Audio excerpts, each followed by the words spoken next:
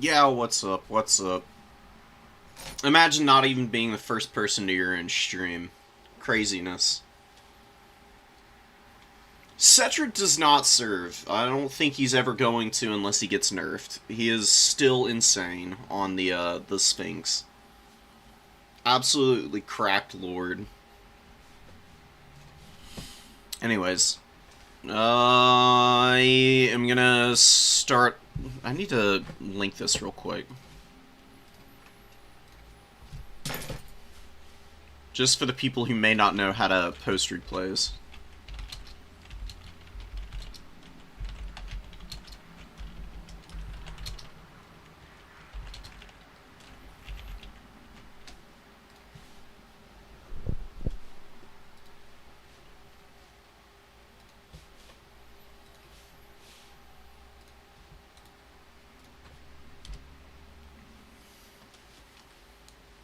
Sweet. Okay. And whoever's got themselves a little, lobby open, people can start dropping them.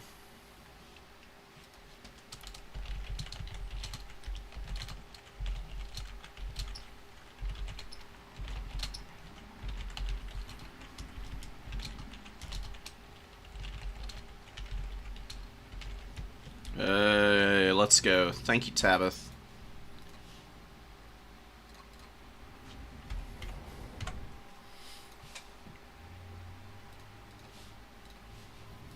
I hope everyone's doing well.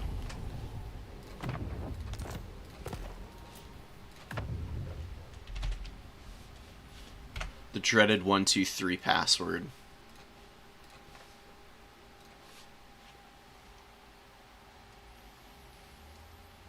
Yeah, hell yes. My campaign inspired you to do new player tourney. That's awesome to hear. I'm glad to see you back, Tabith. You got this. Oh, let me get away from the army building screen. There we go. Yeah, I might be playing some campaign after the tournament. We'll see how it goes. It's just gonna be a little bit of whatever I'm up for. But that low-tier campaign has been calling to me the last couple days. It's good to have you back, Ninja, too. You've been gone for a little while. Get in here and win. It's your time now. You know, Uber got their win last week. Ninja's gonna get a win this week. Tabith the week after. And then we're all gonna go I don't know. Have a good time in the advanced player tournaments. We're gonna get some wins there too.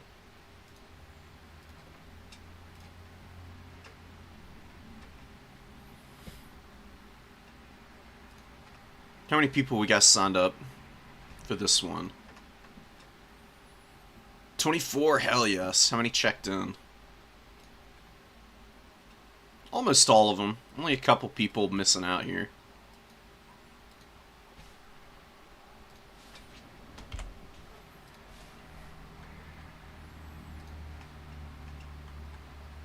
Where do I have something going on? Oh, okay. Never mind.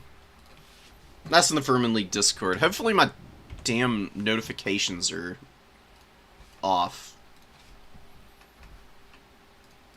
I put a video out yesterday. If anybody has actually seen it, my match against the Bretonian player, my Discords were just popping off the whole time. I think it melted somebody's brain. Good time in the advanced player tournaments. Yeah, let's do it.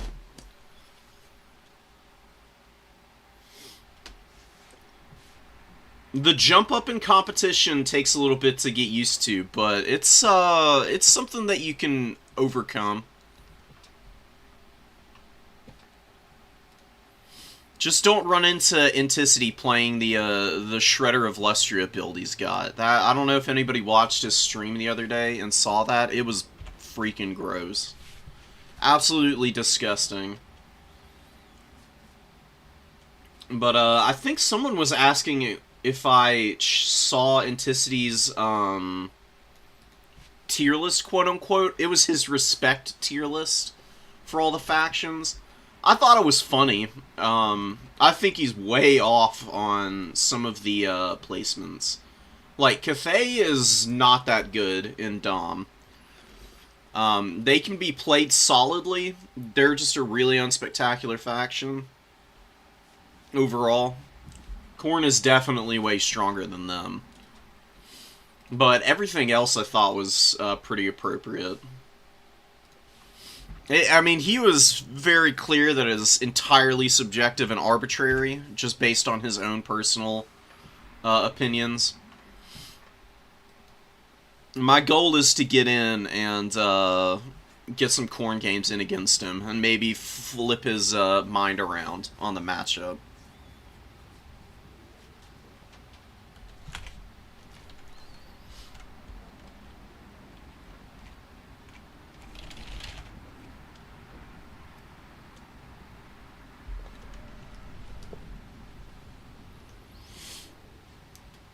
Oh, damn, Nurgle coming in here and just readying up right away. They've also got, oh, what's his name? Harry from Disco Elysium as their PFP, which is awesome.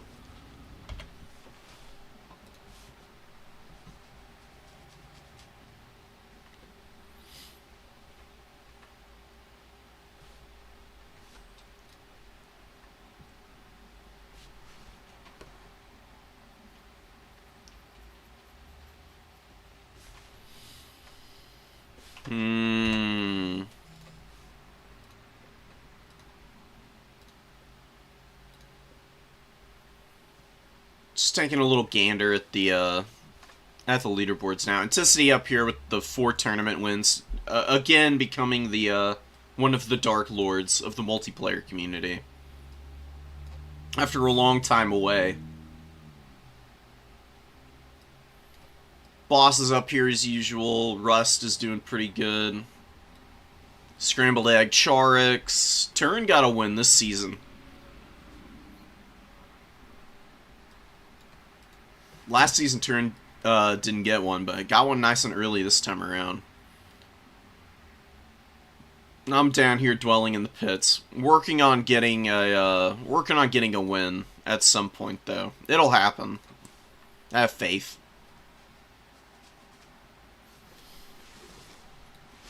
Yeah, keep cooking, Tabith.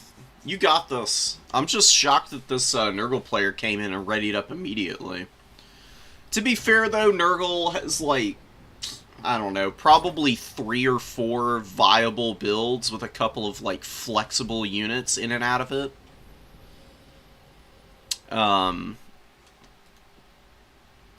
They can definitely be a struggle to play, but if people, you know, fight into you as Nurgle, you can oftentimes just grind them down pretty easily.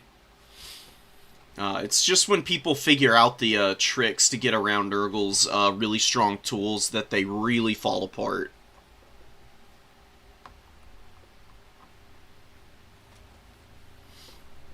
Basically, and honestly, I'm gonna go ahead and just drop y'all. The best thing you can do against Nurgle, never fight their single entities. Like, don't bother trying to kill their SEs early on. They're very tanky, very hard to kill. They're a huge trap, more often than not. And their strong healing just makes it absolute misery if you get them low and then they get hit by Fleshy Abundance and heal 30% of their HP in one go. No.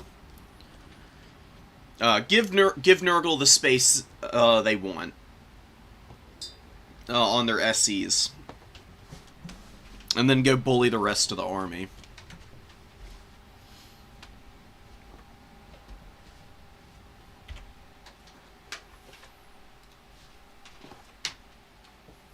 Fifth. What's up, man? How's it going?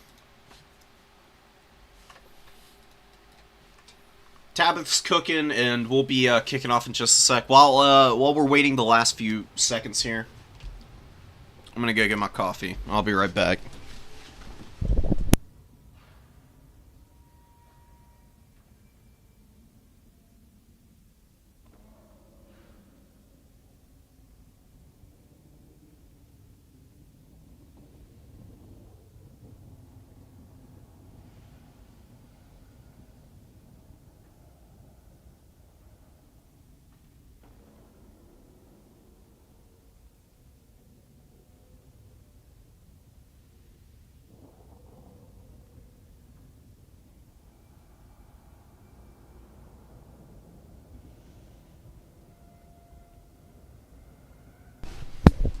It ain't ready yet.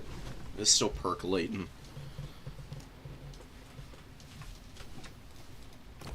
Oh, whoop.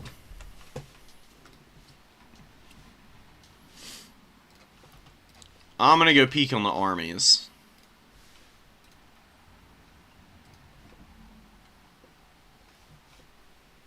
You can come down here. I'll leave y'all with the, where are they?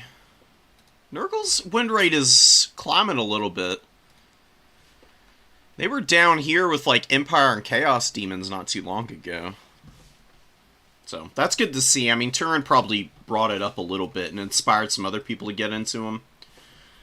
This, oh my god, this loss rate against Khorne is just nasty business.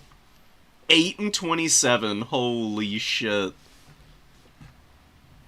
That is brutal. That is absolutely savage, man.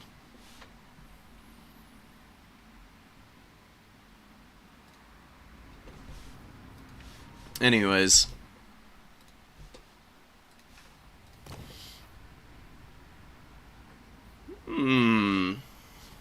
Fairly interesting build from Nurgle.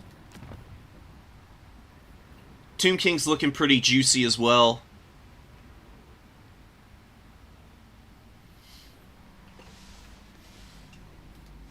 I think both these guys going up against one another should have a pretty even game here, just based on what I'm looking at.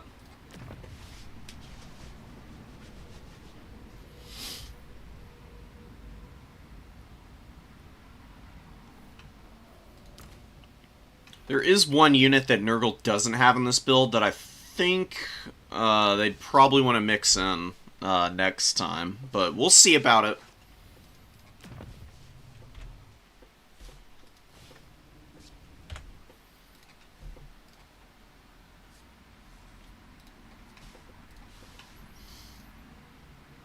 How do I... just black coffee. Ain't nothing else. Oh, you're on a boat? Where the hell are you on a boat at?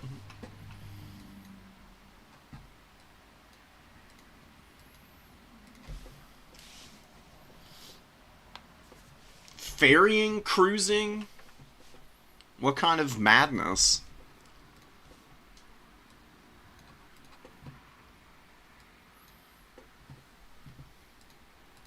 BVI? What is that? I'm looking that up. Oh, the Virgin Islands. Hell yeah. That sounds like a good time.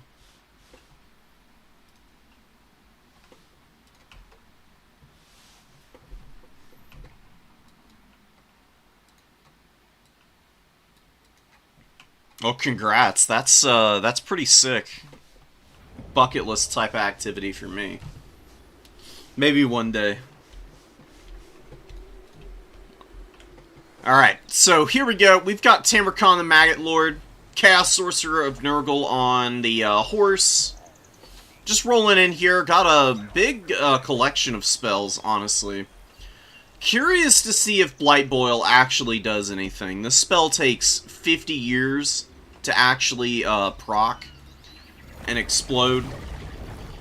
I've almost never seen it do anything. It's kind of like Foot of Gork, though. It has a lot of damage potential. It's really just how long it takes to cast that holds it back more than anything. Chaos Warriors in the front line with some chevrons on them. Just one each. Noxbringer, of course, to destroy ammo. Very strong duelist, SE. Some Marauders with great weapons as well. Lots of Horse Archers here. Well, just two of them, actually. Lots of Skelly Archers, more like. No Blessed Legion. Chosen of the Gods in the back. We've got a Screaming Skull Catapult. Gonna be really nice here, especially for hammering the Chaos Warriors. Skelly Warriors, just into the sunset. Spears and sword and boards alike. Yeah, I love the color schemes, man. Tomb King's definitely got some of the coolest colors, and I love how jittery the skeletons are. Like, they just down like 5 cups of coffee in 10 minutes. And they're ready to go, man. They're eager. They're geared. live wire to the extreme.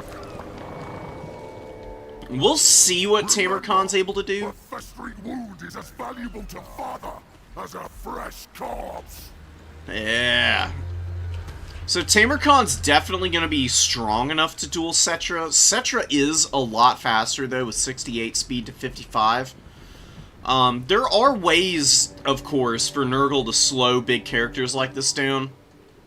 Curse of the Slug, poisons, all kinds of nasty stuff.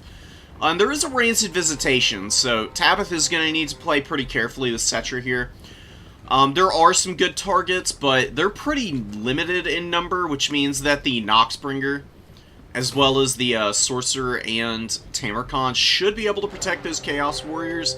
It's really going to be the Chosen of the Gods, though, and the Screaming Skull Catapult that are going to get the most work done here in the early game for the Tomb Kings. Noxbringer destroying a decent amount of ammo. It destroys 10% with each shot, I believe, is how it's set up. So you can see no volleys fired from Chosen of the Gods yet, and they've technically already lost several volleys in total. Although, it's kind of funky. I don't know if... I think the Noxbringer missed there. Didn't actually destroy any of the ammo. Really unfortunate for Nurgle. It's going to give them a little extra time to fire in here before they run out completely. Pretty big damage right out the gate on the Chaos Warriors and the poor little Marauders here. I mean, they're getting absolutely smacked up right now. Although the Screaming Skull Catapult does get jumped on by Furies immediately. Really good jump by Nurgle. This is one of the things you have to be very careful for when you bring... Be very careful of when you bring artillery. Can't just leave it open like this to just get shot up or jumped on. Especially when your opponent's gonna have the availability of flyers here. And down goes the catapult. We do have Cetra looking to get into the Chaos Warriors, though. Chosen of the Gods. Lost a lot of ammo, man. This is not great for Tabith right now. Definitely need to get through these Warriors, or it's going to be nighty-night for that front line for the Tomb Kings here. Horse Archers poking down the Chaos Sorcerer. Chaos Sorcerers have tons of armor, though. Going to be pretty difficult for them to wear them out alone and unsupported, but they can always poke these Marauders. They can poke Plague Toads and some of the other lower armored units once they stop tangling with the sky. It is keeping him fairly occupied away from the frontline fight. And Chaos Warriors, they're a little beat up. They could definitely be doing a little bit better, but it's not the end of the world for them, the damage that they've taken on the way in. They still should be able to grind pretty nicely here in the early game. Plague Toads on the way in, Chosen of the Gods looking to shoot them. Skeleton Archers scooting forward, looking to answer the Plague Toads, it looks like. While the Furies, no real answers for the Furies. Really need Skeleton Horsemen for this. That's kind of what they're purpose-built for in this matchup. Skeleton Horsemen have a decent charge bonus. They're very good at peeling Furies. Furies are just so obnoxious for the Tomb Kings. You cannot afford to leave them to just grind out value against you. Chosen of the Gods almost at ammo, not a lot of value. Necrotech chilling. It does have Restore. Looks like it's already used one. Probably on Chosen of the Gods back here. Nakar Warriors kill one Fury. Need to be moving forward. Furies get on the back of those Skelly Archers. And big casualties in the front line for the Tomb Kings. And losing their back objective to Nurgle. That really poor cap weight. Always holding back the poor Tomb Kings, man. Makes it really difficult to grind value at times. Plague Toads do go down, which is really nice. But the Chaos Warriors are still fairly healthy. And without the shooting from the Chosen of the Gods, I'm a little worried here for Tabith. Although Eyes of the Desert moving up, they'll be a good answer to these guys. Nurgle does not have a ton out on the field. They've got some Marauders of Nurgle over here. The Horse Archers should be able to get some good rear charges onto these Marauders. And maybe be able to break them down fairly quickly. So that the Tomb Kings can cap up an objective, because they can't just be losing this on this triple cap for too long here. It's going to get out of hand really fast. Cetra's pretty damaged. He hasn't gotten a ton of value, but he gets a really nice charge here on the Pestigors and these Chaos Warriors. Chaos Warriors do Terror out. That's a really good opportunity to get back around and start cycle charging them down. Maybe send the Sepulchral Stalkers over to shoot them up.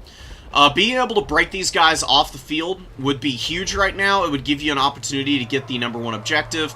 Nekar Warriors, they won't trade amazingly into the Chaos Warriors, but much better than your standard skeleton units.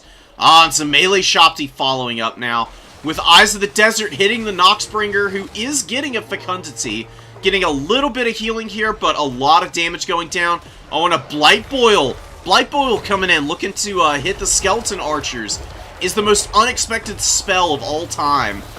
Gonna end up value trading for Nurgle nicely. Absolutely nasty damage, dude. Almost one-shot the Archer unit, and with a Stream of Corruption, wow, dude. Huge casualties on that Skelly Archer, and they crumble out immediately. This one also on the way out. Sepulchral Stalkers getting shut down by Tamarkon, who's going to be really good against these guys. They just don't have very good damage output in melee combat. Pretty low weapon strength, getting lowered all the time by Rotting Host as well as Poison. And Tamarkon just grinding in here with his own bonus versus large. Gonna hit much more consistently. A good restore goes down. I don't know if it's gonna be enough to save the Sepulchral Stalkers here. I think Nurgle was just allowed to close the gap a little bit too easily here, quite frankly. They kind of just pushed right up on the #1. Noxbringer destroyed a lot of ammo on the Chosen of the Gods. Fury Dive onto the Catapult was really clean. And not a lot of mobility from the Tomb Kings. They really needed these Skeleton Horsemen earlier. That would be my biggest piece of advice to Tabith. If you probably the biggest thing you can do early to determine what your opponent's general playstyle is going to be, just look at what their first summon out is. Like, this Nurgle player brought 2 Furies out. If they bring 2 Furies out and they've got a bunch of Armored Warriors, they're gonna dive your backfield, probably. Especially if they're just going straight up the middle on you. So bring out some Horsemen to hit the Furies and protect your Catapult. And then have Cetra and the Ushabti Greatbows and everything. Just get as many volleys off on the expensive Warriors as possible. That way Cetra doesn't have to do nearly as much. Cetra's great against infantry, don't get me wrong. But if Cetra has to do everything himself, he can fall behind pretty badly. He's not a one-man wrecking crew like some other lords are. He is a very strong option, but there are quite a few answers to this guy. Really, the best thing the Tomb Kings have is like double Cimmerian War Sphinx, where they can just send both of them to go run over the front line. When it's just one Cimmerian War Sphinx or Cetra, it gets a lot easier to manage the Tomb Kings with those collision attacks. Good cast of Jaffs here, grinding through a lot of the remaining warriors here. We do have the Plague Toads going down. The Kefir Guard, very strong unit. Magic damage, good anti-infantry output. The Tomb Kings are actually retaking the #1 objective here, although the #3 does get retaken by Nurgle. The Skeleton Horsemen doing alright, struggling a little bit, and the Furies have found their way onto the Horse Archers out here. 1100 on this Fury unit. Second summon out, just about to pay for itself again, though. We do have Plague Ogre Great Weapons trotting up. The Ushabti and the Kefir Guard, though, maybe, given enough time, they might be able to grind some good value out here. Honestly, the Tomb Kings really aren't too terribly behind here. Now, this is a lot of Skeleton Archers to be bringing in at this stage of the game. Although you do have the Ushabti out. Your opponent is bringing in a very lightly armored elite unit in the form of the Plague Ogres. That will be a really good target for the Skeleton Archers. How Tabith handles this these next couple of minutes is probably going to determine the outcome of the game. Just based purely on whether the archers are able to value trade or not. Cetra's a little too low to be able to risk in combat. For now, at the very least. Maybe if he gets a few more casts off, he can heal himself up a little bit and find a chance to value trade. I would probably be using Cetra just to push into the backfield here. There's really not a lot that Nurgle has on their home objective. Cetra can just cycle charge those Marauders endlessly and probably cap that objective up. This is really bad, though. Plague Ogre's getting on top of Cetra. Tabith maybe not being as aware of where they are on the battlefield as he could be. And they get an immediate surround on the big boy and just start beating the absolute hell out of him. And Cetra is going to be going down here, starts crumbling, probably not going to rally on the leadership. We've got... Stream of Corruption went down or something back here. Maybe another Blight Boil, and the Chaos Sorcerer doing some really good damage himself. 2,000 value on the Chaos Sorcerer. Oh my god. Big performance from that guy, man. I mean, I can't even remember the last time that somebody brought this varied of a spell kit on their Nurgle Sorcerer. Cetra actually rallying and chasing the Chaos Sorcerer around. Popping Niru's gonna get a small little heal for himself, which is really nice. But then immediately starts crumbling for some reason. I don't know why. Now he stops. Make up your mind, Cetra. Either you want to be here or you don't. Anyways. Tamercon, very worn out. Definitely struggling here at the end. 3,300 value, though. Very, very cost-efficient performance from him. Noxbringer doing alright itself, and the Plague Ogres grinding in against these Ushabti and the Ushabti Greatbow back here. Definitely going to have some pretty good value by the end of the game. Tomb Kings do take the number 3. Man, I don't know what you do here. Probably just go to the number 2 and try and cap that.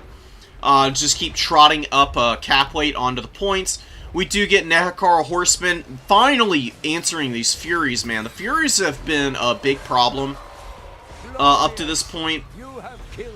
Oh no, and Cetra loses the duel to the Chaos Sorcerer. But the Chaos Sorcerer terror routes as the Kemerian War Sphinx actually lands on top of him and does some damage to him. Which is pretty hilarious, honestly. I don't know if anybody's ever seen that. Like, big models, when big models like the War Sphinx and I've seen the Gorgons do it too. When they die, if they fall on top of stuff, they actually crush models and can do damage to them. It's pretty hilarious. I've seen some interesting scenarios where it's worked out in the favor of like players where the model dies. And it kind of does stuff like this, where it breaks the leadership on units and sends them running off the field. Like, honestly, imagine if this Chaos Sorcerer of Nurgle had any magic left in the bank, and he was routing off the field after that. That'd be really obnoxious. I would be absolutely fuming to lose my caster like that.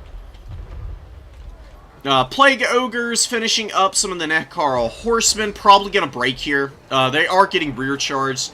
That attack in the rear debuff to the leadership is going to be pretty brutal. Although some friendly fire coming in from the Chosen of the Gods. Shooting up some of their Nehekara Horsemen here.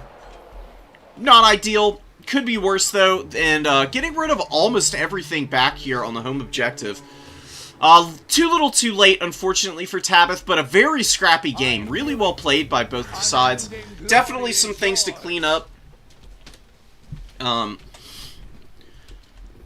would say that Nurgle probably shouldn't be pushing the back objective of the Tomb Kings under any circumstances.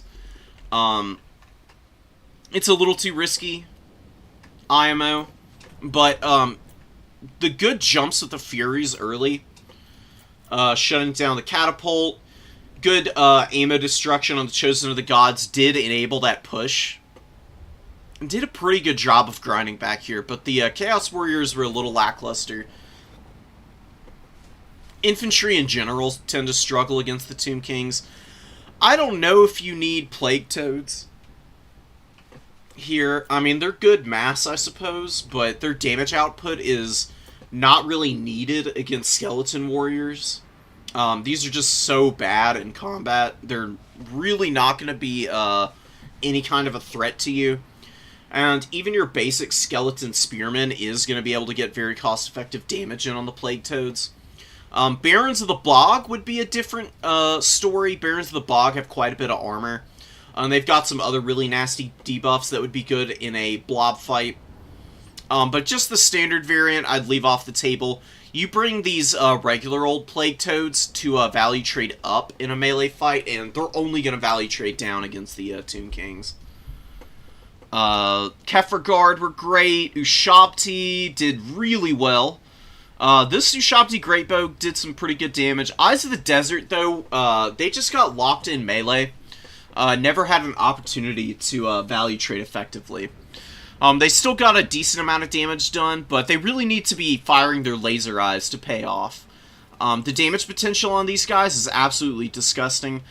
Eyes of the Desert can easily triple their value if they fire off all their volleys. And they had a lot of good targets. They just never had an opportunity to fire in on them, really. That's really all the notes I have for Tabith. Just answer the Furies when they come out. Shadow them with some Skeleton Horsemen or Nehekara Horsemen, either or. And hammer them when they actually land on the ground. Furies are 650 gold. Getting them off the field before they can like double their value or just uptrade in general is going to put you in a really nice position because these don't have cap weight. You know? The more Furies your opponent is summoning out to try and jump your backline, the better for you. Because it's going to give you time to grind through all of the heavily armored warriors, duel the SEs, and then counter push back.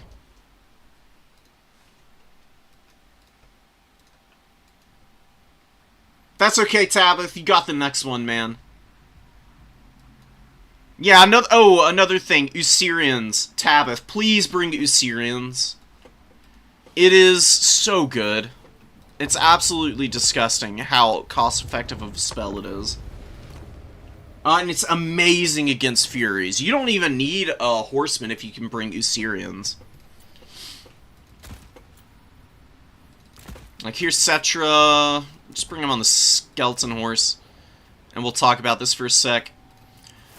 So, you don't need to overcast it ever. You can just leave it at the regular base cast. It's a 24-second damage spell.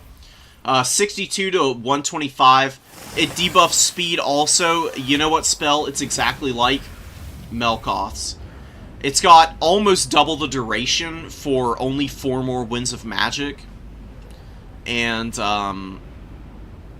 in terms of cost efficiency, there really isn't anything that can touch Melkoths and Usirians. I mean, they're just incredible spells. Good damage output, good battlefield control. You know, the 10 Winds of Magic can rack up pretty quickly, but it can basically half the health of a Fury on the way in. And Furies have very low leadership, so being able to lower their HP pool by that much is usually going to put them on the verge of breaking the second that they land, and there's no way in hell they're going to value trade at that point. They're just too squishy on the armor. They start taking any kind of damage after they've lost a bunch of their HP. They just run away. They just disintegrate, I should say. You know, Furies don't actually rout or anything. They just vanish back into the warp.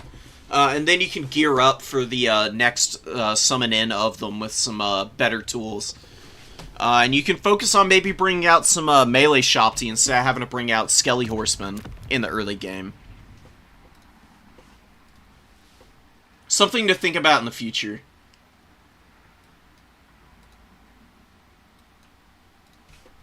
Okay, yeah, I'll show it off real quick.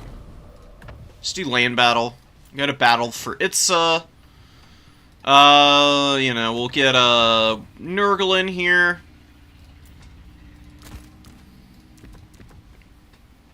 Barebones Chaos Lord. We'll get some Marauders in here, too. I'll show the, comparison between the damage it does to infantry and also to, like, cavalry-type units.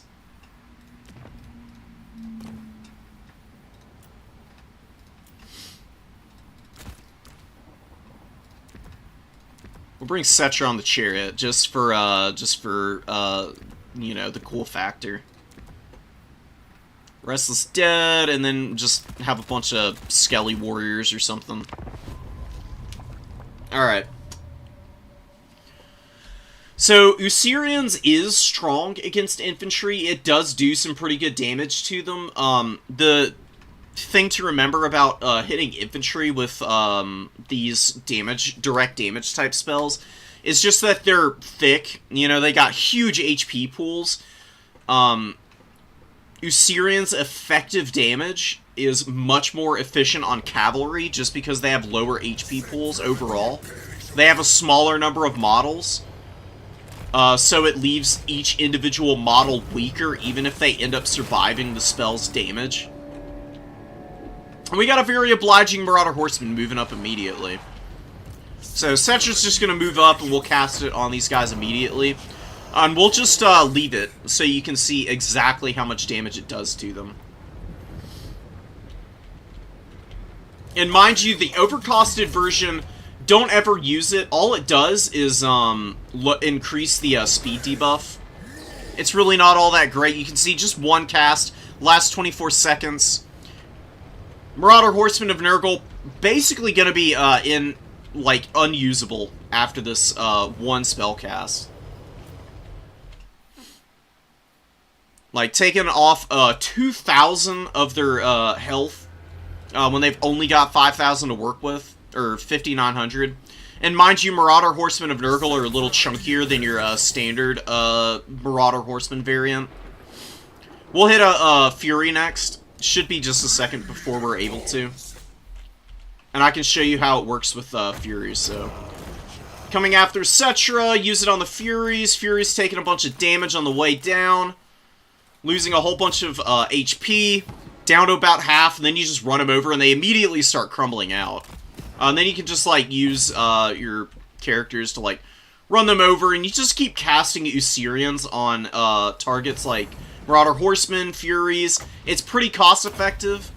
It's definitely one of the spells that Cetra can fall back on and just farm, like, absolutely loads of value off of. Just based purely on how efficient it is in terms of the damage output. Getting debuffed. I wish that the Chariot of the Gods were a little bit stronger. It's such a weak SC Chariot, honestly. But yeah, you get the idea. Really good for containing mobility, which is one area that the Tomb Kings can struggle in. Tomb Kings have Horse Archers, which is really nice. But Skeleton Horsemen and Nekakara Horsemen can really struggle against even other moderately decent enemy skirmish calves. So against like High Elves, you've got like Illyrian Reavers that'll beat your Horsemen. You can use a Usirians and then use your Horsemen to charge these guys down and break them pretty effectively. Gives you more battlefield control, a little bit less likely to get tied up in melee on all your Ushabti Greatbows and Sepulchral Stalkers, which are your big value trading pieces. That is what you rely on in order to win games. Tomb Kings are a little one-note in that respect, so keeping them on target as long as possible is almost always going to be the ticket to success.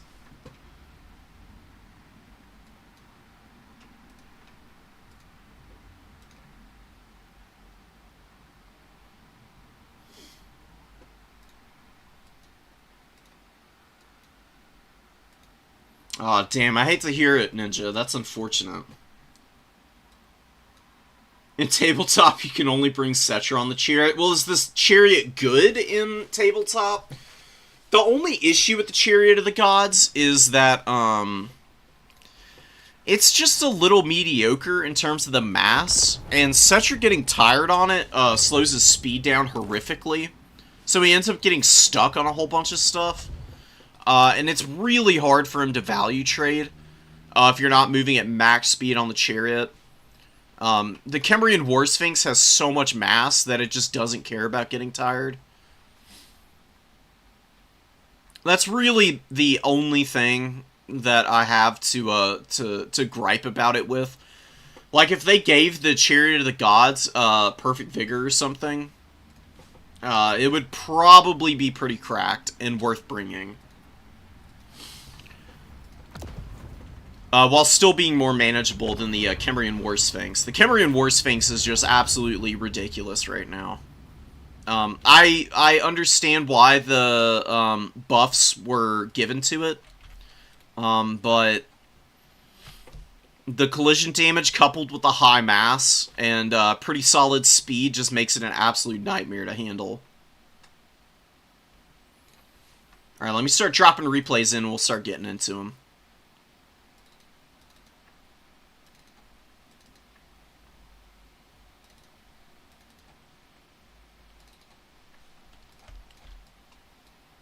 Okay. Oh, what?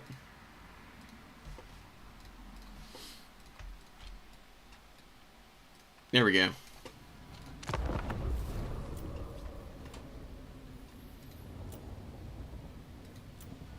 Are these from today? I guess they are. Yeah, they gotta be. Because, I just got a, I got a whole bunch of, Gribbly stuff. Oh, Ghost King versus Loki. So we've got our High Elf main.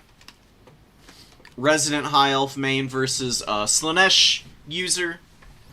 Slaanesh still very powerful, even after all of the, oh, wait, no. This is from last week, I think. Right? Yeah, it is. Never mind. We'll back out of this. We've seen this one already. It's on Glade of the Everqueen, ironically enough, though. Which is, the first round from this week. So that's probably why I'm getting confused here. Right? This is the game I'm thinking of. Yeah, it looks like it is. Who did you play in the first round, Ghost King? Are you still here? Oh, okay. Well, that would answer it.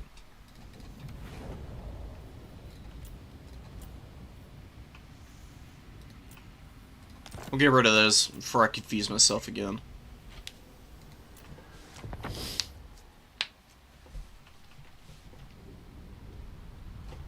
So we got Fabrosi going up against the Skaven. Vampire Coast has a pretty good matchup against the Skaven.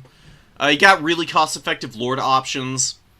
I'm a little worried about bringing the Fleet Admiral versus Ikit. Ikit is actually pretty good at killing foot characters. He's pretty good on the Doom Wheel with the anti-infantry profile and weapon strength. As well as having Flinting Ruin on those pretty low HP totals that the Fleet Admirals have. I think...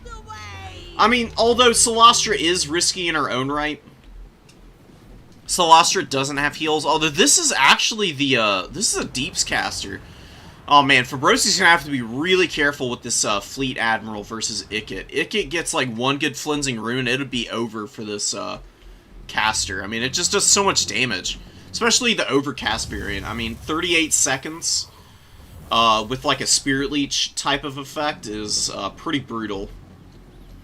Vixtron's Death Squad being one of the early starting units here. I like Death Runners. They can be a little bit tricky to use. They have very low HP totals, very reliant on physical resistance. These guys do have some extra Phys Res because of the Duck and Weave, as well as good melee defense. Really strong melee defense for a Skaven unit. There's a lot of units that can really mess them up in this matchup, though. Bombers, to name one. Shade Wraith Gunners, Morn Ghouls are very good against infantry-sized targets. And the Vixtrons are going to have to be really careful about engaging. And I would arguably also say that Death Runners and Ashen Triads are a little bit better on much more open maps and bigger ones in general, because they can sneak around a little bit better. If you're trying to use it to flank on this map, there's like nowhere to go. Like, you can get up in these trees, but your opponent has a Vanguard summoned right here. Concealment bombs can only get you in so far before they either wear off or you just happen to run into something and get spotted yourself. This is a pretty nice ability, but it's not going to save you if you just run into these Morn Ghouls here, you know. It doesn't make you intangible. Ikit taking some pretty nasty damage on his way in. Looks like Vampire Fleet Admiral's taking a little bit of poke here. I'm not sure from what. Oh, maybe from the Natty Bubos? Oh, they haven't fired yet. What did damage to that Lord? Oh, Storm Demon? No, not Storm Demon. Did we get a Flensing Rune while I wasn't looking? Nothing else took any damage here, really. A little bit of poke on the Shade Wreath Gunners. Maybe Ikit drove all the way up into the fight here. Which would be pretty hilarious, honestly. I mean, going right up the pipe into the middle of your opponent's army is definitely a flex of some type. And yeah, this is what I was afraid of. Vixtrans just get jumped on by the Mournghouls. And Scurvy Dogs, more Mournghouls. They're going to have a really hard time escaping now that they're frostbitten from the Mournghouls. We got deckhand mobs running in after them. Big frontline engagement starting to kick off here. We got Clan Rats and Spears fighting some deckhand mobs. Pretty even fight, but the bombs are definitely going to start flipping that in the favor of the Vampire Coast. Skaven win this matchup by being able to value trade at range. Their range is a lot better than the Vampire Coast range tools are. A little bit tankier, generally a little bit higher damage output. Taking this many early engagements with your Clan Rats, usually not going to go in your favor. Your leadership is just so squishy, and your units are really pretty mediocre in melee combat to begin with. Giving bombs the opportunity to just dumpster all of your chaff is going to leave your Rat Ogres, weapon teams, gutter runners, night runners, whatever range tools and big monsters you're using, very exposed to the units of the Vampire Coast as they push through to try and shut them down. Storm Demon does hit the Fleet Admiral. We get a Flensing Ruin. It just gets popped in the middle of gunnery mobs and these bomber mobs here, though. Not the best cast in the world. It's better to, so the way that Flensing Ruin works, you can lock it onto a target, or you can cast it as an AoE just on the ground. It's almost always better to hit a single target with it, because the damage that Flensing Ruin does is localized on a select number of models in a unit. It takes a very long time to damage infantry with Flensing Ruin. It's very efficient at, killing models in those units that it does actually hit, but it's much better to hit high-value targets to get the best possible outcome. Because then your opponent's also trying to micro their Lord away from the rest of their army, which can push them out of position and make them very weak as they take a ton of HP damage, and then maybe you can find a way to sneak something on top of them and start to really isolate them and beat them down. Wolf Rats coming in. I cannot discourage you bringing Wolf Rats in this matchup enough. The fear on all of the Vampire Coast units is really brutal for a unit that only has 34 leadership at base. Wolf Rats are not terrible in terms of their damage output, but there's terror on a lot of the monsters here also.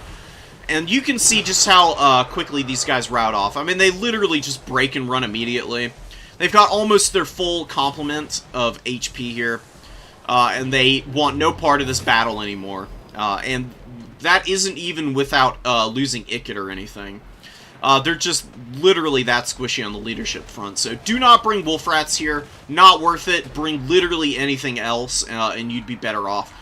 You could bring a Hellpit Abomination and be happier with its performance. Which is saying something, because it's probably one of the worst monsters in the game right now, unfortunately.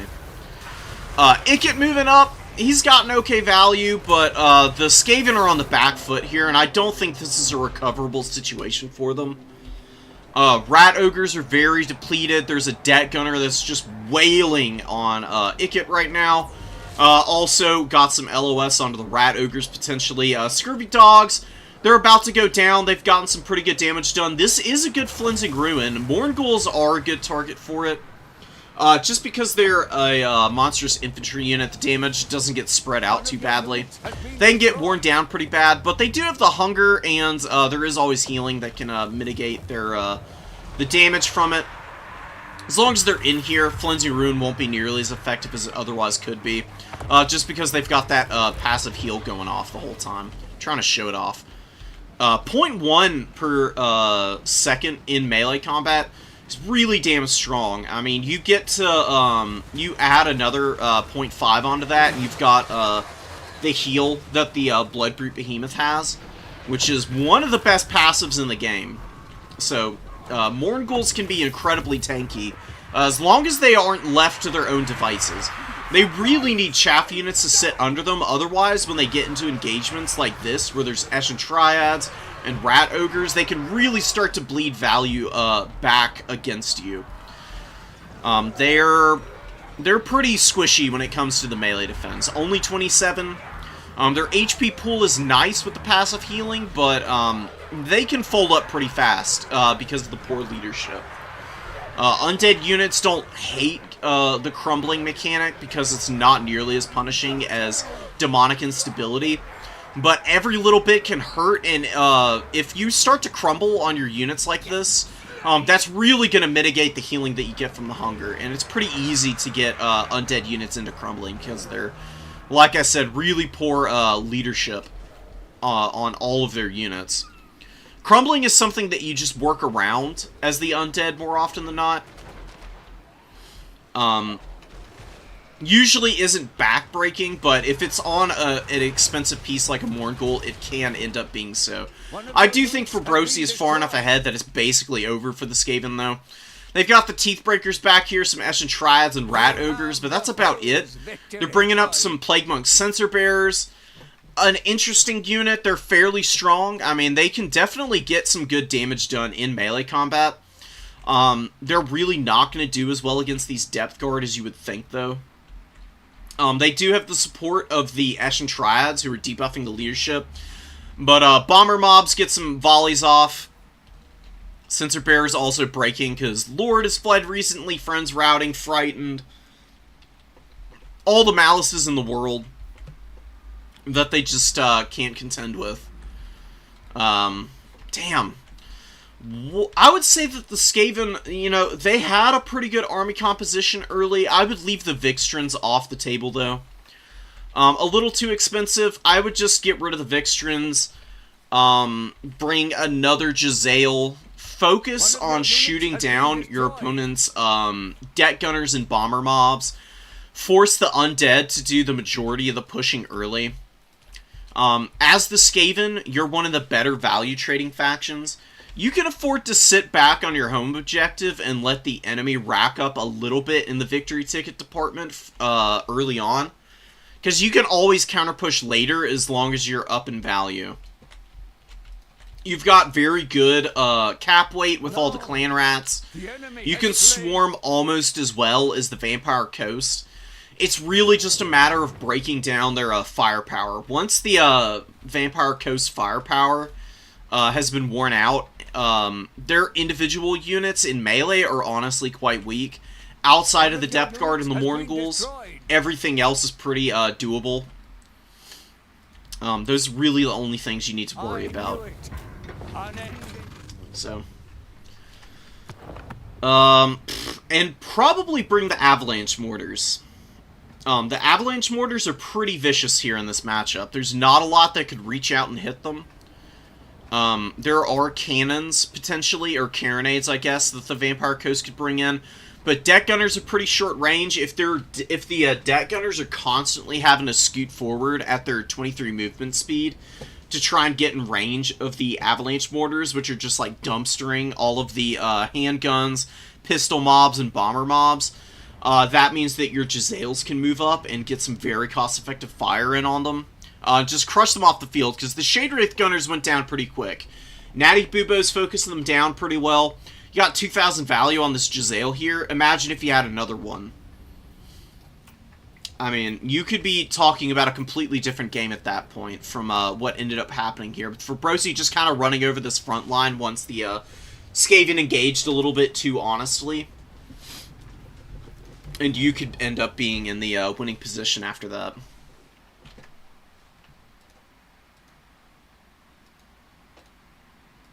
Oh, overcast? Yeah, that makes sense.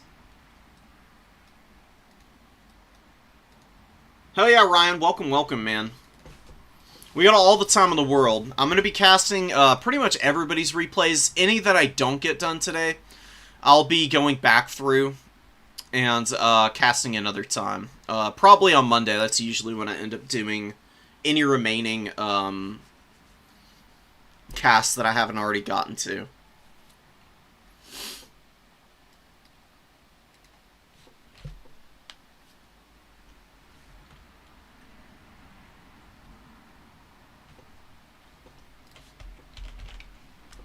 Give me just a sec, guys.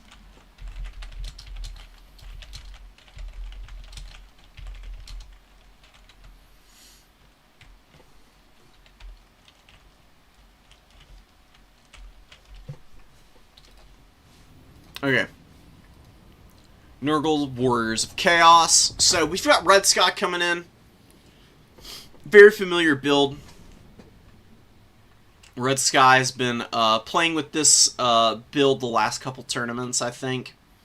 It's really solid. It's a very good mobility opener. Against Nurgle, I think maybe you're lacking some hard-hitting answers against the SEs. At the very least, not having anything to really tarp hit them. Like, having to tarp hit the Noxbringer with your Hellstriders, not the best position for them. They can definitely get some cost-effective damage done, but their lack of AP can really hold them back in terms of actually killing this thing. And like I said, Nurgle can really tank up a lot of slow overtime damage and just heal it right back up with Fleshy Abundance. So I'm a little worried about that for Red Sky here. But Archeon is a strong duelist, and he does have Slayer of Kings, so he might be able to beat up on the Noxbringer. Probably going to be okay against the Sorcerer Lord and the Exalted Hero here.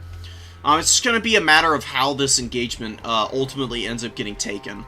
But the Hellstriders are going to be getting up onto the number 3. Nurglings moving forward. We are going to get a very aggressive charge here from the Hellstriders, which is a really good idea. Their shock damage is pretty nice. They've got a good charge bonus here. Just dumping the Popcorn Bandits on their ass, and then retreating immediately so that they can hang on to this point, and then turn around and do it all over again. Having a whale of a time, man. Although, you know, I don't really think that Slaanesh, from an aesthetic standpoint, loves fighting Nurgle, you know. Having to fight the icky squishies, probably the least favorite thing for Slaaneshi armies to end up doing on their weekends.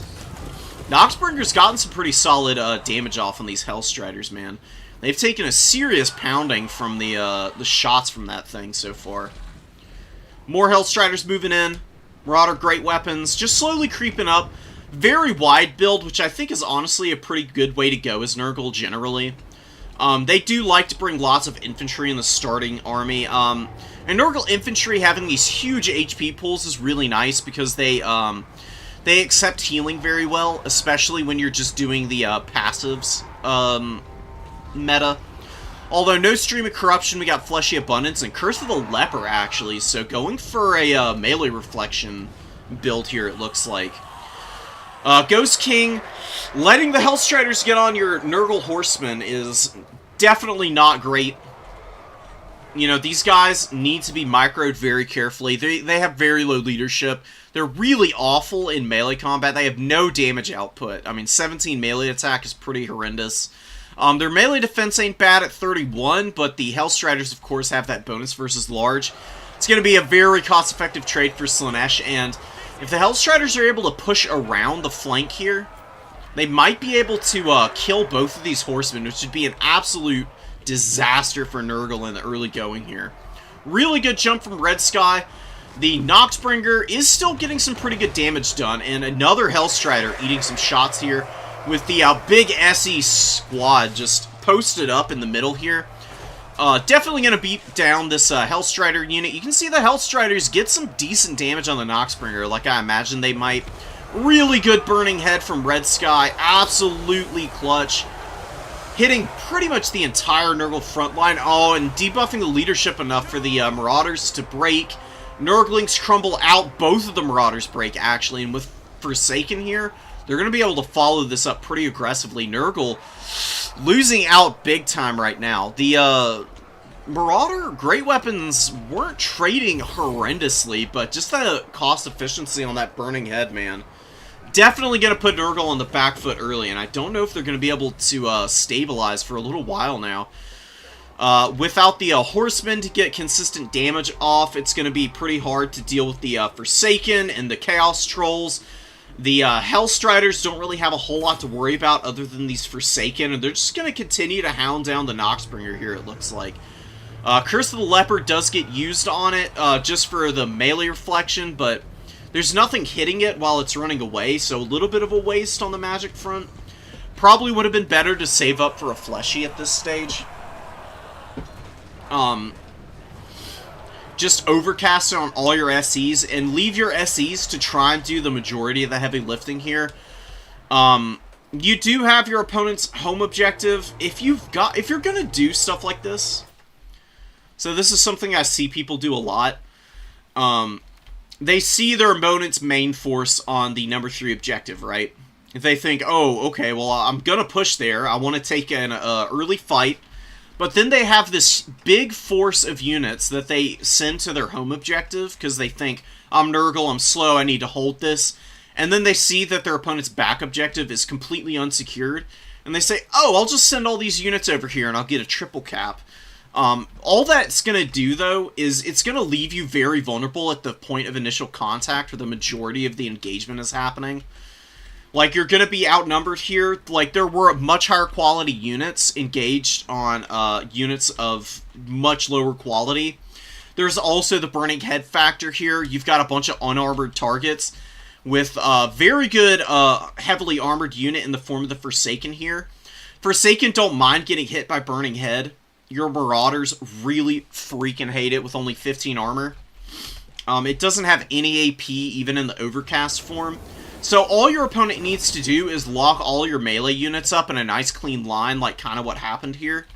Even if they're at a numerical disadvantage, your opponent gets the Burning Head, and then exactly what just happened a minute ago ends up putting you on the back foot for the rest of the game. And then your opponent, since you're so close to their home objective, they just swarm you with units, and they didn't really even need to do that. These Blood Beasts were in the starting army.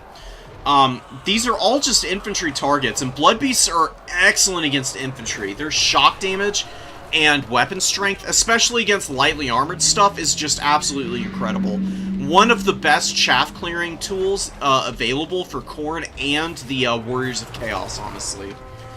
God, I love Blood Beasts, man. They're so cool. Like, they're just angry monkeys with big spikes on them. They do WWE moves. I mean, how can you not enjoy that? Noxbringer and the Nurgle Goon Squad doing alright for themselves. The Stream of Corruption would be so nice here. I don't think you can ever not bring Stream of Corruption just because of how cost-effective it is. Like, yeah, okay, you can mix in Curse of the Leper if you want to. It's honestly a much better spell than people give it credit for. It can definitely get you some good value, believe it or not. It's a little bit harder to use, and it's a lot more situational, though.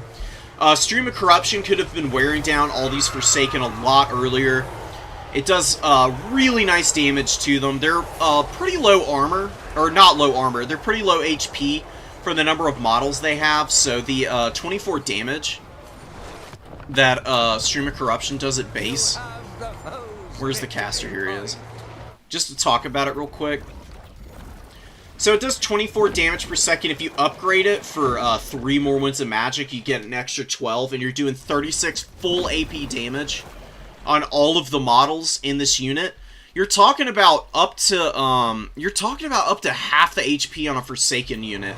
If you get just like the most perfect cast of all time, you're gonna take almost half the HP out of this Forsaken unit.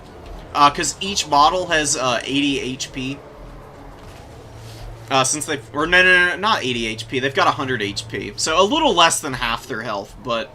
Nevertheless, it's still going to be very efficient at chewing through their HP total. I mean, 36% of their HP with one cast of a spell, and it's got a very long, like, cone. Like, you could cast it all the way from here on this Forsaken unit and still hit this one fighting over here.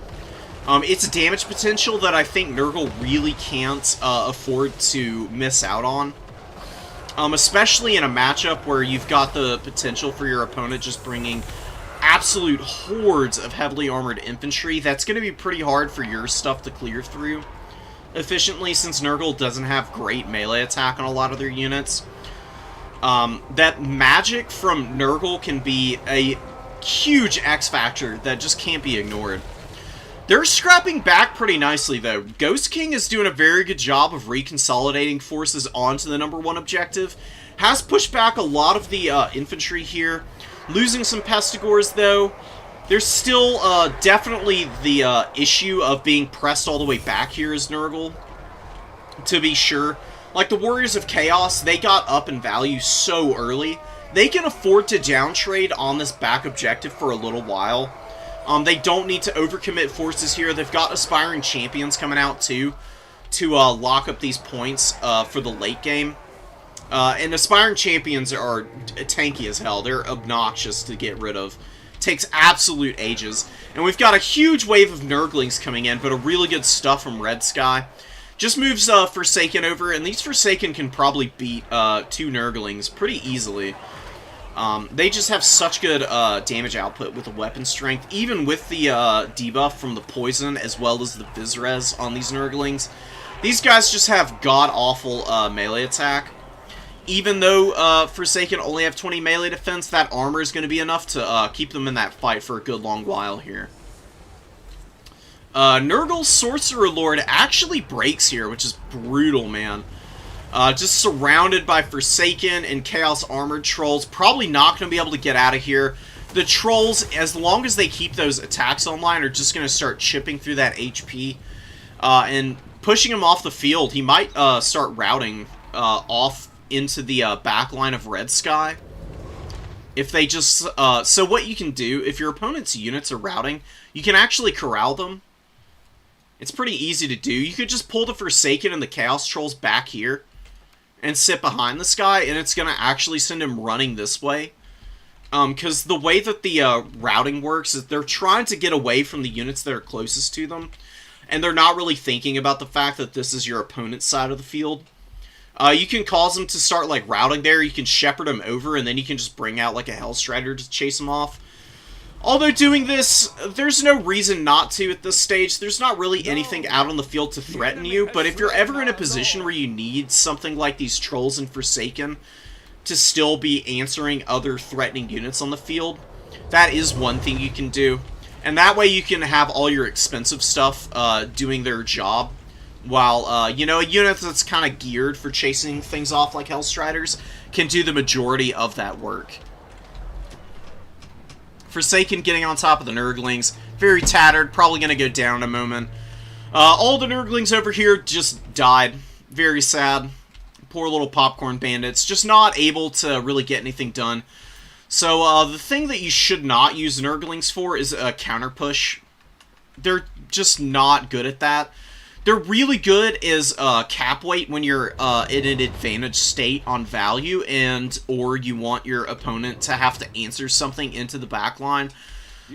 If you're down and you just throw them out onto a point where there's already enemy infantry, more often than not, you're just wasting 350 gold that could have been better spent elsewhere.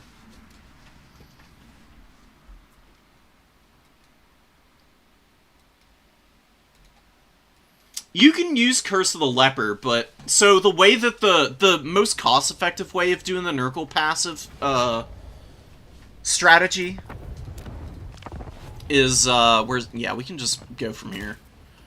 Where's the Sorcerer Lord? Here he is.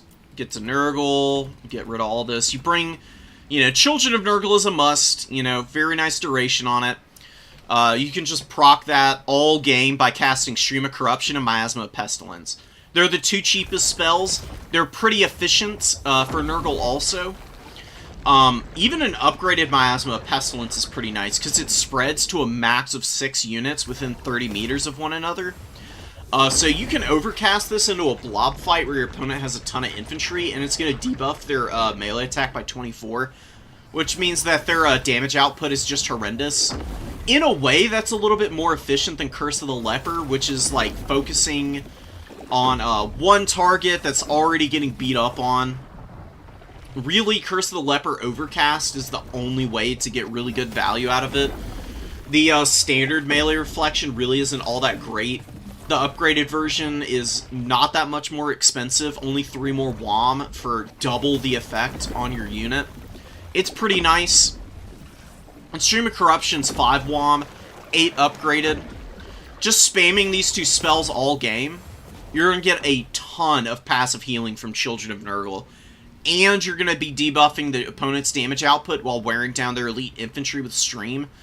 Then you can just do your infantry spam as Nurgle and just absolutely dominate your opponent. And one last point to make about Stream of Corruption is it's really not even bad against cavalry, too. Like, cavalry units, they get blobbed up. If you can hit them with the tail end of the cone from Stream, it's going to do pretty nasty damage to them. And then you can always bring Fleshy Abundance in the back pocket if you want to as a, as like an end game. If your big SC squad is getting like horrifically beaten up, you can always have this on standby to get like a big AoE heal. It's just so freaking cost effective. I mean, it's what? How much of a heal is this? 36% thereabouts? Which is absolutely bonkers. There's only one item in the game that can out-heal what Fleshy Abundance provides. Or sorry, there's 2, because there's Troll Guts for the Ogres, and the Bloody Shackle for the Blood Reapers on Khorne.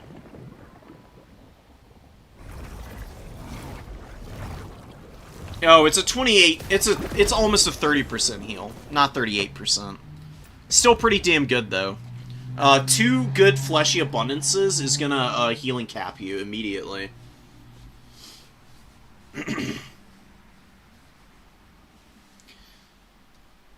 Yeah, I mean, you can do Curse of the Leper. Don't let me dissuade you from trying things out, because it is actually really strong, but another thing you can do if you want to do Curse of the Leper, one last little note, this is a really, this is a strategy I've seen Berserk use. And if you don't know who Berserk is, then Berserk is probably the most, like, insane Dom player out there right now. I mean, just brings the weirdest builds imaginable, and does so much good work with them. So what he does is he brings Rot or Die, which is the melee reflection ability on the Chaos Lord. Bring on a little Rot Beast or the Steed. It doesn't really matter. Rot Beast generally better for the Chaos Lord, just because it gives him the AP. So you bring Rot or Die. It gives the leadership and melee reflection. You bring, yeah, here's the Chaos Sorcerer of Nurgle. Bring the Chaos Sorcerer, you bring Curse of the Leper. And then you can overcast it. And then you pop Rot or Die at the same time. Rot or Die hits everything in a radius, so all of the units in a blob fight get it.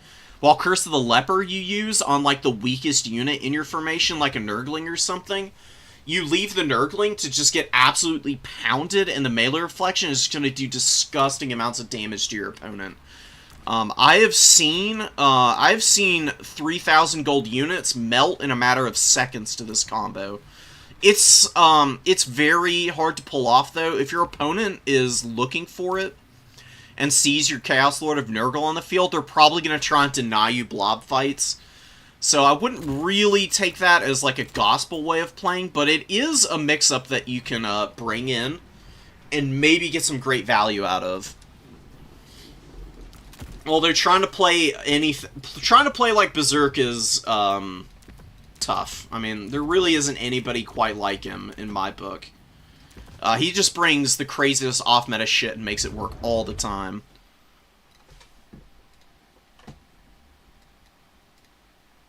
Is the season final today? I don't think it is. Is it?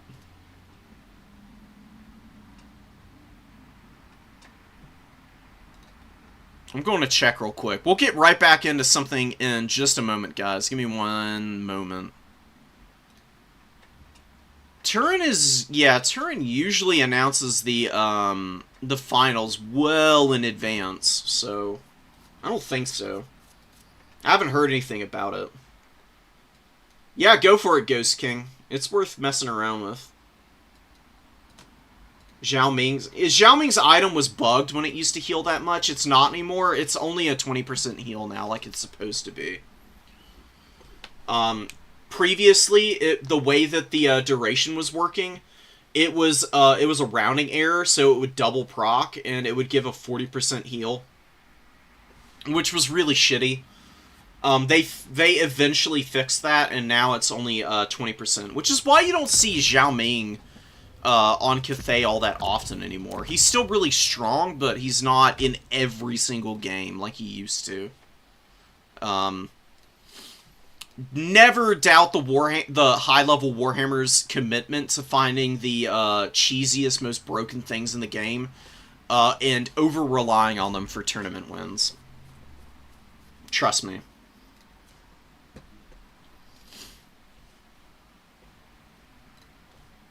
Alright, let's go get some more replays in here. People are dropping them in. We'll do some round twos. Just, you know, I can only do Glade of the Everqueen so much in a day. It's a cool map, but the sameness of it starts to drive me vaguely mad. I've already got enough dopamine and serotonin imbalances to last me a lifetime as it is. Give me one sec, guys. I'll be right back.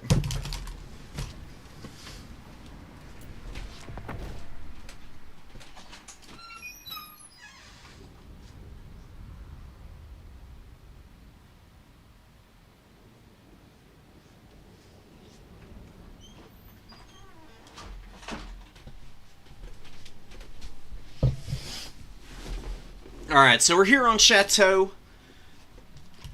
We got Ghost King in here. Agamemnon. I don't know what this name is a mashup of, but, you know, let's go for it. I mean, I imagine it's Agamemnon and something else. If this person could let me know, like, what their name is like a mashup of, I would actually be very interested to find out. We got lots of Chaos Warriors, pretty similar build to what we've seen earlier from Nurgle. You know, there is a tendency of Nurgle to play very samey oftentimes, but the Noxbringer is just damn solid against a lot of these shooting factions, so I can't really fault people for wanting to use it all the time. Now, Loki or Fellheart, you know, this is a Lord option with some chest hair on it. You got Helm of the Kraken, Merciless Slaver, and Dreaded Duelist. Where's his heal? Oh, yeah, the Helm of the Kraken is here. Okay. That's what gives him the heal, which is nice. He's a little hard to snipe at times. He's got good stats. Provided he doesn't just get horrifically bullied by these heroes, he should be fairly well off. As long as he stays out of, like, a double team from the Exalted Hero and the Chaos Sorcerer, and doesn't have to fight the Noxbringer as well, he's going to be able to trade nicely into, like, the Nurglings and the Chaos Warriors. He'll just be happy as a clam fighting there on the point all day. Medusa getting some great damage early, man. Just absolutely wailing on these poor little Nurglings. Dark Elves moving up. We got another funky tree. I don't know what it is about the Total Tavern maps and having all these weird, like, glitchy little trees that you see on objectives sometimes. It's pretty hilarious. It's almost a mainstay in my book. Handbows are a great unit. This is one of the best Dark Elf units that I don't see people use enough. They will value trade so nicely with these handbows. I mean, they do pretty good damage. They don't have a ton of armor piercing, but they do fire 2 missiles, so you can, like, double the weapon strength on these guys effectively if you really want to think about it. And they're going to be pretty nice for poking the Exalted Hero, the Chaos Sorcerer, even the Noxbringer will be a pretty good target for him. And the Noxbringer here, having a lot of trouble shooting on the hills. This is why I dissuade people from bringing, like, artillery of any type on Chateau. There's just so much terrain here. Like, firing up onto slopes, firing from slopes, any kind of elevation can really mess with how artillery functions.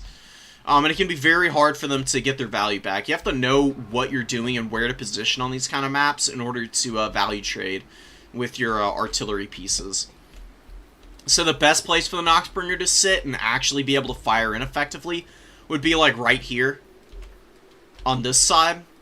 Because firing up onto slopes, no problem. Firing from a slope onto a slope, your units are going to like shoot the ground, they're going to fire high, they're going to miss all kinds of targets. It's very funky. This is something that CA is definitely going to have to clean up for whenever they release the next game, because it's really brutal.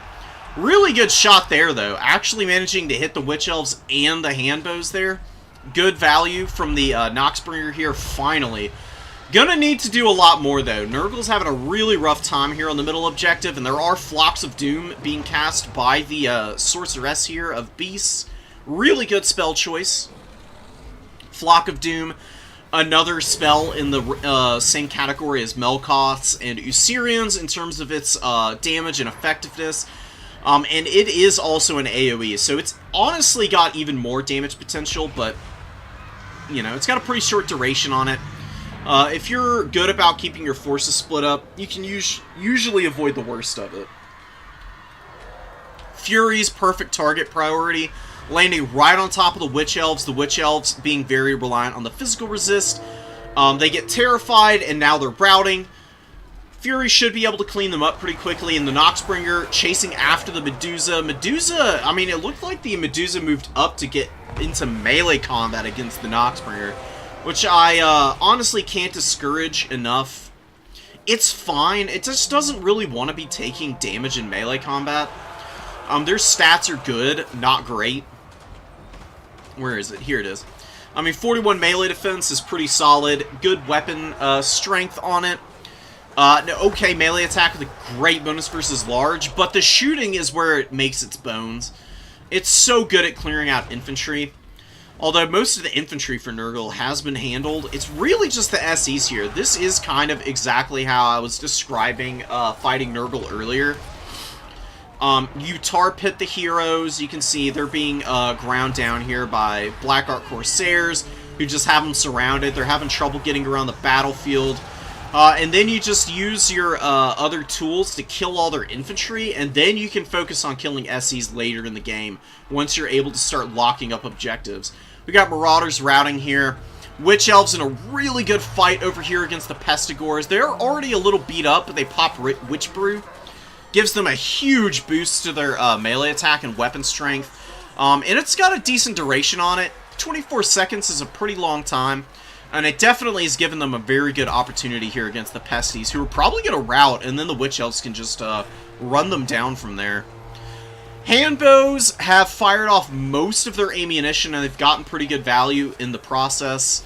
If you can get them up to around the 500 gold value mark, then they've got solid enough stats to go fight in melee. And just grind out the rest of their cost from there. So, Fury's laying in the back, Harpies helping out these handbows. Just a mass handbow build. That is so sick. Very lore-friendly build, too. You got Loki here, just a shit ton of Black Art Corsairs, with some Medusas and some of the other goodies that the Dark Elves can bring. You gotta love it. Nurgling's getting run over by Dark Riders, and we've got Murderous Prowess active. What units have Murderous Mastery? The Witch Elves, and I guess that's it. Yeah, just the Witch Elves in this build have Murderous Mastery.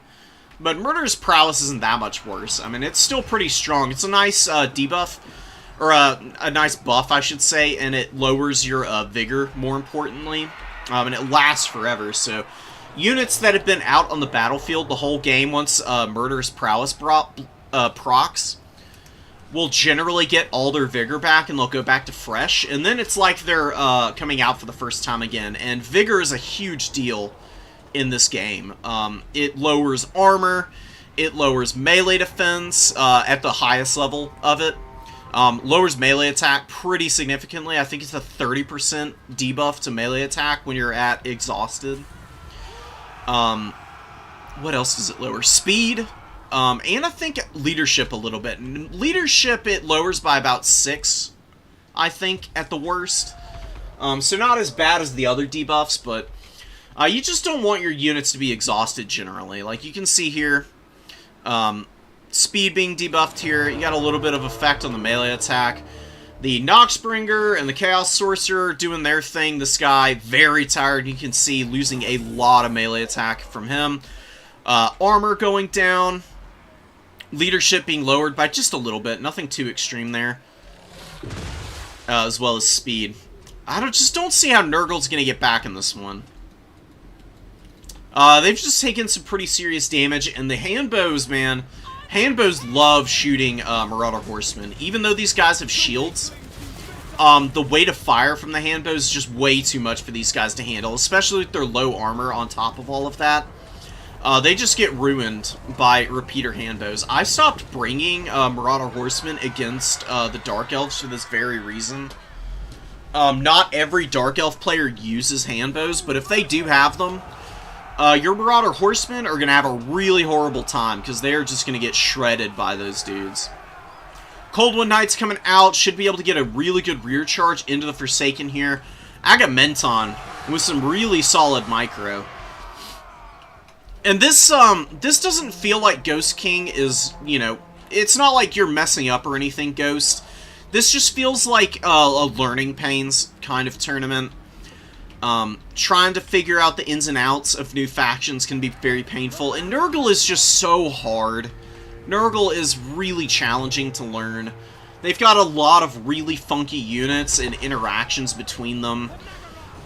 They don't have great damage output at base with their units for the most part. Like, melee attack across the board being pretty low, honestly, I would say is worse than having low melee defense and having high melee attack. That's part of why Khorne is so strong, because Khorne can just unga-bunga into people and kind of roll over them because their units just are almost always doing damage. Nurgle, on the other hand, just doesn't have buffs for that kind of damage.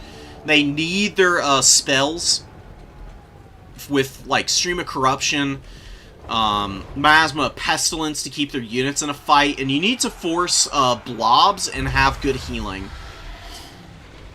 And, you know, Fleshy Abundance is great, but it really is a pretty specialized tool to have. It's really only good to use on SE blobs or just a single target with the standard cast. Otherwise, the passive is the way to go about it. Like, Stream of Corruption would have been really good for all the Black Art Corsairs and these other type of units. Like, if Nurgle's gonna go elite, if you're gonna bring the Noxbringer, you can shoot the infantry a little bit, you can hit the Coldwind Knights, and use it as a bully tool for the SEs. You really need to be able to answer infantry as Nurgle. You either need to spam infantry out, and just, like, force your opponent off of objectives with weighted numbers, or you need to be able to kill them with spells, and other, like, damaging type of effects, like Mortis Engines and the like. Otherwise, you end up in situations like this where you're fairly even on value, but your opponent has stronger positions. They've got a more easy time, like, reconstituting their forces. They can kite you around. Like, Agamemnon gave up this number 1 to reconsolidate on the number 2 and on the number 3. And now taking another advantageous fight, breaking your infantry again. And the same thing happening over here, doing a very good job of just flooding with numbers and fighting you off the point, honestly. Like, look at the spacing on all these units. Like, the fight is happening on the edge of the point. You've also got a bunch of Furies in here, which doesn't help, but it does mean that the cap weight issues that you're going to have, if you just pour more units into this fight, you're going to have a hard time getting them all onto the point, and the cap weight's going to stay in flux here and stay advantaged for the Dark Elves. Generally, Nurgle doesn't want to have to recontest objectives. You want to take 2 and be able to hang on to it for the entire game. That's the best thing Nurgle can do. Kind of like Dowie in that regard, and Cathay. Like, some factions just don't want to have to run around, and Nurgle's fairly slow. So, trying to stay away from that as much as possible would definitely be helping out here. Forsaken, I don't think are very good against the Dark Elves. For one, they don't have any shields or anything. 2, they're fairly quick, but the Black Ark Corsairs are also pretty fast as well. A little slower, but it's going to take forever for Forsaken to close the gap. And all the while, you've also got to worry about Dark Shards, you've got to worry about the Repeater Crossbow Cav, who all have AP missiles. Cold One Knights have very good weapon strength, and they absolutely flatten Forsaken on the charge. I think Pestigors, as well as your standard Marauder infantry, are the way to go here. Maybe backed up by a Chosen with the shields, because Chosen are pretty hard to kill. They synergize pretty well with the Fleshy Abundance, man. Chosen love getting heals. They're just absolutely gnarly combatants. They're very hard to handle. Even for the Dark Elves, who have a lot of AP, as long as the Chosen aren't getting surrounded and shot to pieces by all those missiles, they'll have a pretty good time. They'd be able to beat up on all these Witch Elves, Dread Spears, Black Ark Corsairs even.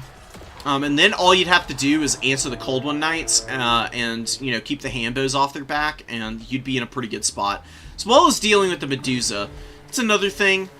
Nurgle can really struggle to kill ranged monsters because, like I said, low damage output, and if you're using your SEs to try and goon out stuff like this, you can really get swamped and swarmed and have a really hard time keeping the pressure up on monsters like the Medusa, which is a fairly quick monster. It's got like 54 speed, I think, which means they can usually maneuver away from you. And the Sorcerer Lord and the Exalted Hero, they don't have very good mass, so if they get caught in infantry, they'll just be stuck there the whole game, which is really gonna suck. Because these guys are, you know, they really need to put in the work in order to justify bringing them, because they're pretty expensive. That's why I always recommend Stream of Corruption, though, because if your opponent's going to blob up infantry on your Chaos Sorcerer Lord to try and keep him in place, you can at least use Stream to punish that decision. And like I said, the damage on it is absolutely insane. It is so chunky. Almost always worth it for Nurgle in my book. Yeah, Stream will be here. Take care, C. Have a good one. Go get something good, too. Alright. Coast versus Warriors of Chaos. Empire versus... Well, let's do Empire versus Kislev, though, first. We've done Fabrosi already. We'll get to him next. I haven't seen either of these two people play, so let's give them some time in the sun here. Marcus Wolfheart, net build. We've got the Light Wizard, too. Empire Captain available also. I like Empire Captains. They've got some decent uses. They're just a solid, mega cheap combat character. And the Encourage is honestly really nice. Like, it doesn't give a huge leadership buff. Oh, these guys are unbreakable, so it doesn't matter to them. But yeah, you can see, Encouraged, an extra 4 leadership can honestly make a big difference. And he's also got Hold the Line, so an extra 8 leadership on your standard infantry can really help them value trade.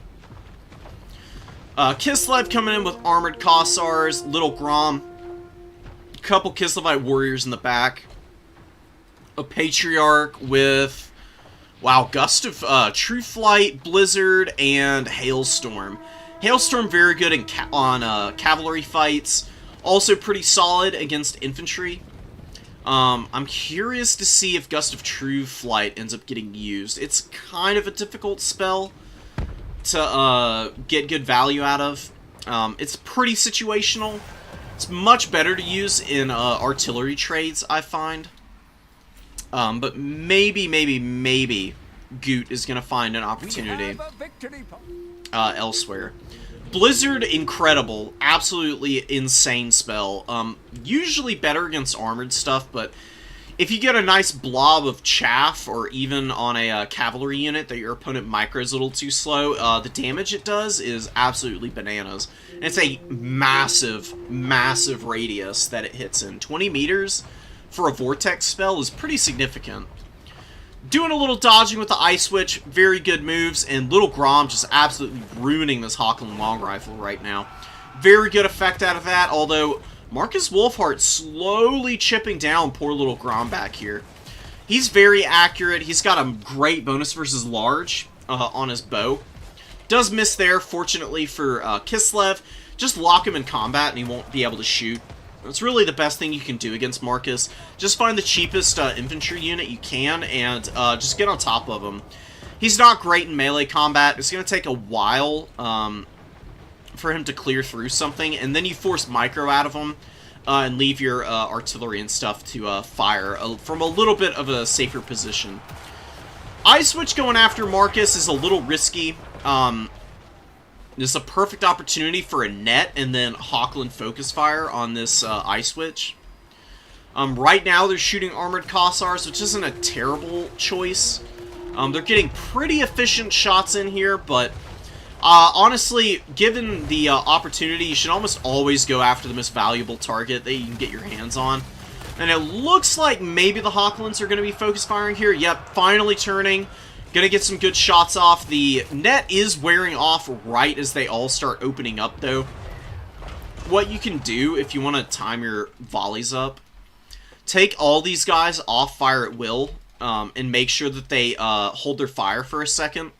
Then you drop the net, and then you open up all at once. That way you get the best possible burst of damage off on your opponent's characters. Ice Switch needs to get out of here. Way too slow on pulling this character out of a bad position. Does get a jump on the cannon, which is awesome with the Horse Archers. Horse Archers being sacrificed to kill the cannon, I think, is worth it. Although they're going to have to make sure that they're able to kill most of this crew. There's a decent number of models alive here. They can probably jump back on the cannon in just a moment here. And that'd be pretty brutal. Like, Kislev really couldn't afford to have this cannon online, because it's going to outtrade Little Grom pretty horrendously. Hochlands are about to get side shot here, and have the worst time ever. Oh my god. 10 models lost on this Hochland Long Rifle immediately. Another Hochland kind of being shut down, losing a Kossovite Dervish for it. The other Hochland also dying back here. Really good dives from Kislev. They are down pretty significantly in value, but I don't think that's the worst thing in the world for them. I think they'll be just fine here. A Blizzard gonna get the last Hochland offline. Yeah, the Ice Switch is pretty beat up, but there is a Patriarch, and the Patriarch is, you know, doing okay. He's got 2 Soliacs available for her. She should be able to run back to him and start getting healed up in just a moment here. 2 Soliacs is going to be about 20% of the HP for her, which is pretty solid. She'll probably get up to, what, 20% heal? Up to about 6,000, as long as she can peel away in just a moment here. Wow, no, Things in the Woods trying to get on top of Marcus. Things in the Woods I find to be a little risky, honestly. I've been playing Kislev a fair amount lately. They're a good unit. They're pretty vulnerable to shock damage of any kind. Very bad against cheap infantry factions. I don't know if the Empire is the right time and place for these guys. And they're pretty mediocre against single entities. Like, they seem to have a really hard time hitting like infantry-sized characters for whatever reason, despite being an anti-infantry unit. I don't know if it's just like the model size, because they're kind of chunky. All things considered, like, they're fairly large. Maybe they just have a hard time piling into combat, but you can see here, value trading down pretty horribly, fighting all these spearmen and Empire Knights. The terror from the Ice Witch ending up being huge right now for Kislev, but man, oh man, is this Ice Witch having a really horrible time of it right now. Getting absolutely pounded. A Salyak's Lullaby comes in. Net of Amontok is on her for another couple seconds. She has got to run off to the Shadow Realm for a little bit. Kislev's a high leadership faction. You just don't want to lose your lords in general. And this is a lot of magic that's going to be left on the table for Kislev here. Really cool death animation there. Look at the... God, dude. Frostworms are so sick. The models in this game are amazing. Kind of a crazy game. I mean, Goot is down pretty significantly on value, but is stuffing the Empire back okay for the most part. Although it doesn't is losing out on points now.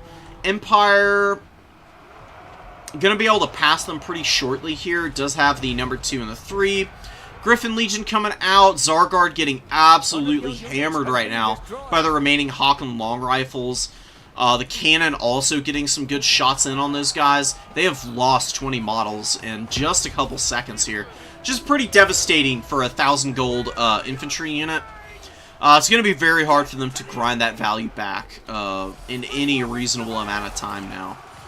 Patriarch hanging out, still, you know, buffing stuff up, hanging in with all the boys. And killing all these spearmen, but if all you're doing is barely hanging on to 1 point, I don't know how good your odds are of winning the game here. Really good catch, though. Pack Trap from the Akshina's ROR.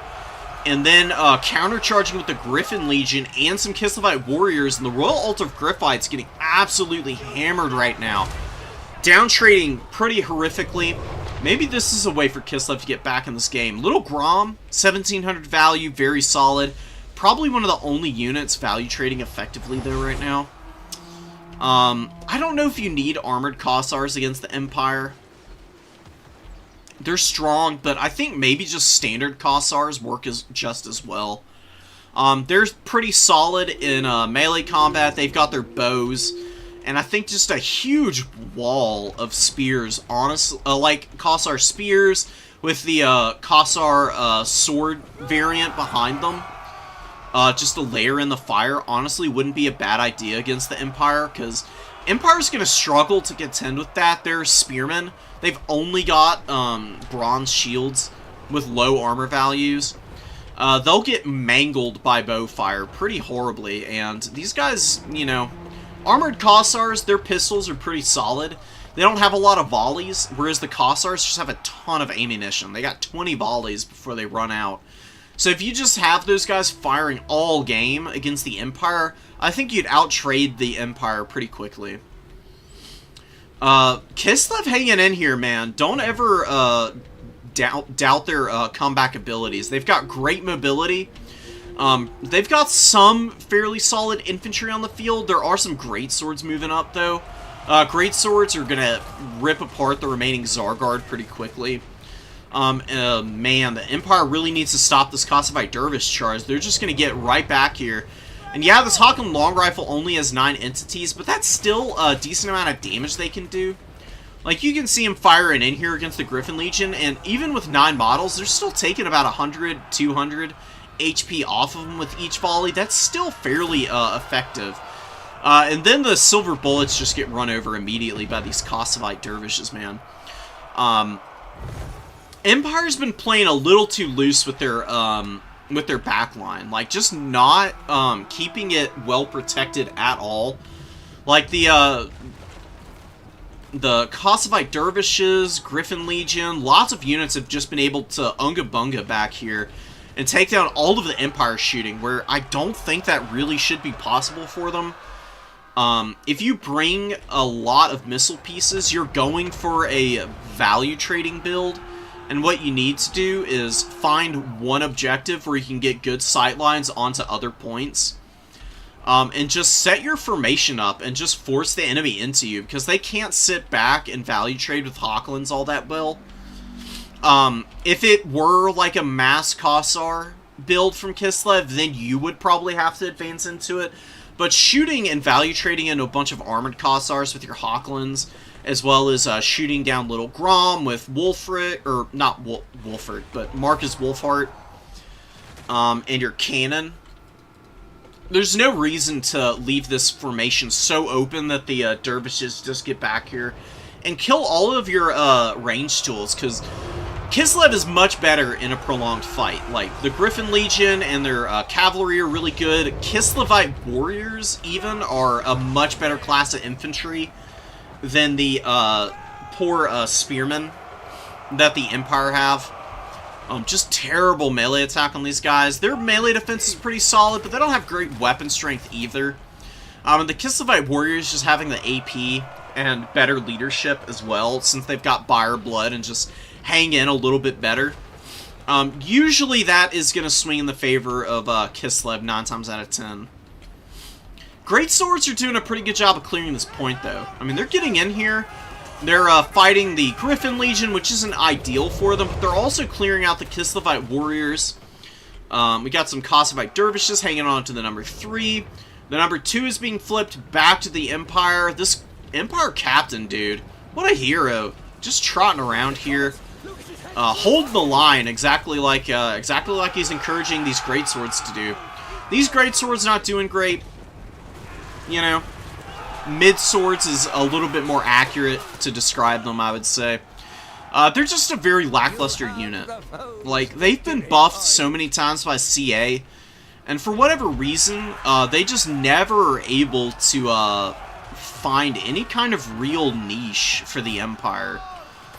Like, Empire is almost always better off just bringing, like, more cheap shooting, like Free Company Militia, than trying to stuff greatswords into their builds. I think maybe having one is, like, the maximum amount you can fit in, and do even, like, reasonably well with. These dervishes trying to hang on to the number 2. It's too little too late, though. I think Kislev, they finally run out of steam for real this time. They're still playing very split. Like, they've got a whole bunch of units, like, running around to all these different points, taking a long time to get into combat, and just continuing to downtrade with, like, things in the woods. The armored Kossars have been struggling a lot. The Kislevite warriors have been doing pretty bad as well, man. I just don't see where the value has come in for the Kislevites. I mean, that Kossovite dervish dive in the early game was pretty sick, but once the Empire rallied, they were able to keep enough of that shooting online to eventually be able to worm their way back into this game. And killing that Ice Witch was a huge moment for the Empire. Yeah, Kislev's hard to deal with in terms of leadership, just because of Buyer Blood. Keeps him in a fight for an obnoxiously long amount of time. But that did get rid of the magic, and the magic would be really impactful here in the late stages of the game. There haven't been tremendous targets for it, but just having some hailstorms to, like, drop on the Empire Cav as they're engaging across the field here would be pretty solid. It's very much like Searing Doom in terms of its damage output. It's a little less effective, but it's still solid enough that it's going to get you some pretty good value, especially when your opponent's just flooding the field with Empire Knights like this. Yeah, triple cap. Very well played by the Empire, but a great game from Kislev as well. Very scrappy on their part.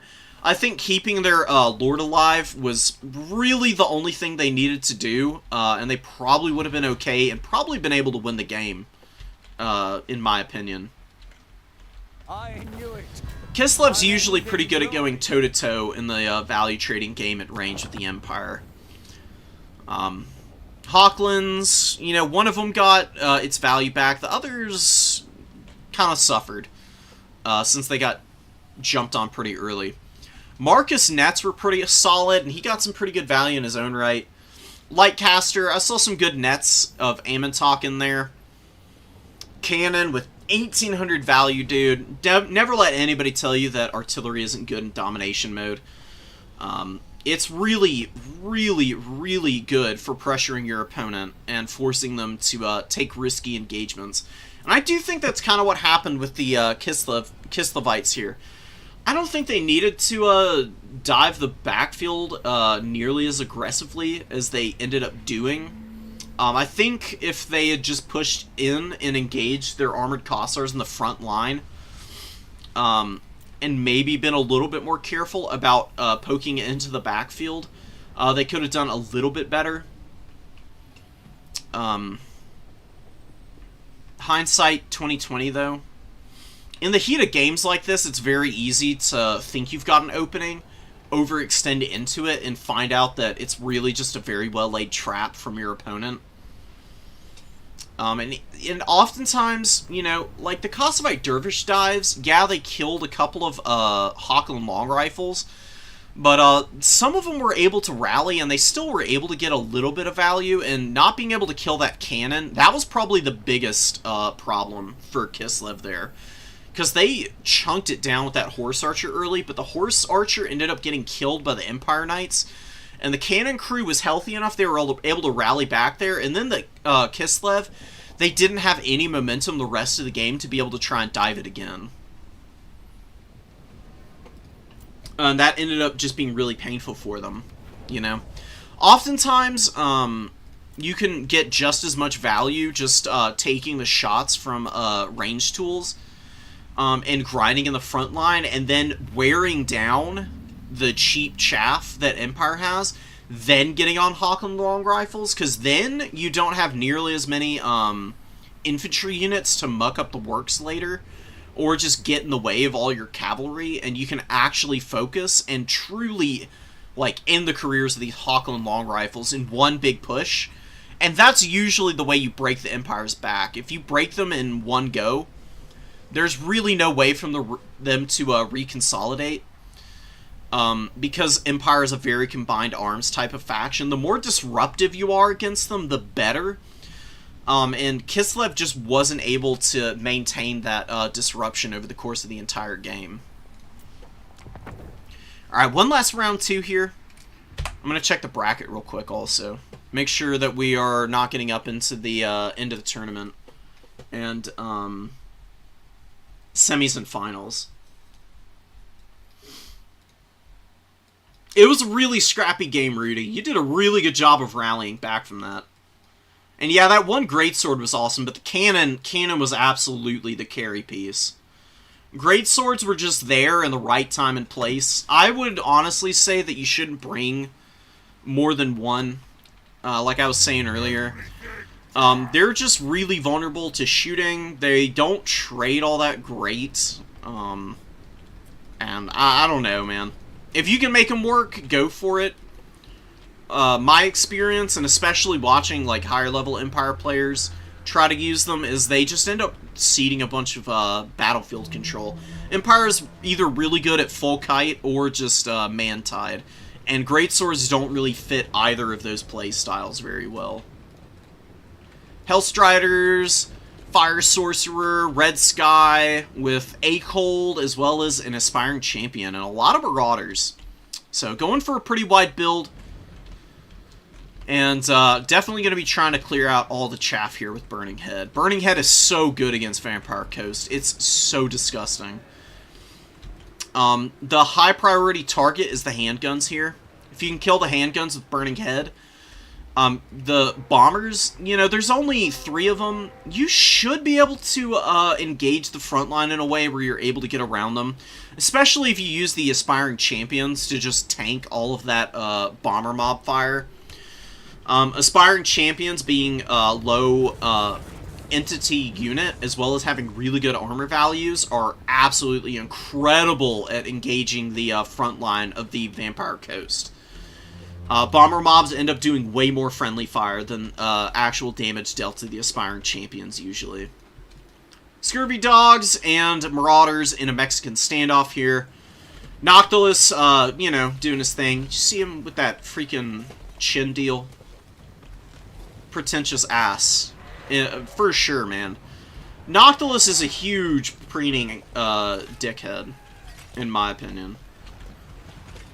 Asking for the blessings of Nagash there, I guess, and him and his doggos just holding up this cap for a decent long while, but they do lose it to the Warriors of Chaos eventually. Really good triple cap from Red Sky here. and looking for the surround, this is exactly how you want to play this, basically. You want to force the Vampire Coast guns to have to, like, turn around and pay attention to all the areas of the battlefield where they can't focus fire nearly as effectively. It's going to be really difficult for the Vampire Coast here. They're not super advantaged on the numbers. They're at a huge mobility disadvantage and a beautiful burning head right off the bat here. Taking about half the HP off of a handgun. You can see that leadership just tanking real fast there. Good dodge with these zombies. Should wear off before it hits these guys. Although it actually looks like it's going to be able to make it through and hit this other handgun. Oh, filthy, filthy burning head there. The values, totally screwed. This is not reflective of how effective that burning head was at all. 2 half-health gunnery mobs here is pretty awesome. And it's giving a good opportunity for the Warriors of Chaos to sink their teeth into this Vampire Coast front line. You got Forsaken. Just look at the gaps here, man. This is ugly. This is not good for the Vampire Coast here. Like, Forsaken are going to get right up in this gap. By the time the animated Hulks get here, yeah, they might be able to stuff the Forsaken from getting on top of both of these units. But Forsaken are actually pretty good at grinding down animated Hulks. They've got great weapon strength. Animated Hulks, they've got a good HP pool, but that's about it. They've got really bad melee defense. So the 42 melee attack and the good weapon strength is just going to absolutely roll over these guys. And Aspiring Champions getting up through here is also going to suck.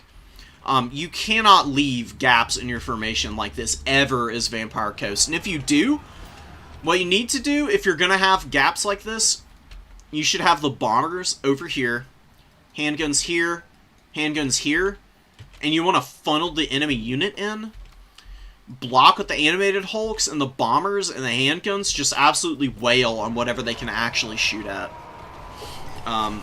All of the units being stuck in here is just going to muck up the works and leave the Warriors of Chaos to just chortle their way to victory. And all the bomber mobs pretty much are shut down. Like, 2 of them are engaged in the front line without getting any real value from their shooting. We got another good burning head. This one hitting the black spot. Not doing nearly as well as the last one. Takes an unfortunate rotation away from the rest of the Vampire Coast units. Is there anywhere else I would have liked to see that burning head? Not really. Just continuing to wear down the handguns is the right play. Hellstriders get into the backfield, but get forgotten about, and handguns just absolutely massacre them. With the really good Melkoths, too, on top of that. So, Count Noctula is doing what he needs to. Just being, you know, solid lord. Doing a good job of wearing down some of the mobility with his cost-effective spell kit. And down go the bomber mobs here. You can see the animated Hulks really starting to struggle. A-Cold is also going to be an absolute nightmare for the Vampire Coast. Doing a good job of shooting down the Hellstriders, though. That is definitely what's keeping Fabrosi in this game. I do think that, despite the Hellstriders not doing very well here, that they've given enough time for the frontline engagement to eke itself out in favor of the Warriors of Chaos. They've got a lot of Forsaken left online, and another burning head on the black spot. Good dodge from Fabrosi. Fabrosi's actually managing to avoid the worst of these burning heads pretty nicely. Keeping the black spot online with a decent number of models is pretty huge. There is a handgunner back here doing nicely.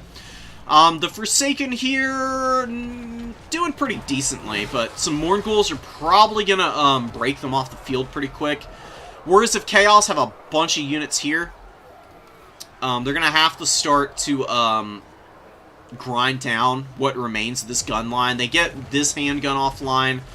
Black Spot looking like they'll be able to be dealt with pretty quickly. And the Hellstrider summons in the late game are going to be pretty huge for the Warriors of Chaos. Like, those guys are all going to be back in the pool now, except for this one. And once they start coming back out, they'll be a really good answer to the Mournghouls and animated Hulks or whatever else is out on the field. We got some Chaos Trolls coming up. One armored troll, and I think this is just a regular one. Yeah. Little tight on money, I'm guessing. We got a very healthy Aspiring Champion here. Another healthy Aspiring Champion over here. Really good Wraith Storm on those Armored Trolls, and they got absolutely hammered, man. The Animated Hulks hanging in. Deckhand mobs doing their thing. Doing alright. The Forsaken have traded so well, dude. Way too much value on this Forsaken for my liking.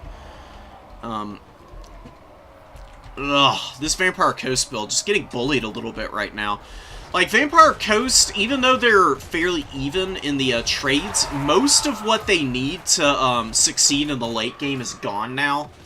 Pound for pound, their units are really going to suffer as they try to outgrind the Warriors of Chaos. They really need their shooting, man. Like, if you can have, like, 2 or 3 handguns online in the late game, that's usually where the Vampire Coast ends up being just a formidable presence that you cannot deal with. Like, having to push into gun lines one time is already hard enough. Imagine having to, like, reconsolidate a force and then do the same thing over again. All this while, Red Sky still value trading very evenly, has all the points. This Sorcerer of Fire has gotten some pretty solid value. I mean, some of the Burning Heads, you know, have been a little lackluster, but that's not for lack of trying or, like, good targeting priority. It's just been that Fabrosi has been playing very well trying to dodge them, but I just think that this Warriors of Chaos build is just way too refined. I mean, there's just, like, the perfect tools coming out every single time a new unit pops out here. The Aspiring Champions have just been an absolute terror. And, you know, fighting the Mournguls here, not great for them, as well as having some Depth Guard polearms here. It's still going to take forever to kill these guys. You can see them just hanging on for dear life in what would, for most infantry units, be absolutely hellish and unwinnable. They're actually able to scrap in here long enough for Hellstriders and Chaos Trolls, as well as A-Cold, to get over here and save their bacon, and the Hellstriders just delete the Night Terrors, which is just absolutely gross. Hellstriders are such a crazy unit, man. You know, the Slaanesh units have been poorly balanced pretty much through the entirety of Warhammer 3's lifetime. I think Hellstriders are in as good of a place as they'll ever be right now, to be fair. There are ways to deal with them. It's just the fact that you can resummon them, you know? And they're so freaking fast, dude. 100 speed with poison. It's hard to disengage from them. Really, the only way you can kill Hellstriders is with magic and with, you know, like, cost-effective anti-large. Which, Vampire Coast doesn't really have. Like, they don't have an Empire Knight type unit to be able to, like, shock damage the Hellstriders into oblivion. They've got, like, Depth Guard and some other units that can scrap against them, but, like, Mournguls get absolutely bullied by the Hellstriders, man. Right here, they are able to probably get some damage on these Mournguls, but the Depth Guard are going to clean them up pretty quick in conjunction with their monstrous counterparts. But Blood Beasts and Aspiring Champions doing a pretty good job of scrapping over this point. Fabrosi just never going to be able to take these points back. Lost them all early, although actually hanging on to this one. Oh, a Scurvy Dog came over here. I remember seeing that a little while ago. Capped the point, and I think Red Sky came over here with something to recap and just forgot. But gets it back. #1 objective in the hands of the Vampire Coast. Maybe they can do something, but there's a decent force here in the middle, a very healthy A-Cold. A-Cold could easily kill Noctilus. Hellstriders rushing in. Now, that's going to be the end of the game. I wouldn't say the Hellstriders need to engage here. It's a little too much for them to handle. Like, the Vampire Coast should be able to get over there and beat those guys, but just stalling till the end of the game, I guess. Great dives from Red Sky. Like, really, like, picture-perfect shutdown of all of the Vampire Coast units. Like, just in conjunction, all at once. And Bomber Mob's got no value, man. I mean, 149 is the high point for their performance here, which you are just not going to win at that point. If your Bombers are not getting any uptrades, it's just not going to happen. Handguns also got obliterated. the depth guard scrapped pretty nicely. Maybe a rush build for the Vampire Coast could have done better here. One thing that I've seen people do is bring, like, double Rotting Leviathan and bully all of the infantry for the Warriors of Chaos, because Hellstriders are really not that good against Rotting Leviathans. It's way too much armor and HP for them to get through, as well as the immune to flanking that Rotting Leviathans get. They can even beat the Blood Beasts and Chaos Trolls. Maybe that would be a way to go about it for Brosi. I do like Noctilus here, though. Noctilus is good. Double Crab and just a bunch of chaff to try and cap points, and then you just bring out, you know, as many pistol mobs as you can to flood the field and stuff back the warriors. That might be a good strategy.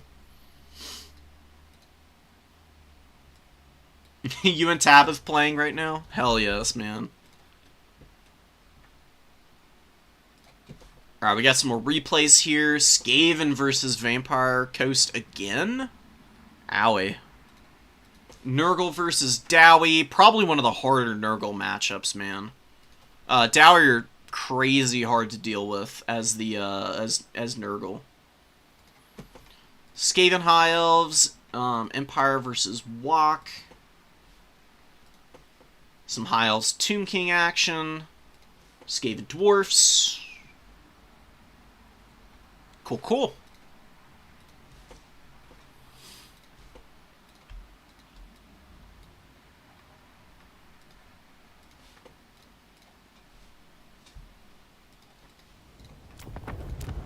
Back out and come back in. Give me a sec, guys. I'm gonna grab some water real quick. I'll be right back.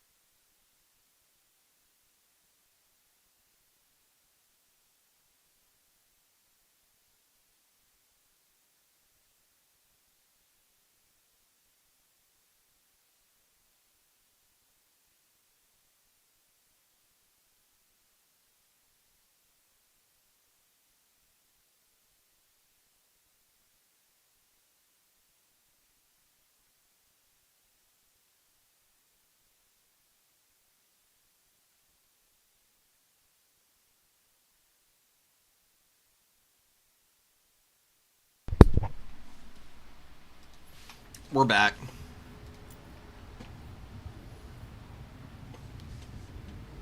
Okay, hold on. Hold on. Commissar coming in with a pretty wild build. Okay.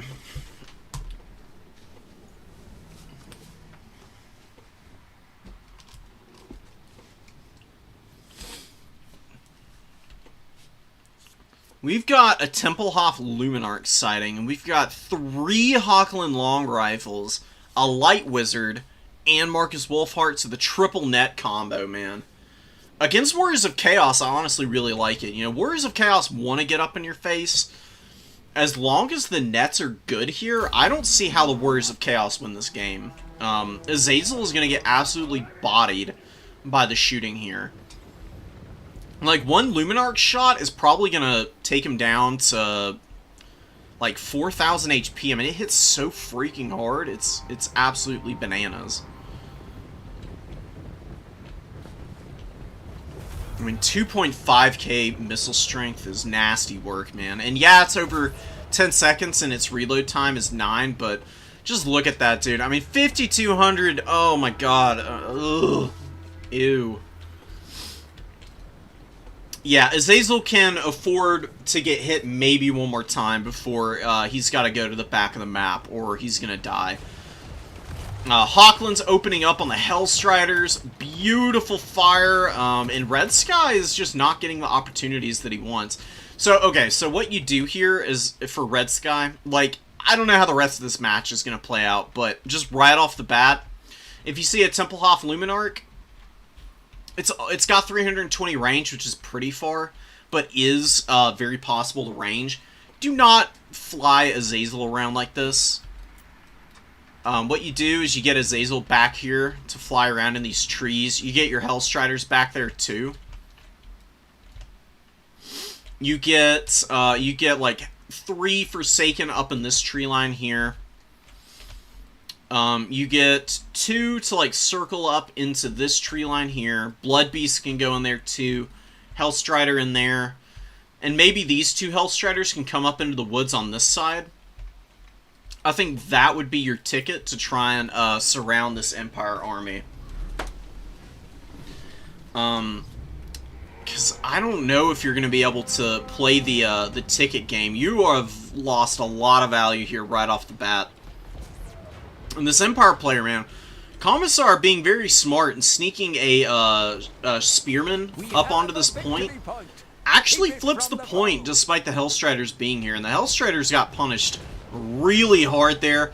Beautiful net hitting Forsaken, hitting Trolls. Azazel is gonna die here. The Luminarch is just wrecking him. This seems like Red Sky just doesn't know how to fight this kind of a build. You just have to get overwhelming numbers out, and you just have to seed points.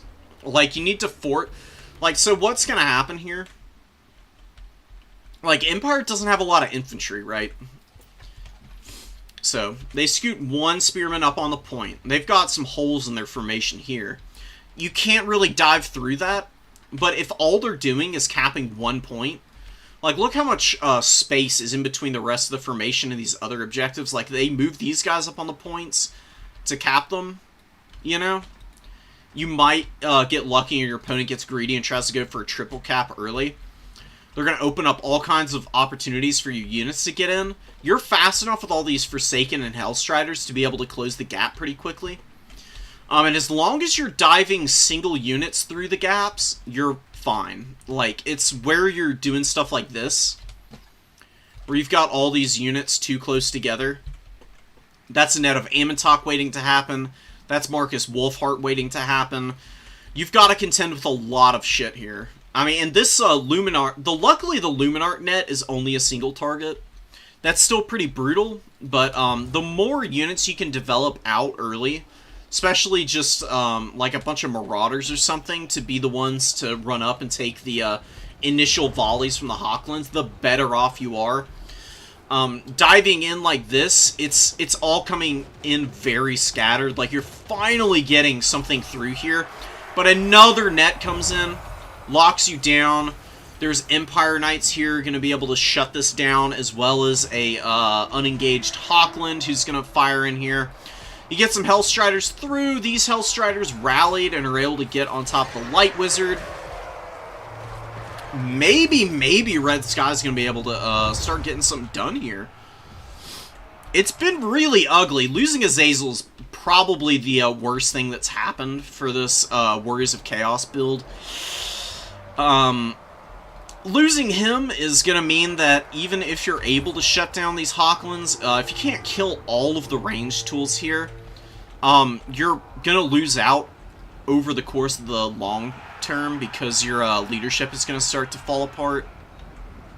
Forsaken have okay leadership, but this is a unit that's reliant on Frenzy, so any debuff to their leadership means that they're going to start trading less efficiently much faster, which is going to really hurt you in the long run. And you can see Forsaken really starting to get folded up by Empire Knights, just rushing them down, breaking their leadership. More Forsaken caught up here. How many Hawklands are online? Pretty much all of them, honestly. They've taken some damage, but they still got quite a few models left. This one's basically full health. Full models, 23 models here, 27 here. Luminarch, very healthy. How much value does this thing have? 2,000 value on the Luminarch. Easy peasy paying for itself right off the bat. Marcus Wolfheart actually shoots one of his own Empire Knights. Fucking bastard. He's gonna get a wrongful death suit filed against him for sure after that one. Blood Beasts just getting wrecked. Blood Beasts are okay against the Empire. They're a little low armor. I think Chaos Trolls with the armored Chaos Trolls are probably safer bet. I mean, blood beasts are faster, but the regen on the trolls is really nice. It's just their low leadership holding them back. And yeah, this is a runaway game. For a second there, I thought maybe there was a chance, but just perfectly executed triple net build. Ouch. If you're not ready for it, you know, what are you gonna do, right?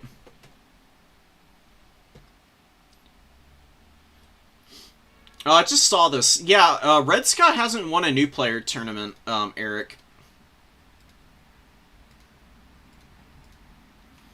So, you know, very much welcome until then.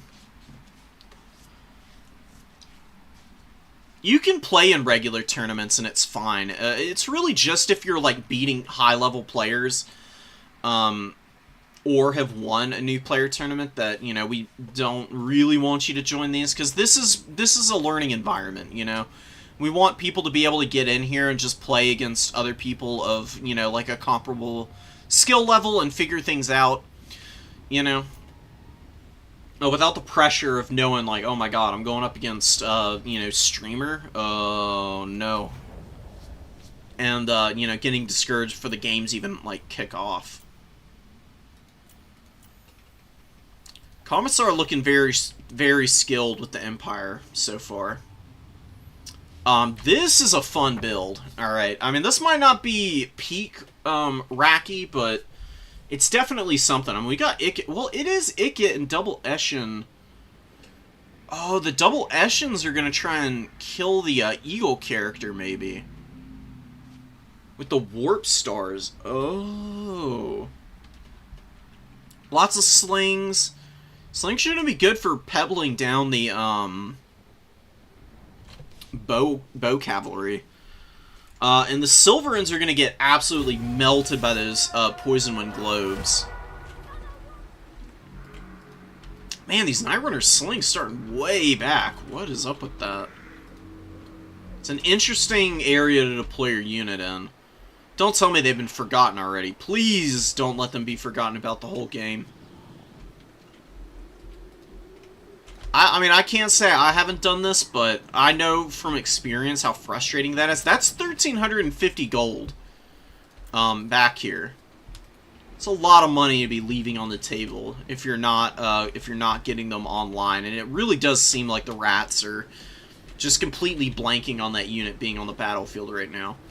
Fire Mage hanging out, Silverin Guard, like I said, they're a solid unit. I don't know if that's what you want to go with against the Skaven per se. Although, honestly, maybe they are. I mean, they're a little bit tankier than your average Elf Spear unit. They've just got good melee defense, okay melee attack. They're really good against Rat Ogres and other, Racky units that they typically like to bring. Burning Head goes down. It does some pretty okay damage at first. Racky actually kind of running back into that one there. Oh, the Natty Bubo's getting jumped by the Heralds of the Wind. What a good call-in right here. Like, just sees a hole in the formation and goes right for it. Absolutely no freaking mercy. Although they end up kind of pushing past them and get on top of the Poison Wind Globes, but shutting these guys down is going to save the Silverin Guard a lot of grief. Wow, and disengaging very well here. KOTJ with a pretty good jump so far, but yeah, you can't let this happen. These Silverins, so if your opponent is creeping up Poison Wind Globes, they're very short range. Just don't let them shoot, man. Just run. Like, they're slow as dirt. You know, they've got 32. They got 34 speed. When you take into account the fact that, you know, strength in numbers debuffs the speed a little bit. Your units are, you know, pretty slow in their own right, but you should just always kite back and away from Poison Wind Globes with your infantry. Don't ever let them fire. That's the only way they're going to get value, is if they're actually allowed to shoot. They're very squishy. Being able to shut them down, you know, is a absolute must for the High Elves, and they've done a pretty good job of killing the one here, but These other two are just farming value on the Silverins, man. And this is just so painful. There's 850 gold units, man. And they're just being left to get absolutely obliterated by the missile fire. Eagle character doing pretty nicely. Talons of Torquilita hitting the Poison and Globadiers here. Natty Boobos really need to get online and start shooting something. Wolf Rats just getting dragged into all these Silverins and Lotherns by the Illyrid Reaver Archers, although these Reaver Archer Cav are just taking a ton of damage. Like I said, Wolf Rats have awful leadership. If you just sat and fought the Wolf Rats instead of trying to run from them, you'd probably kill them quicker than you could be dealt with, or than they can deal with you. So, High Elves maybe outplaying themselves a little bit there. You know, Hound units are very quick, and these guys have poison also, so they're obnoxious to try and escape from. Warp Stars go down and do massive damage to that Archmage, which is just brutal, but Natty Boobos get shut down by a Silver Helm, and a Silver Helm right now is going to be an absolute nightmare for the Skaven. They don't have anything to shut them down mass-wise either. This is why Skaven are hard to play, man. Like, especially if you're forgetting about slings back here. I don't think the slings are really all that necessary. I think cutting these slings and one Poison Wind Globe and bringing a couple Rat Ogres would have been better. Because the Rat Ogres would be able to fight the Silver Helms a little bit better. They'd be a good source of mass and punching power. We finally get a Rat Ogre unit coming out. They're going to be isolated engaging the Silver Helm, but you can see they trade pretty decently into the cavalry. I mean, doing some pretty big damage here. It's exactly what these monstrous infantry are good at, man, is taking engagements like this and getting some good shock damage. They're not as good in a prolonged grind, though. Their stats are actually kind of bad, but the High Elves are doing them a favor by trying to disengage here. Trying to run through the unit, and they're going to take some serious damage as they try to do that. Like, the Rat Ogres are going to hit the models as they're trying to push past, while the Silver Helms aren't actually attacking. They're just going to give up a bunch of free value there. Skaven just have a bunch of Skaven slaves on the field, really, and that's just not going to get anything done. Gutter Runners with poison coming up. They'll be really good against these Rangers, that's for sure. They're going to get some good fire in there. Pick through them. But I don't know if they're going to be able to make the difference that's needed for the Skaven. Now, if these Night Runner slings would just move up, maybe they can start doing something, although the Fireborn are out here now. Getting on top of poor Ikit. More Warp Stars. The Warp Stars have actually been pretty strong. I feel like if you're going to go with these Eshin Sorcerers, and you're going to try and snipe a flying character, like you've got Flensing Ruin, I think this is just too much character snipe in terms of characters.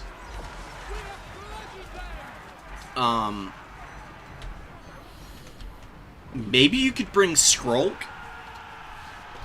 Like, Skrulk bare bones with, just, Wither or, the Poison spell, and then all of his abilities would honestly not be all that bad for you. I think it'd do pretty well. I don't know what this is. What the hell is that? What? Can someone please explain what the hell I just saw there? Like, there are no other spells on those Eshin Sorcerers. Is that like some kind of wacky Eshin Triad thing? That was absolutely cursed. So the Skaven are aura farming out here, apparently. I don't know what they're up to. Is that Toxic Rain proccing or something? No, that's just map-wide. Bizarre. Bizarre and cursed. But Rat Ogres are cleaning up the Fireborn, and the slings actually moved up, finally. The tactical reserves, can they flip this game around? It's going to be damn hard. I don't really think it's going to be super possible. I mean, the pushback just doesn't have a lot of weight behind it. Like, there's some, the Dwarf Thing Menace is out here, and the Fireborn have been killed, but they got a bunch of value, and they killed Ikit, most importantly. That's going to be really hard for the Skaven to persevere through, because their leadership is going to just be absolute garbo now. They're already a low leadership faction. Being that far behind on value trading as well and on the tickets, I think is a little too much to ask for a comeback from them. And the High Elves lost their Lord, but they're a much higher leadership faction, so they don't care nearly as much. And it actually looks like... Did the Archmage get resummoned?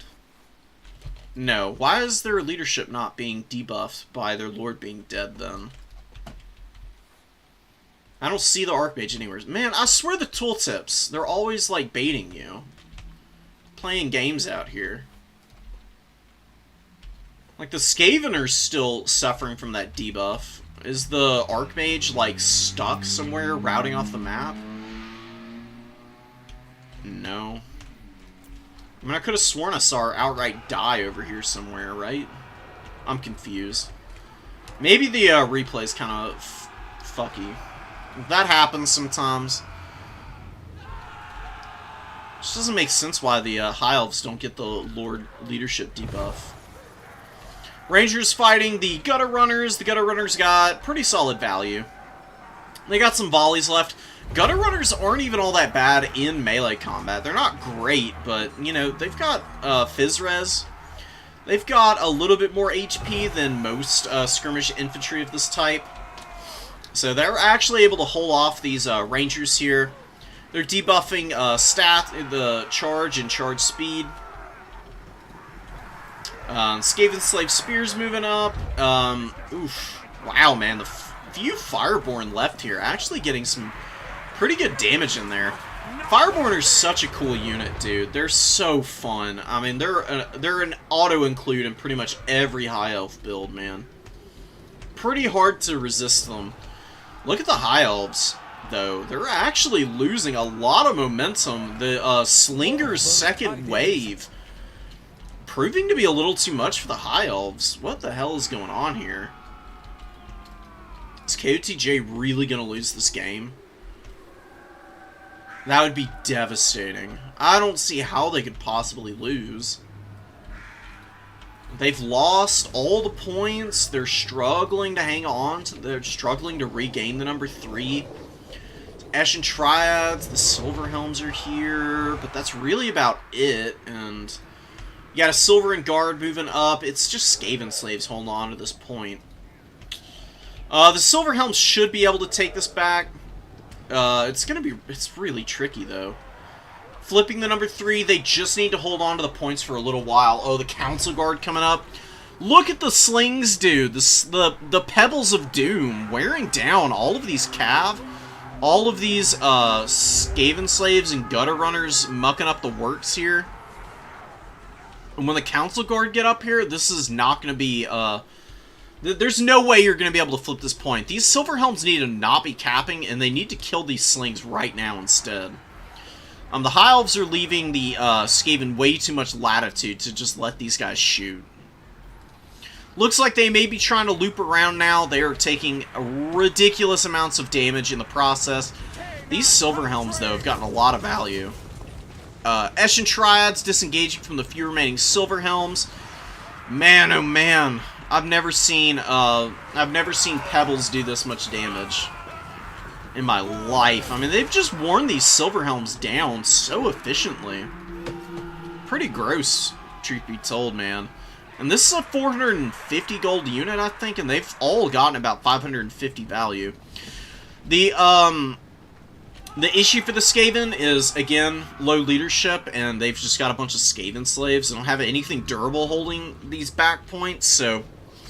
Despite value trading back into the game a little bit and taking a triple cap, they're not able to hold on to the number 1 here. And a lot of Rangers, Silver and Guards, some more Silver Helms, Heralds of the Wind. should be able to wear down the rat ogres here, and then they can go beat up on the middle objective if they want to, or they can loop around and try and take the number 3.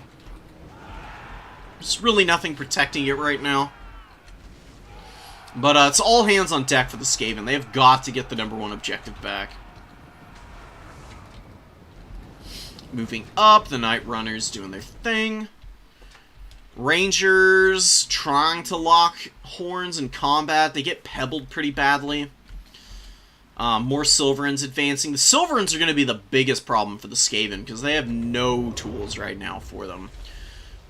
Instead of bringing all these Skaven slaves up, and these, I mean, the Gutter Runners are fine. I think that you should have brought out a Poison Wind Globe.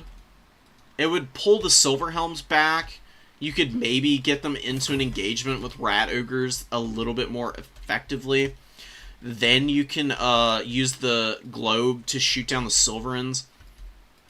These Silverins need to get on the point. I knew it. Doesn't matter though. I mean, KOTJ with the mobility in the late game, able to like mop up the points and get back on them in time. Really nice stuff. A little hairy there for a minute. I was a little scared for the High Elves, but they rallied. They got it done. Very well played by them. The Silverhelm value is crazy, and the Fireborn, as always, are showing just how elite they are. Truly one of the better RORs in the game. Rat Ogres and a bunch of other units doing pretty solid. Skaven just needed to keep their Ikit alive. Needed to keep the Natty Bubos online longer. Poison Wind Globes, you don't really need to worry about all that much. They really only need like 2 volleys to get their value back, and that's fine. They can soak up a lot of attention and leave your Rat Ogres time to countercharge too. Just a little bit more of that from the Skaven, I think they would have definitely been in a better position. And even though the Night Runner Slings came in the 4th quarter and were doing some good work, I still feel like they should have been moved up early. Because they could have done all that just the same earlier in the game.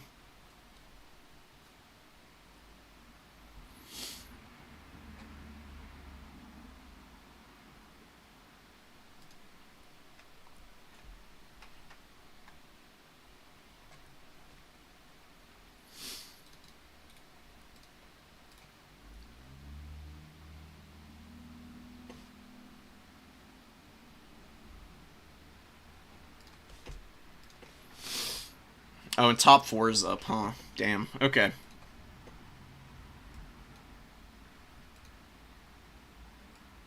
When you think Chosen versus Skaven would be funny, don't do it. Yeah, Skaven are very good at killing elites.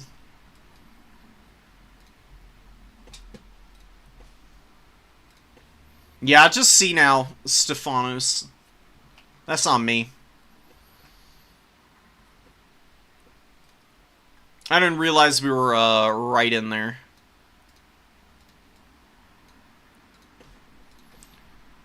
So what have we got going on for it?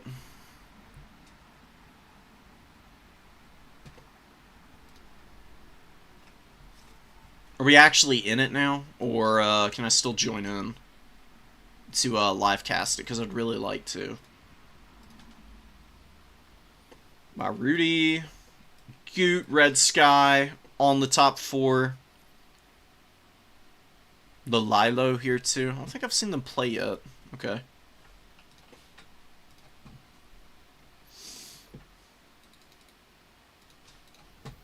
Alright, let's see if we can get into the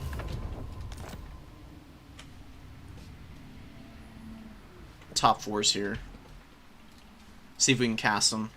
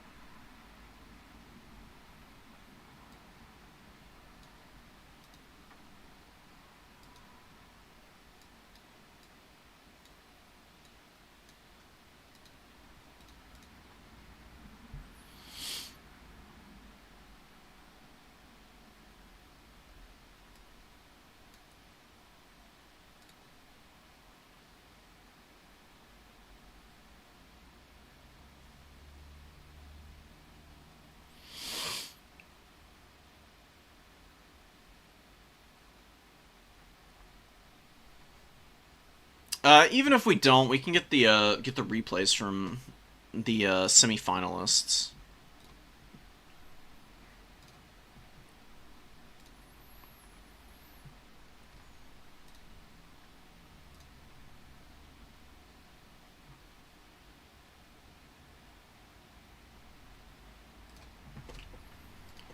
Tomb Kings versus Vampire Counts.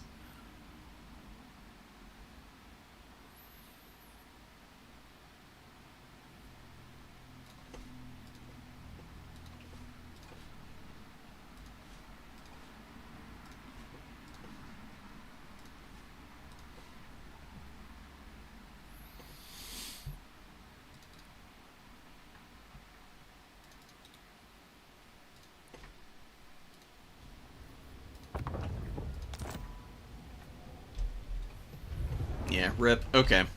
Well, we'll go through. We'll do some more replays. We'll get the finals game for sure. That's on me for losing track of time. I just get so invested in casting people's games that, you know, sometimes I'm getting a little too scattered and ahead of myself. Lots of replays here still.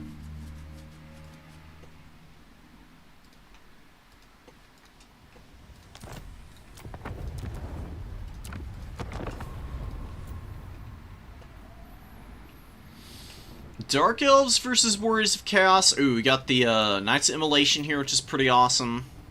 Holy. Let me check one more time. I think they're in semis. And I'm going to send messages real quick to these guys who are in semis so we can get the replays.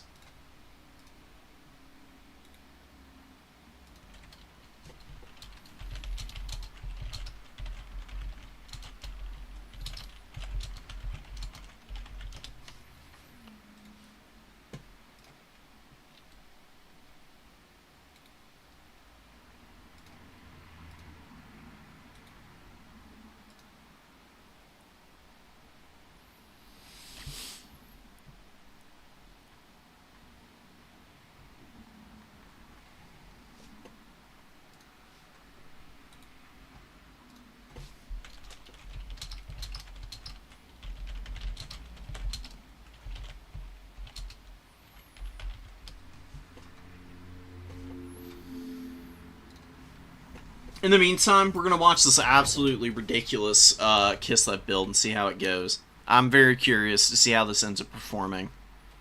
This is not something that I see on a regular basis.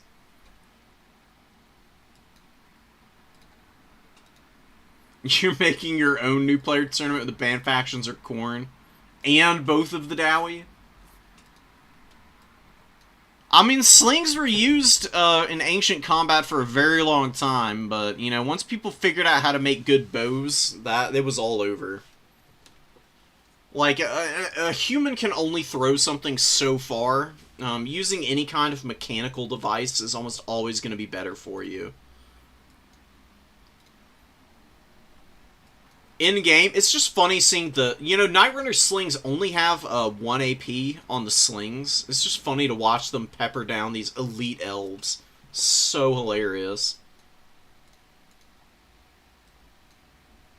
Oh, Opal's hosting a Pick 6 later? Oh, shit. Maybe I'll play in that.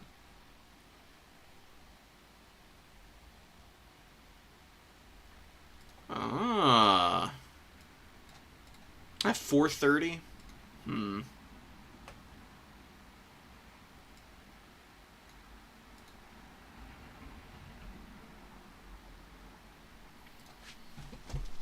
signing up for it. But, anyways, so what we're going to be doing is after finals, I'm going to stream the, let me restart this. I'm getting way too distracted. I'm losing focus. I'm gonna get back into it. Anyways, once we're done with the tournament here after finals, I'm gonna stream my Lokier campaign that I've been working on for a little bit, and then we'll do the Pick 6 tournament and see how that goes. And then that'll probably be the last of it for me today. But we've got, plenty to get into, for sure.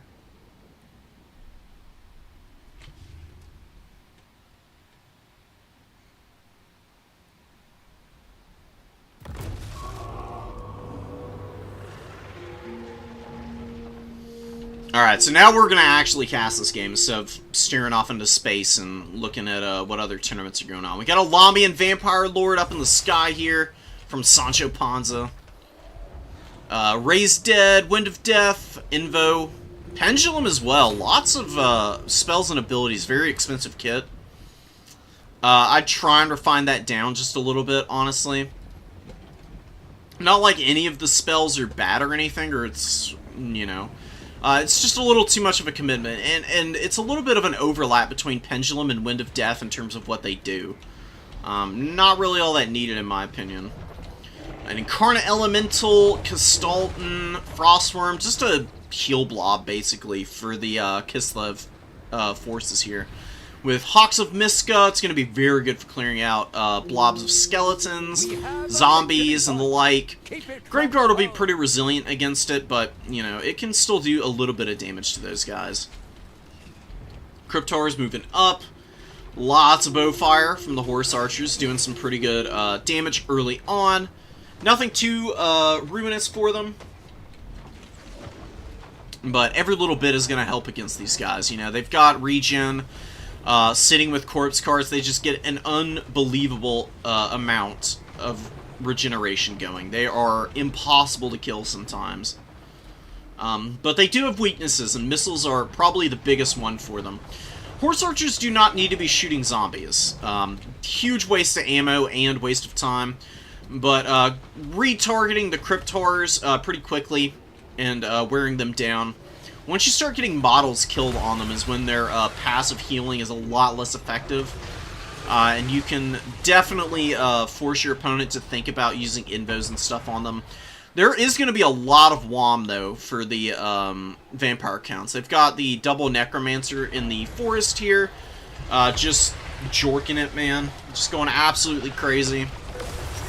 And a big fight developing in the middle here. Got the Frostworms, Incarnate Elemental, and Kistalton just fighting all the trash in the middle here. Skeleton Spears are going to be able to get some good poking in here. It's going to be really tough for them to, like, genuinely wear down these monsters, though. Because their damage output is so low. And all this while, they're going to get flocked by the Incarnate Elemental. Slowly chipping these guys' HP down. Even with the Unholy Lodestone healing, it's still gonna, slowly wear these guys out.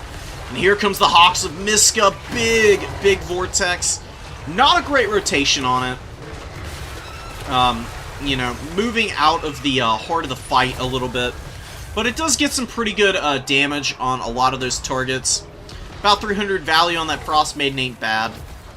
Could have been a little bit more efficient, but, that's just the way the cookie crumbles sometimes. You can't control vortexes. But Kistalton and the Incarnate Elemental and the Frostworms are just having a grand old time in here. They've killed one Cryptor. The other one's going to be pretty low here in a minute. And the Skeleton Spears, like I said, they're only going to be able to get so much done. 2 Soliacs left online. They do not want to leave the Incarnate Elemental out of the equation here on the edge of this fight. Isolated without the assistance of the Frostworms, it's going to start taking some serious damage, but they come right back, getting back on top of their boys. And here comes a Pendulum or a Wind of Death. Wind of Death, it looks like, really not all that devastating to the Armored Cossars, gets a little damage on the Dervishes. Just aren't really good spell choices here for the Lamian against this build, quite honestly. Raise Dead would be nice to drop on the Armored Cossars, though. Vampire count's just really not looking very set for what they're needing right now. Instead of having all these Cryptors and Skeleton Spears grinding in against the Frostworm and stuff, what you should really do if you're facing a heal blob like this, just cap the other points and run away from the big monsters whenever they're waddling over to you. It's a little difficult because they're fairly quick. But do it as best you can. Use your knights to sweep up all of the enemy cavalry and infantry they're bringing out. And just do your best to wear out the armored Kossars and the Kislevite warriors. I mean, and don't let your Blood Knights get isolated like this. Goot is doing a really good job of pressuring down these very expensive cavalry, and don't do this. Absolutely never, ever, ever, ever charge the braced Kislevite warrior with your Blood Knights. It is not worth it. That is a lot of damage. They have damage reflection as well. And you can see the Blood Knights taking really serious casualties and damage there. And the Vampire counts aren't down that much in value, but they've really gotten nothing done, despite getting, you know, 3,400 value. It's almost all tied up in the SEs. The Incarnate Elemental's taking a lot of damage, 1,000 value on this thing. Frostworms, 600 here, 633 here. I love the little icy Manticore shooting attack it has. Very fun. Cool animations on the Frostworms. Castalton also doing okay. Moving over, getting on top of these Crypt Horrors. His flaming and magical attacks are going to be very effective here. Blaze of Devotion is also online, giving everything flaming attacks. So all of these regenerating units are just having the worst possible time right now. And Blob v Blob, Kislev just absolutely crushing the Vampire counts right now. Blood Knights getting isolated and getting ripped apart.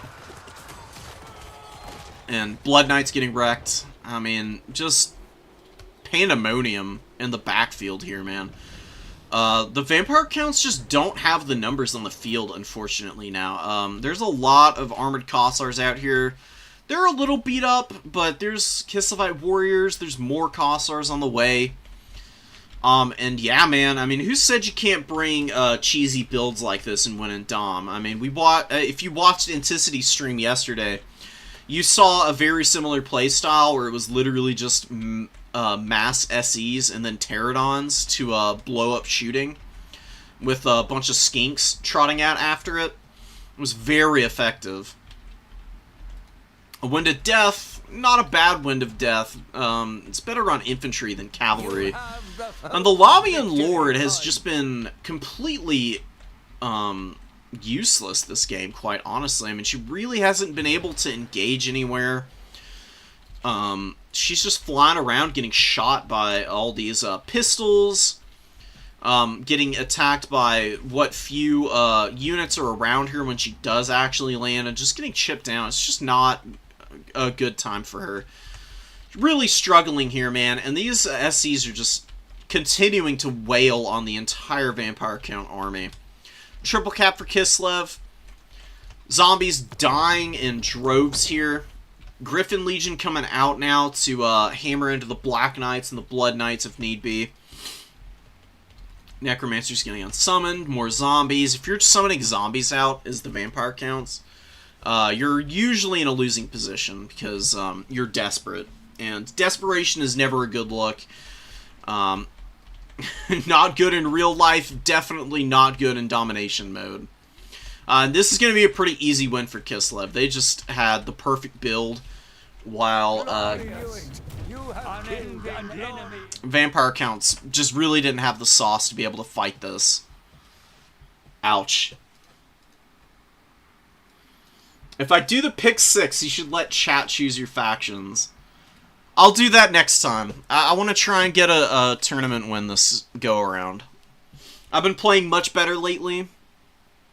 I want to see if I can get a dub here. But next time there's a pick 6, I'll let y'all pick my factions for sure.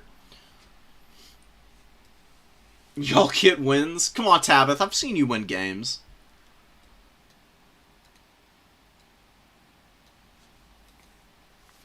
Yeah, Bumpy. Opal is hosting a tournament later today at 4:30 Eastern Time, which is in you know, like an hour and a half, give or take now.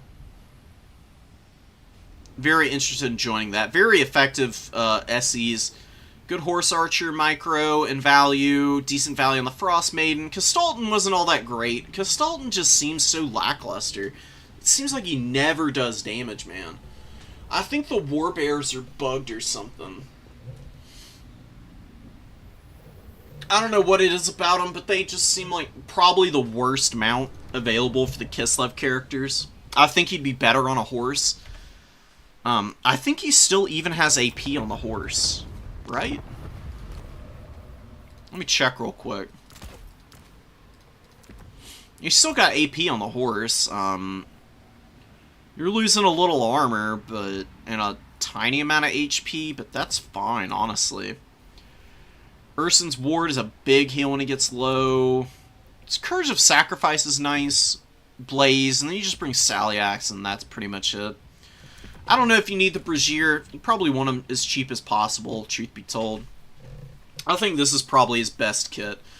Until I see otherwise, avoid Warbears. They don't hit anything, ever. Hardly.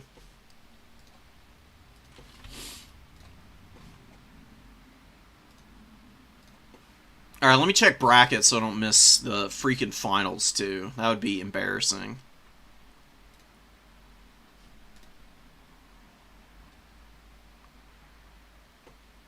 Oh, this is the Conquest side of bracket. Okay. Alright, here's Dom. Okay, so it's Goot and Red Sky. Alright.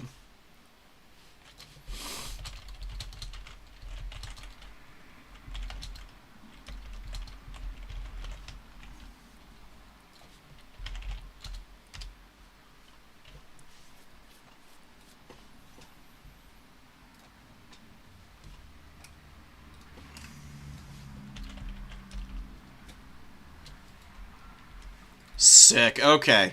So we missed out on semis, but, you know, it is what it is. Live casting finals now. And we'll see how it goes, man. We got Kislev versus Warriors of Chaos on Rifts at World's Edge, one of my favorite maps, personally. Love it to death. It's just cool, man. I mean, it's got some really cool skyboxes. Cool, like, weird, gribbly protrusions of Nurgle on it as well. Just very aesthetic, you know? That's what I care about in a map. Like, screw the balance. Like, I just want something that looks good.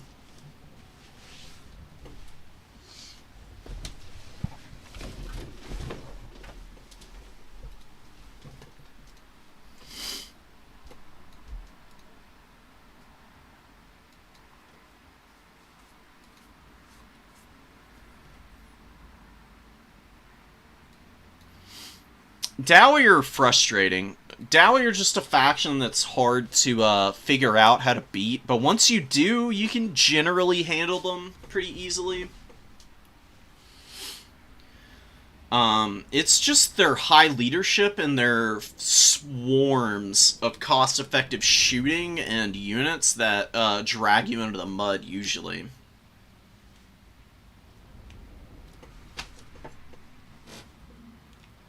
But if you can shut down the Dowie shooting, and then all you have to deal with are miners and Dowie warriors, that is a huge win. They suck once they're stuck in melee grinds all game.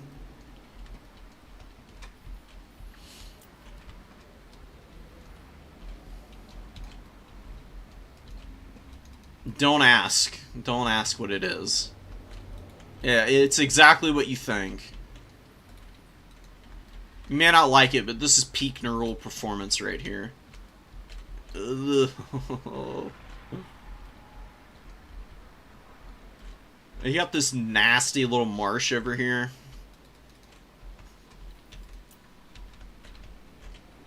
And look at whatever this fucking thing is. I don't even... Yeah, I don't even know. Cool little portals, like some Zinchian nonsense here. There's no Khorne or Slaanesh rep that I can tell on this map. That's the only thing that lets it down in my book. But you got the cool, like, mountains for of Norska in the background here. Nice big spiky mountains, you know, just with giant spines, razor-like rock on them. Normal stuff, and some war camps back here. That's what I assume these are, at least.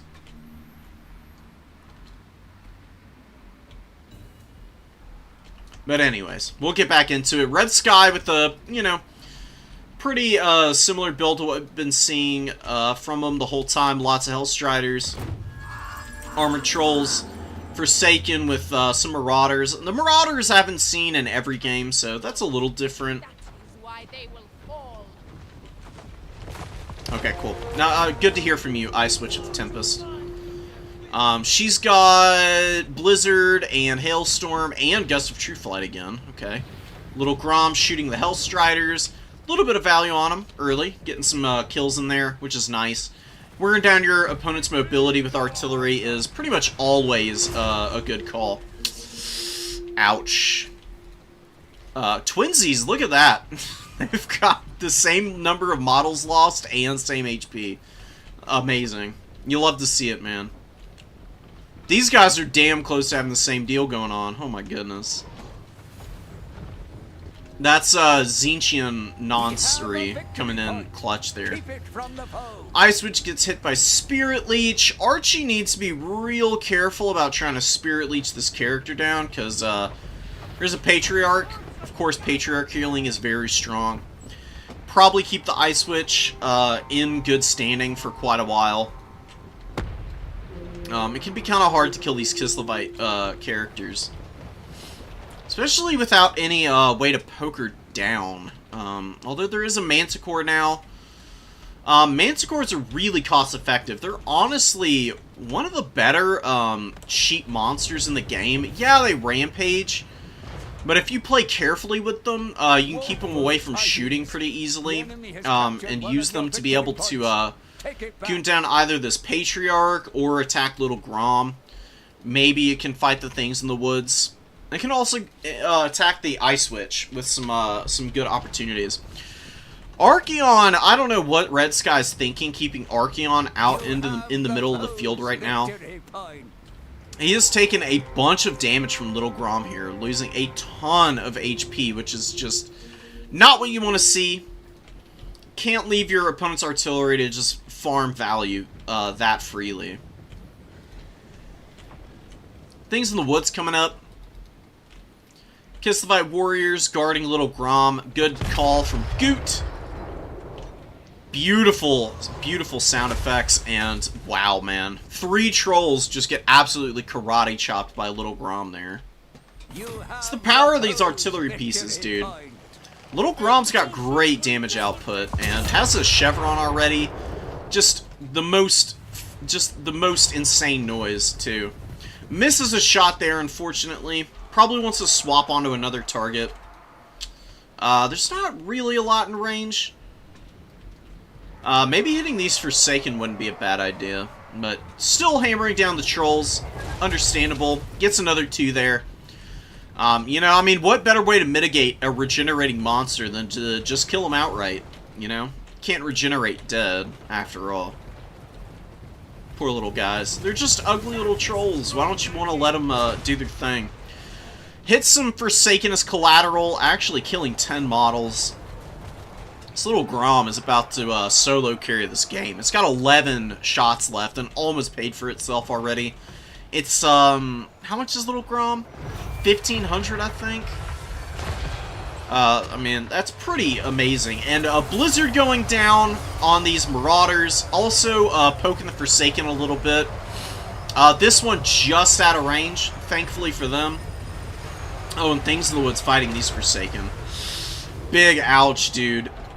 Pretty good Blizzard. Could have been on a little bit of a better target, I would say. Like, hitting this Forsaken and Marauder blob here, I think, would have been more effective. But freeing up the Armored Kossars on this side with the Things in the Woods, very healthy. Not a bad situation at all for Kislev. Red Sky doing a pretty decent job answering some of these Kossovite Dervishes.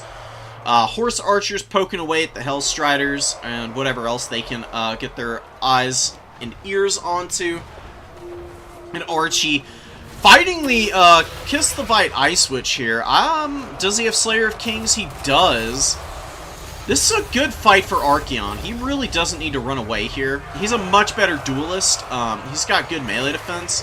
The Ice Witch has a great bonus versus large, but she doesn't really want to be 1v1 here. It's going to be a little risky for her. Hellstriders running all over the Kislevite forces right now. A Blizzard right here would be super money. There's a lot of Forsaken in here. They are pretty split up. There's two positions, actually. Here or here would be really, really beautiful Blizzard targeting. Little Grom still shooting in. 1,400 value. Hitting the Blood Beasts, the Trolls, the Forsaken, just all the blobbed up stuff here. Things in the Woods are going to be going down in a moment, but they're doing okay. Armored Kossars still scrapping. Hellstriders in flight now. They've mostly been handled. Oh man, and the poor Manticore ends up in Kislevite Warriors and just gets absolutely wrecked. Archeon getting pushed away, struggling mightily. And this summoned Snow Leopard is really hounding him right now. 235 value on it. It's a pretty cheap little summon, too. It's only 150 gold in total. If they can get like a couple more swings in here on Archeon, I mean, that's about as good of a summon off as you can possibly ask for. Does crumble out, got about 400 value in the process. Ice Witch of Tempest running away now.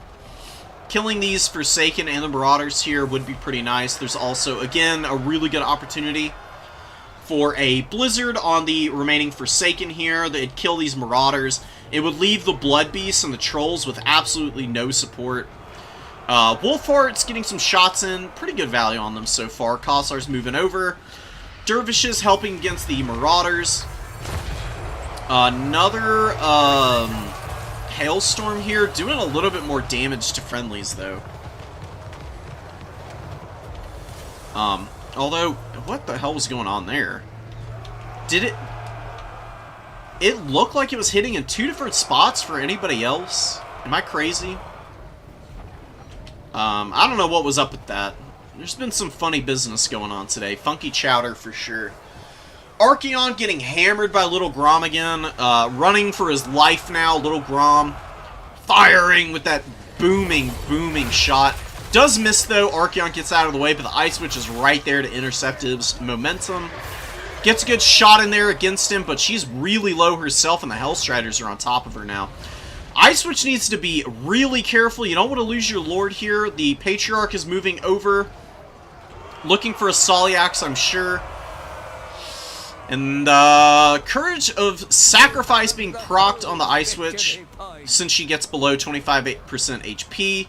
Patriarch moving in, and that is going to be a concede from Red Sky. Really, really awesome performance from Goot here.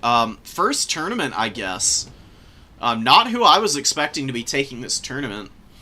But, you know, a welcome sight to be sure. A Kislev win over the Forces of Chaos is always something to be lauded, man. Very lore-friendly way to close the tournament out here. I mean, perfect factions on the perfect map with pretty fun selection of units here. Fairly meta, for sure. But, you know, the Wolfhearts were a mix-up. You don't see them too terribly often.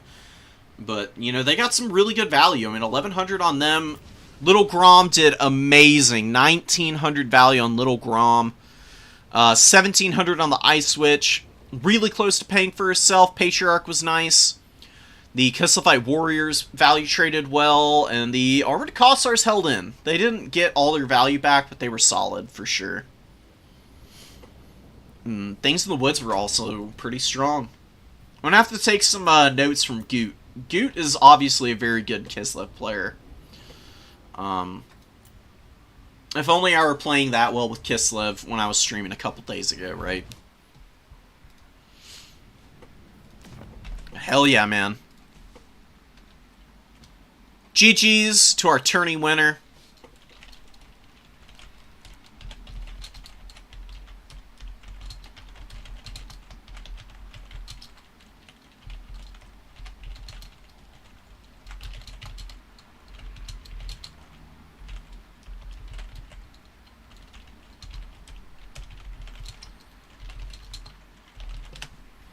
Hell yes.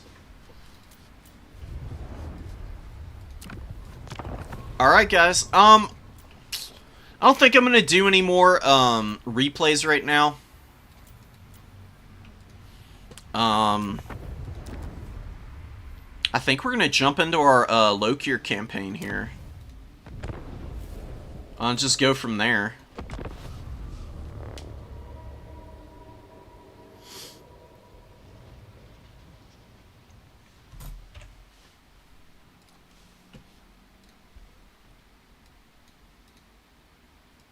Lore friendly, someone hasn't... Oh, look! We don't talk about end times. End times is whatever. Things happened, and that's it. Yeah, the forbidden Nergussi. Exactly. I mean... It would be pretty smelly. I would be willing to bet. I'd be terrified. Yeah, absolutely. I love casting the new player tournaments. We got really good games in. On Monday, I'll be finishing up the replays. So y'all check in then, and I'll have more coaching and stuff to do. I need something to take my mind off of tournaments for a minute, though. Before I go in and, you know, get into this pick 6. I'm probably going to play some Kislev in this pick 6. I think I'm going to... I'm probably not going to go super sweaty in this pick 6. I'm gonna practice some of the factions that I'm trying to figure out. Look here, Felhar. By the cruel seas, sacrifices to Mathlan.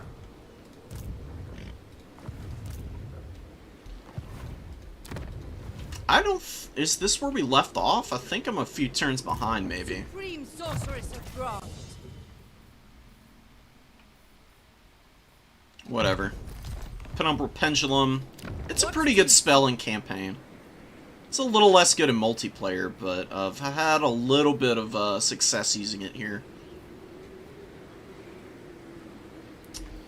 And what do we need to do? Lokir is going to get attacked next turn, probably, by all these damn... My loyalty lies with Cathayans. I honestly... I serve only the dragons. So what I'm worried about here is that they attack and then they don't, and then I'm sieged? Because I think with the recent changes, I'm just going to end up stuck in here. And then I'm not going to get any replenishment. Show me the compass. I think I'd honestly prefer if they were trying to fight me in the open field. Ready. Can they do that if I jump out here? Like, if one of these guys attacks Nong Chang, and then the other comes around to attack Lokir, Admiral of Kar's fleet. I think I can win an open field fight better than I can if I get sieged and then have to push out of the city. Because they're going to get replenishment guaranteed, because I can't get them this turn. only the dragons. They'll have healthier units. Machines and sorceries. I really need my Firecaster over here. Supreme Sorceress of Grant. Do I need to build anything? I don't have a lot of income right now. I think I'd rather just wait for Fu Chao to get its next level. Because I'm going to get the Great Dragon Fleet Harbor. That's going to give me some good growth, trade tariffs, more tradable resources, and income. So yeah, that's what we're going to do. I approve of the dark. This guy... It's 6,000 for the Fu Chao. I can afford to get some units in here. A couple Shades wouldn't be bad in this army. What now? Yeah, we'll live with that for now.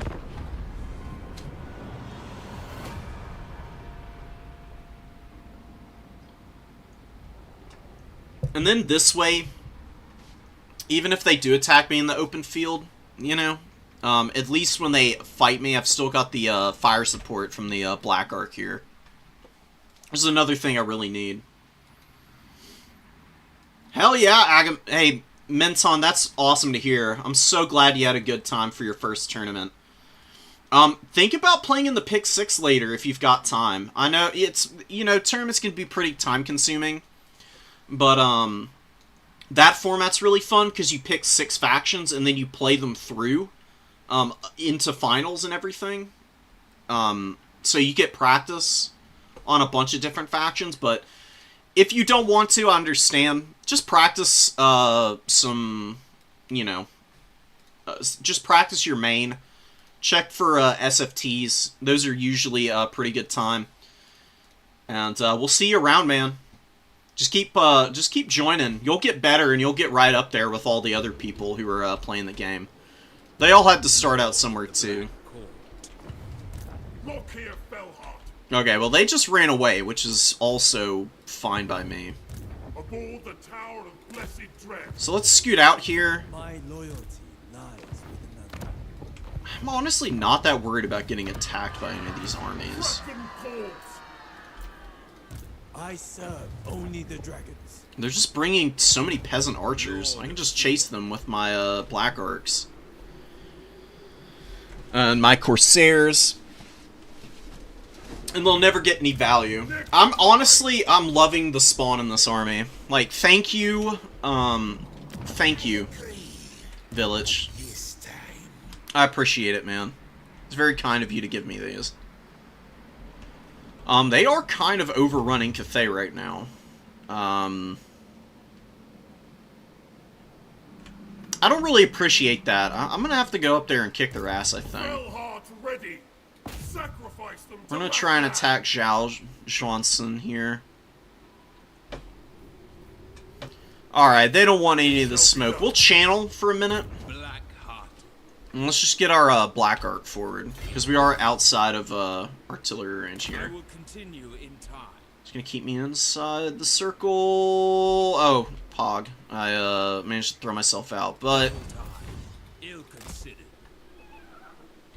there we go. Now we're good. Calling the wind. And Velatroth, she's gonna go hold Nongchang. She's got a few units here. The garrison's pretty tattered, but she's got fire magic. She's been absolutely insane this campaign so far. She single-handedly won us 2 battles, basically, that were Limitless power. really, really scary at a couple different points. So I can only admire her for her prowess. One more turn. Well, we can use some of our interns to just go ahead and start building that. Do we auto-complete it? How much is it? That ain't bad. Fell these woods.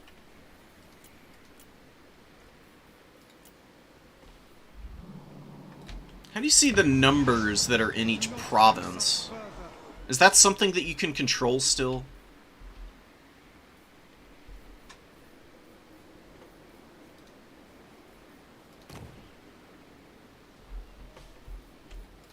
Or to even check that. I swear, tooltips in this game are so unintuitive sometimes. Good God. Is it in provinces? No. Lords and Heroes, events, known factions. I don't care about any of that. Alright, whatever. It's pop-up info. Rights. Just a bunch of stuff. Is it not broken down by provinces? This is just like a pool that applies to all my provinces now? Is that how it works? Because I know there have been a bunch of Dark Elf reworks over the years. And they were never a faction that I played a bunch of in campaign to begin with.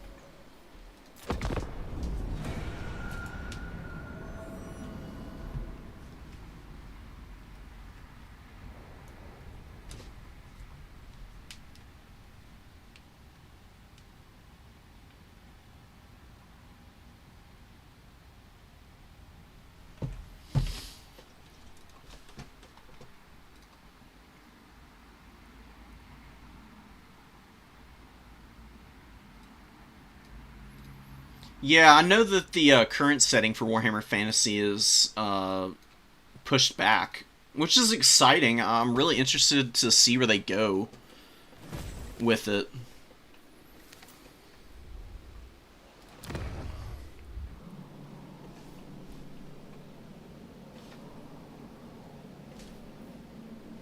It's a good cushion for Games Workshop to work with. So the puppets of Misrule and the northern provinces are at war. So they're fighting... That's Zhao Ming, right?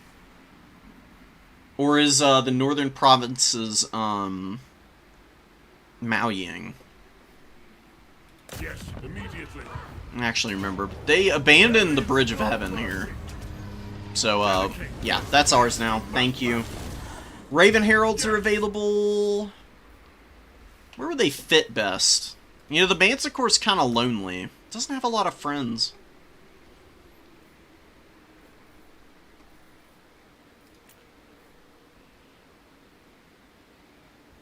I don't know, this Dark Shard's been pretty clutch for me. I'm enjoying having it. We'll just keep the Ravens Heralds and the Bolt Fiends in reserve for now. I don't super need them. I'm trying to play like a fairly lore-friendly low-tier campaign here. I'm on lots of Black Arcs in here. We'll take the spawn, because, you know, I don't think the Dark Elves are ones to turn their nose up at the opportunity to use Beasts of Chaos if they're handed to them, right? Or am I just totally off base with that? What are the Dark Elves' opinions on Chaos as a whole? Because I know a little bit of the lore, but I'm not super well informed on it, though.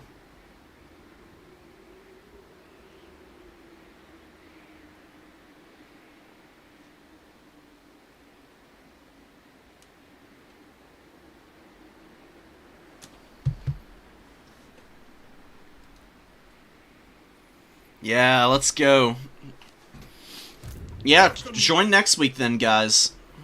And, remember on Monday, I'll do the rest of the replays. So, if you didn't get any on stream today, I tried to cover as many people as I could. Then tune in next time, and you'll definitely have an opportunity. Rest for the wicked.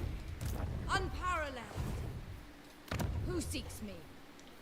Zhanshi, we don't really need to do anything with. Fu Chao's getting its upgrade. I'm just gonna go ahead and rush this. The extra money will be nice. I mean, we're like dead broke, basically. It is time. And, yeah, Sacrifice to Cain's about to wear off in a couple turns here, too. Which is gonna really suck. I think Western Provinces is Zhao. And Miao is, the Northern Provinces. Okay, yeah. That is the case. Damn, 13 on the faction strength scale. Damn, and we're down here at 52. We need to pick it up a little bit. We're in a little bit of danger, honestly. We got the growth, so we need to save up to get our level 4 settlement in Hai Chai, because we're gonna build a Harpy Roost, and then we'll get a War Hydra as well, or maybe we go, actually we're going to go for some Cold One Knights. I think these guys are going to be way better overall against Cathay and Chaos. Maybe the Hydras will be nice. Scourge Runners are pretty decent.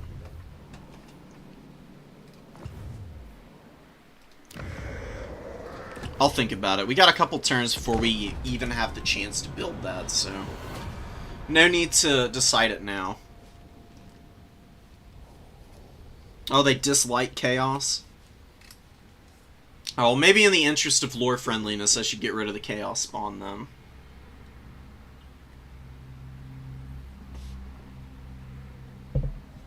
I already had a hard enough time the first time I tried doing this campaign. Tabith was here for that. It was absolute hell. I ended up getting obliterated by Clan Eshin. They're not fighting me this time around, but, you know, I'm keeping my eye out for them. Ooh. Hell yeah. Admiral of Kar's fleets. What are these guys doing out here on the water? Hello? Honor. Alright, I don't like that, so we're probably going to need to put some more units in this army then. Honestly, I think just Dread Spears is the way to go. I mean, like, these armies are just mostly peasant archers with some horsemen and a few Jade Warriors. I've got a couple Shades in here. With just a ton of spears, I should still be able to beat any of these forces. Can we get up in here and raid? Nah, we can't. We might as well just march as far as we can, then. So we're going to take Shilong, we're going to take Shiyama's Rest, and we'll have killed the Custodians. And then we go for Shangwu, which is where the Yue Xiaolan is. He's got just a fat Vampire Count's army.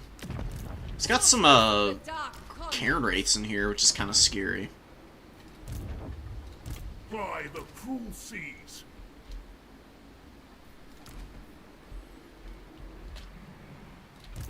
Who am I to turn down a gift from our northern neighbor? I'm keeping the spawn until we go to war with the puppets. Obey.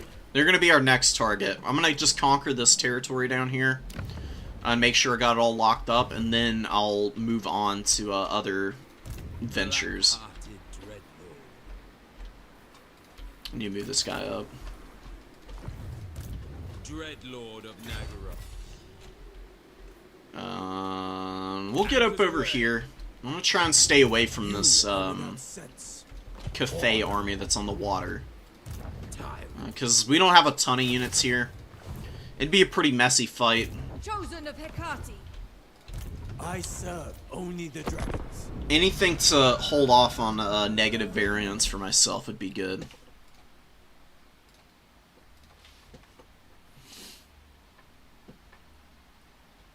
I need to make sure I'm signed up for this tournament before I forget. Alright, we're signed up, and I'm going to fill out the factions. Oh, this is a cool little list.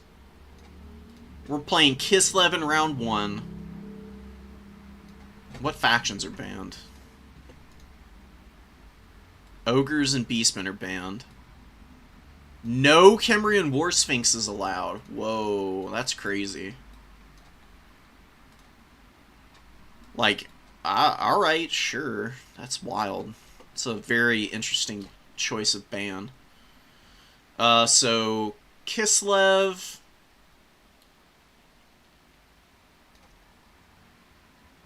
Round 2, we'll play... Let's play some Norska.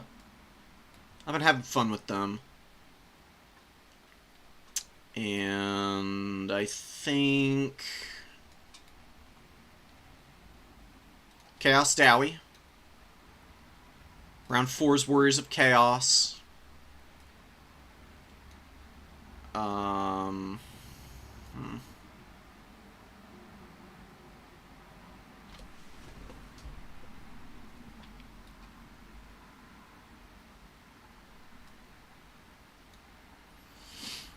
Lizardmen in round 5. If we get to finals, we're playing Khorne in finals.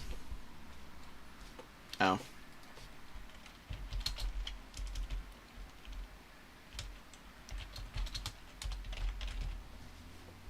Boop. Submit that. Yeah, Warriors of Chaos. Just for the tournament.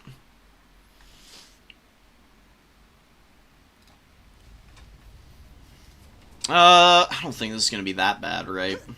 We've had a bunch of matchups against Cathay like this. They have no melee units, hardly. So we should be able to just push right onto the archers and start running them down.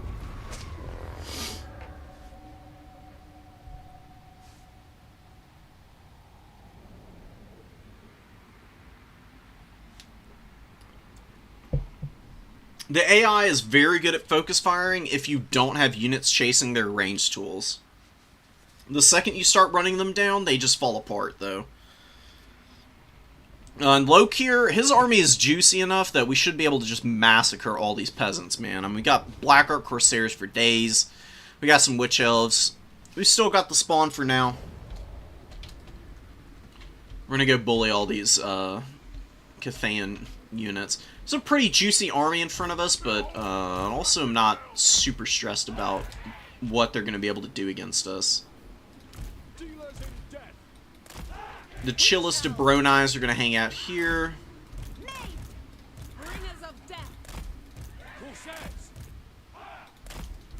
Dark elves. Corsairs. Get up in a little bit of a box for now, but we'll spread out as we need to. And the handbows are going to be a really nice deterrent for us. These guys are going in group 2. They're going to just pinball over stuff. Lokir can be in group 4. Our Manticore, obviously the most important unit of the army, is going to be in group 1. The Puppets of Misrule gave me the Chaos spawn. They were very nice. They gave me the spawn right before this gigantic battle against Cathay, where I was actually pretty stressed out by how many units they had in the army. The puppets gave me these spawn, and they absolutely clutched up a game for me. It was sick. They've been huge for me. The armor sundering actually kind of synergizes really well with the Black Art Corsairs. You know, because these guys don't have a ton of AP, but these guys lower the armor, and they've got good damage output on their own. You need to be careful here.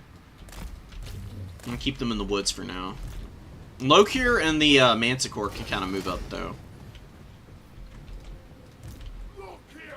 We're going to get a ton of money from this battle, too. This is a huge Cathayan army. Like, once again, they're just trying to drown us in numbers. Yeah, the Witch Elves, y'all are gonna hang out in the woods. Our Black Art Corsairs are gonna be the ones who take the initial engagement, because they've got armor. They'll survive a couple volleys from Peasant Archers. The Witch Elves probably won't. It's a really good Storm of Shadows there. Let's start punishing these spears. Oh, whoops. I need to wait for a sec. There's like an actual cast time on these now. I just want these guys moving. These guys are going to have to hide in the woods. They've just gotten shot to pieces. But it's given time for our other guys to move forward. Not a lot of damage on these. That's fine. Lokir is getting in.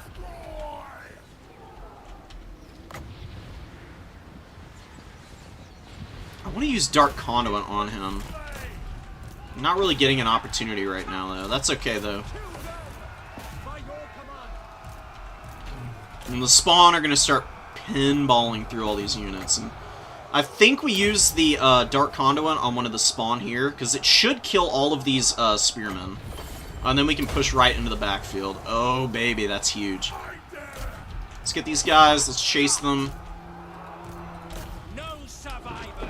Got these guys moving up. Witch Elves have been hiding, but they're going to move forward now. Now that all of these archers are in combat, we got to get the reinforcements. We got 18 seconds to get our Witch Elves in, so shouldn't be too bad. The Manticore and Lokir are just having a whale of a time right now. Let's get up in the trees. These guys are just going to fight here. Shoot these spearmen. These guys are going to get forward and attack this peasant archer. I'll keep fighting here as well. We'll see how the blobs on my opponent's units start to develop. They're probably going to blob up pretty horrendously here, since they're on that map's edge. This flank force is going to get on us fairly fast. But we've got a big forest that we can sit in, so now that we're up in another forest taking melee fights, we're going to have an even easier time than we've already been having. The only casualties we've been taking are on this one Black Art Corsair, which has had a not the best time in the world. Could have been a lot worse. We're going to push through here. Let's punish these guys and these dudes. The trees. Is there a blobbed up formation back here? Not really. That was a fat spell. That was awesome. Dude, the Black Arcs are so nice. They do so much damage. Their abilities are kind of insane. Butchering these horsemen. We've got some Corsairs up in here. We need to get through onto these guys. We need to kill these Jade Warriors real quick. Let's get these guys in. Lots of disengaged units back here. I'm neglecting a little bit, so we'll send them up through the gap. These guys are going to be our little bulwark against this reinforcement army. Got a decent number of dudes out here, so it shouldn't be too bad of a fight for me. It's just crappy infantry. It's nothing too serious. Get these archers. Dark Shards can come over and shoot a little bit, and these Witch Elves are going to go in. Mothers of murder. I'm going to pop our Witch Brew on these guys, and we'll save the Witch Brew here. I'm going to push away from the Jade Warriors. We already got 2 infantry. We don't need 3 blobbed up here. And Lokir's getting beat up, so we'll just pop our potion, and we'll land our Manticore there, too. And now we've got another Rampage going.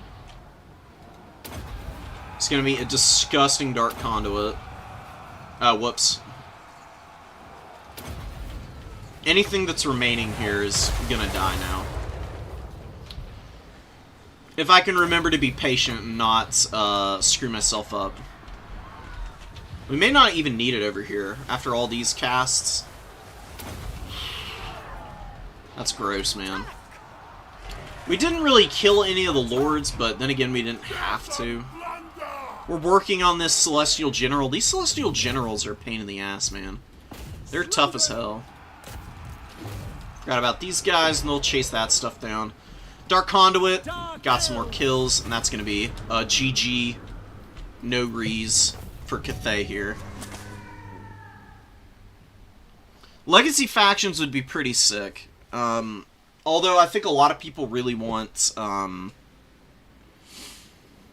like Cathay and the Vampire Coast and Kislev and stuff. Because that would be pretty cool to see them in the tabletop. But my understanding, I haven't played it. I don't really play the fantasy setting. I've got a 40k army. That's what I play mostly. My understanding is that people want the rules to be rewritten a little bit for the old world for 2nd edition. Because Turin's talked about it on his stream a bunch. He's said that single entities are a little bit oppressive, and infantry are just basically useless, which is never fun. Like, infantry are cool, you know? Like, that's the backbone. You want them to at least be semi-viable. You don't want just, like, crap swarms to dominate the meta. But having a little bit of a give and take between it all is usually good for the health of your tabletop game in the long term. Metas will always form, of course, but anytime you can keep them from being just, like, massively skewed, usually gonna be the best thing you can do for your own IP. I serve only the dragon. I don't know where Ming Fan is going. Maybe going to try and kill Tresset. We don't need to hold on to Celestial Monastery right now. It is not a huge priority for us. I think we're actually going to go take Shiama's, because it's right here. We can take it, and then we can scoot over and get Shilong. The tower calls. I shall take it. Got some pottery. Hell yeah. Hold the tower of blessed dread. I'd love to see Lokir in a pottery class. I wonder how long he would maintain before absolutely losing his fucking shit. Black-hearted dreadlord. We can get a I admire Black Arc upgrade. This is actually a little scary, man. Like, they've kind of boxed me in here. Is there any way to get out of here?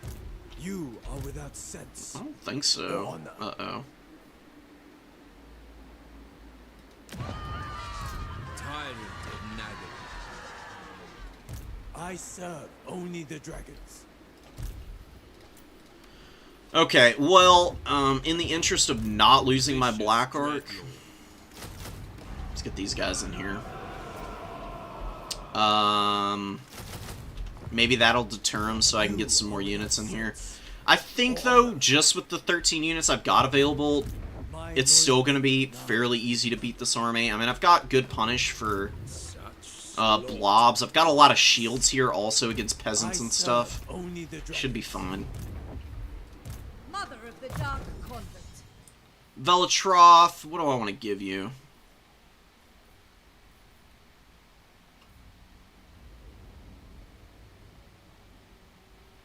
Revered name?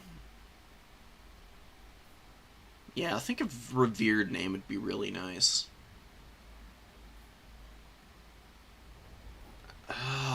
know, though.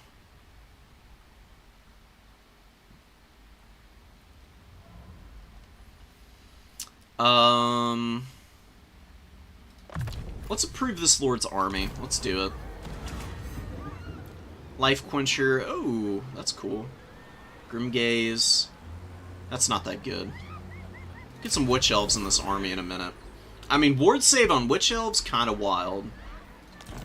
Extra recruit rank. You are without sense. You can always get Lokir to give the Witch Elves back to Velatroth. It was a loan anyways. Fellheart ready. We can mix in some other units into this army afterwards. Alright, we're just gonna chill here. We'll just see what they do. It is what it is. Oh, and commandments. Growth. We're just rushing good buildings. I just want all my provinces to be super juiced. We could build black roads here.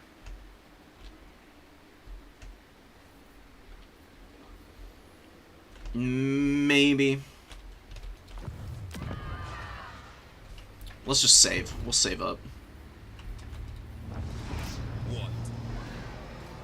Sorceress.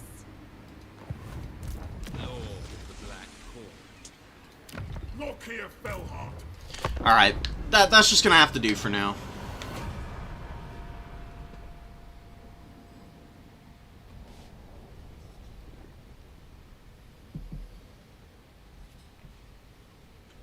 Amuse the Kraken Lord of Karen Kar, or suffer my displeasure. Oh, they want a non-aggression pact? I don't really want to have to ally with the Skaven. They're gross and icky. You know what? Whatever. We'll take a non-aggression pact for now. We'll stab them in the back later, you know. Dark Elves aren't above conniving to get what they want, right? Oh man, they confederated with Zhao Ming. Shit.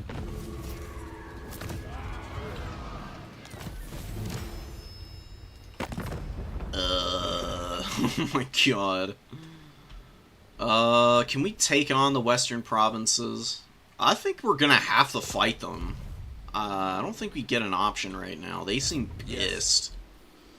We have a deal. They're right here. Literally next door. Attention.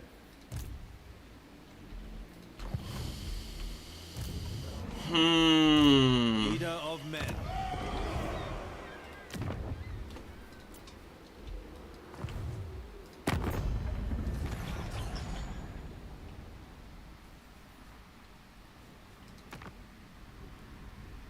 Oh, now that is interesting.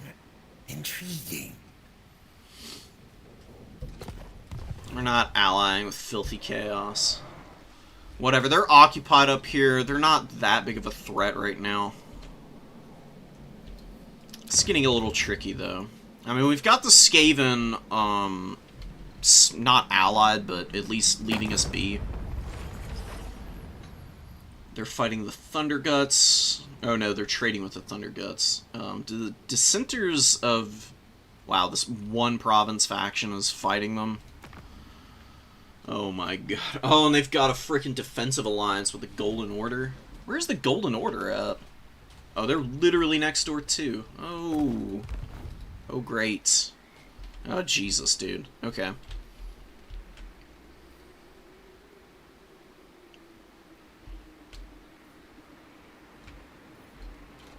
Lord. This is getting tricky, man. You have words. Snitch has ear. I think we're gonna have to make we're gonna have to make friends with the Eshin, with Clan Eshin for a moment here. I don't think I have any other option, because I think I'm gonna need a little bit of help fighting Cathay here. They've got a shit ton of units. They're seeming like they're gonna be just absolutely nightmarish to get through.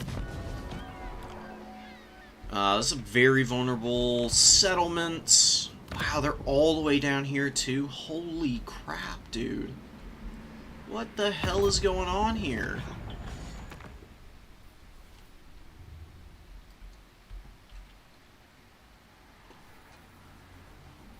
You are governed only by spite and stupidity. Oh, you didn't have to call me out that hard, dude. Jesus. I know I'm an American, but come on. Like, give me a break. Malevolent law. Rest for the wicked. Instrument of the divine.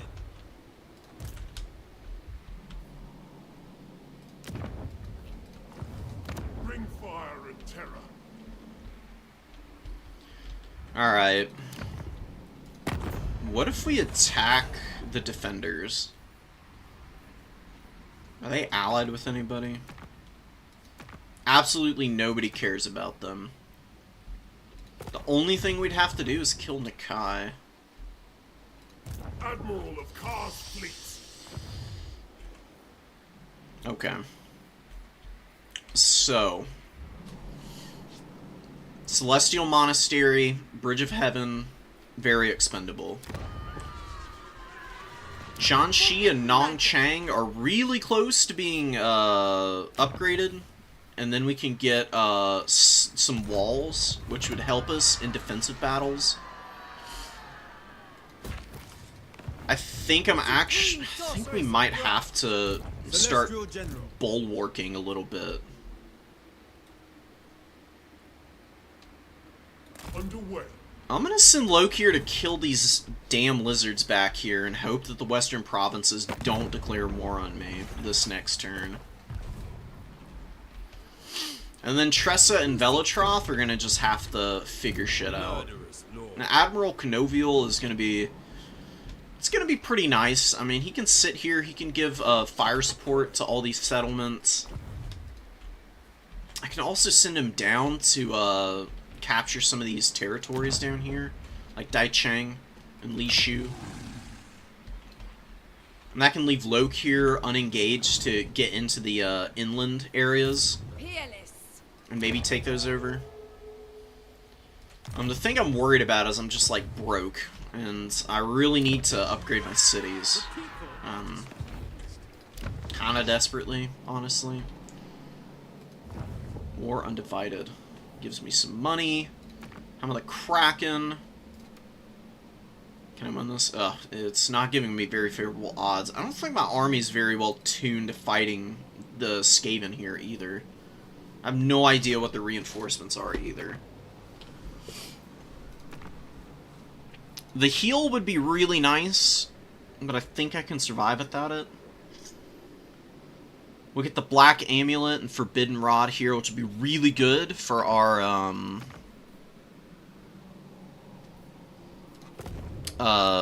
sorceresses. Forbidden Rod will be really good for my Fire Mage.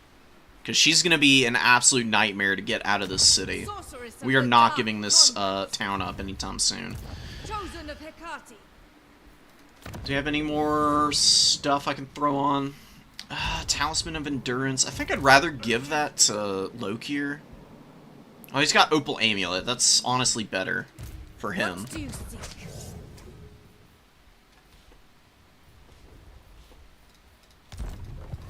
Enchantress. She's got the Dragon Egg, City and Amulet. Nah, we'll give her this. And, Well, Tressa can get the Luck Stone. Is there anything I want to combine? Not really. I really need to rework some of these items, I swear, man. I mean, the amount of time that takes there is probably pretty prohibitive, if I had to guess. It's definitely not something that's easy to do quickly.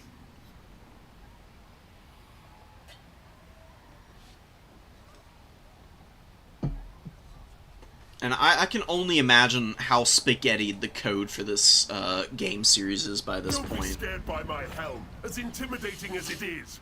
Fear the being that wears it.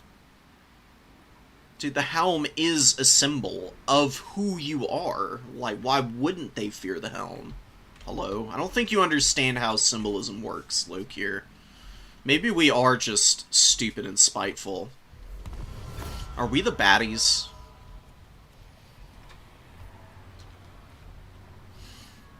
I mean, was Xiaomi right? You are governed only by It just spite says it again. and Okay. Well, that's fine. We'll just be spiteful and stupid then. Sacrifices You can't to tell me Maplan. what to do. You can't embarrass me into being a better person. Yeah, we're just gonna declare war here. We'll fight Nakai. I don't mind throwing hands with him. Oh, he's right here. Holy crap, his army's scary. Oh, he's got a discourage effect? Okay, okay, maybe I don't... Bring fire. The portents are good. Maybe I'm biting off more than I can chew over there. I also don't have a mage over here. I just remembered that. Because I got my mage killed like a doofus.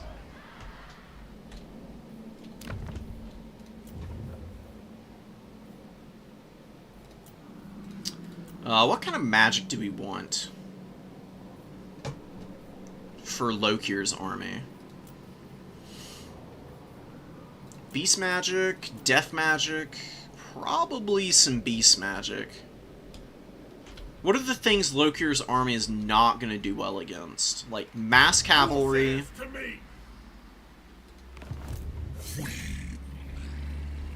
Monstrous infantry units are also going to be pretty tough.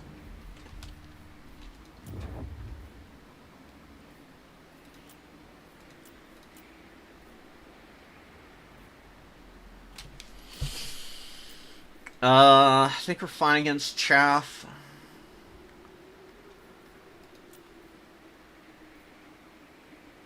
Let's get us a fleet-footed beast sorceress. We'll send her down there. She can start to farm up some skills. Sister of the Dark Convent.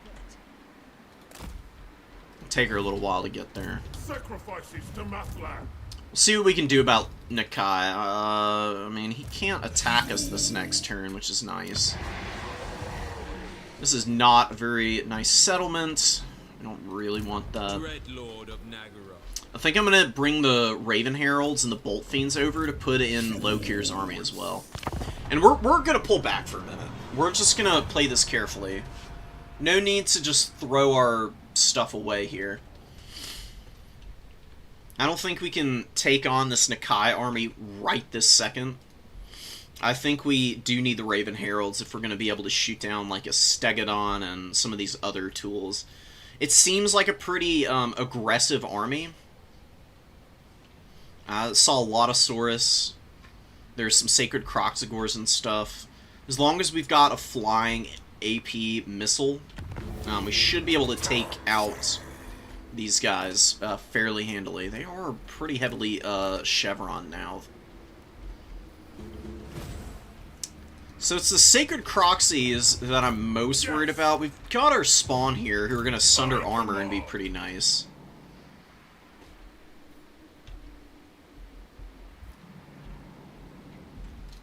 Where can Nakai go this next turn? Get up over here. By the cruel seas. You will march. The wind Let's is force with march back over here for a bit. We'll come back. Unrestrained. Dreadlord. Double time. Okay, Ming Fan, can you please leave this settlement? I think I've kind of fumbled my positioning on the Black Arc too. I think I just want to come back this way and get down in the crossings here. I think that'd be better for us overall. Because it's going to be kind of hard to maneuver back all the way around and then up. Like, coming back through here, I think, will be a little bit better. Nakai's probably going to follow us. I think he really wants to beat up on Lokir. It is time.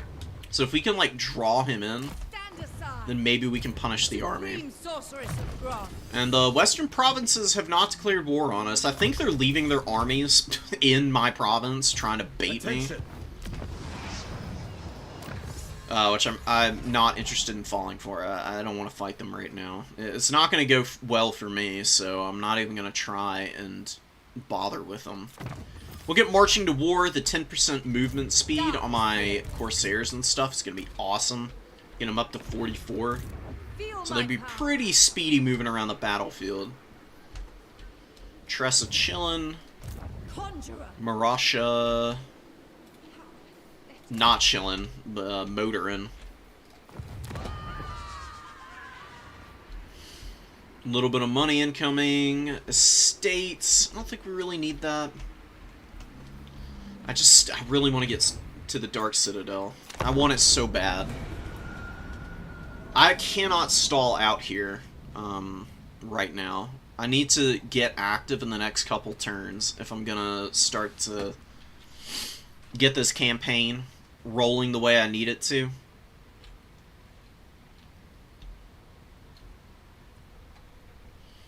But maybe with Velatroth here, we can beat Nakai. I'm going to get the Dread Spears into Lokir's army, and I'm going to move the Witch Elves into Velatroth's army, because she's got the buffs for the Witch Elves. And Lokir can do just fine with the Dread Spears. It's not like I need more aggressive anti-infantry stuff in this army to begin with. Power. Traveling. Lokir's right outside of range for us. We'll swap.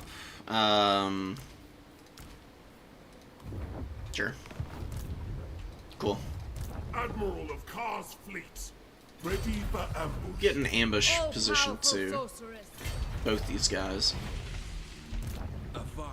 The Black Ark is gonna be just outside of range, maybe. So maybe I don't want to sit here a turn. Black-hearted dreadlord. Oh, are you kidding me? Cirrus. Kraken Court, It's alright. fleet of foot, Just I get must up over here. think a while. bring fire and terror. Lord of the Black. She's still outside, seriously. Oh my god. Positioning, bro. Spellcaster. Speak, Chosen of Hecate. Damn, she is right outside the range of it. Kraken Lord. Whatever, Nakai, he's coming. Maybe we still get a good ambush on him. And we can, kick his ass no matter what. A little bit of a misposition on my part there. Hopefully it's not ruinous for us.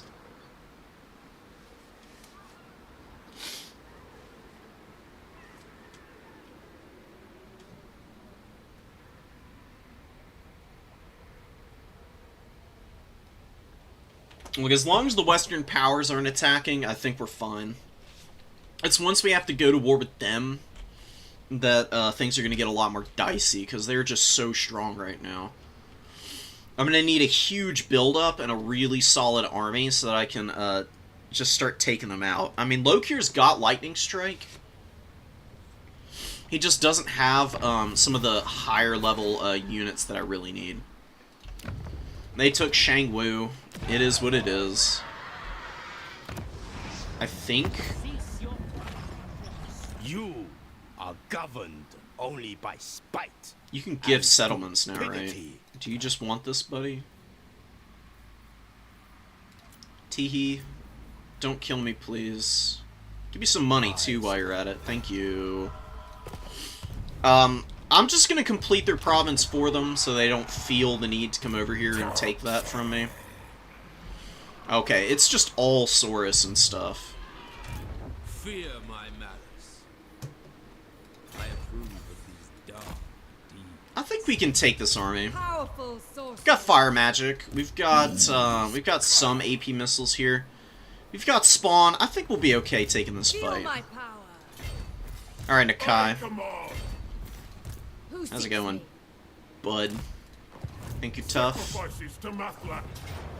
Bound to defeat my ass. There's no way I'm losing this. I got all the good abilities here. So, what are the priorities? Killing the Stegodon and the Sacred Croxagore is number 1. Although maybe killing Nakai is number 1. Doesn't have a lot of ward save. He isn't breakable. He's got a lot of missile resistance. He's gonna beat the shit out of Lokir if they lock horns.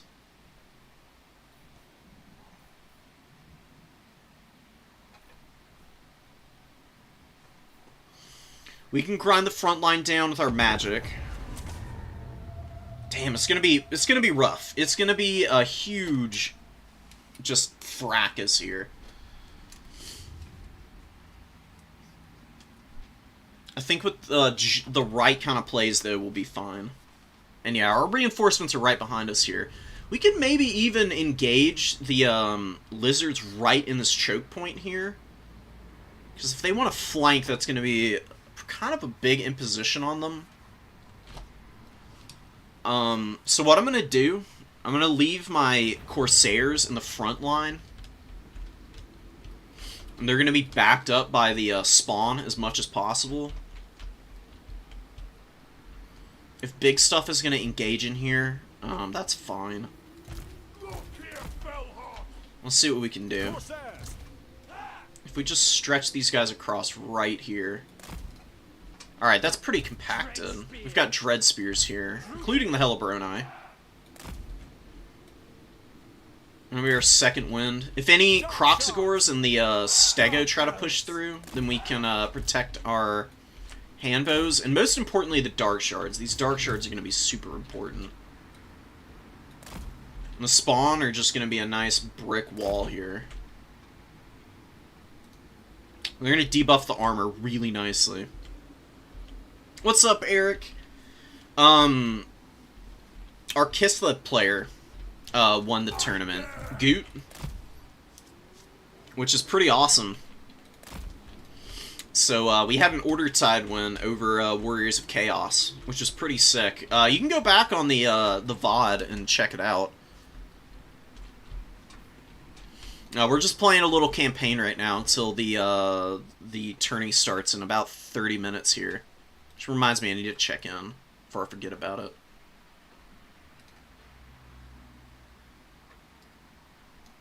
Stiff competition for sure in this one, but we'll see how it goes. The campaign has been going much better. It was an absolute shit show the first time I tried this Lokir campaign. But, this is my second go of it, and it's going much better. We're fighting Nakai here. Be merciless. The Kraken rumbles. Yeah. The riches and murder await. We need to be very cautious here. I think these Dark Shards positioned over here will be nice. Blackguard Corsairs can just chill back here in a big old blob. Yeah, Kislev campaign rework is going to be nice. It's not like the campaign's horrible, it's just not great. And it looks like they're not going to engage me. And I forgot about the Manticore. It's just chilling out over here. Battle ready.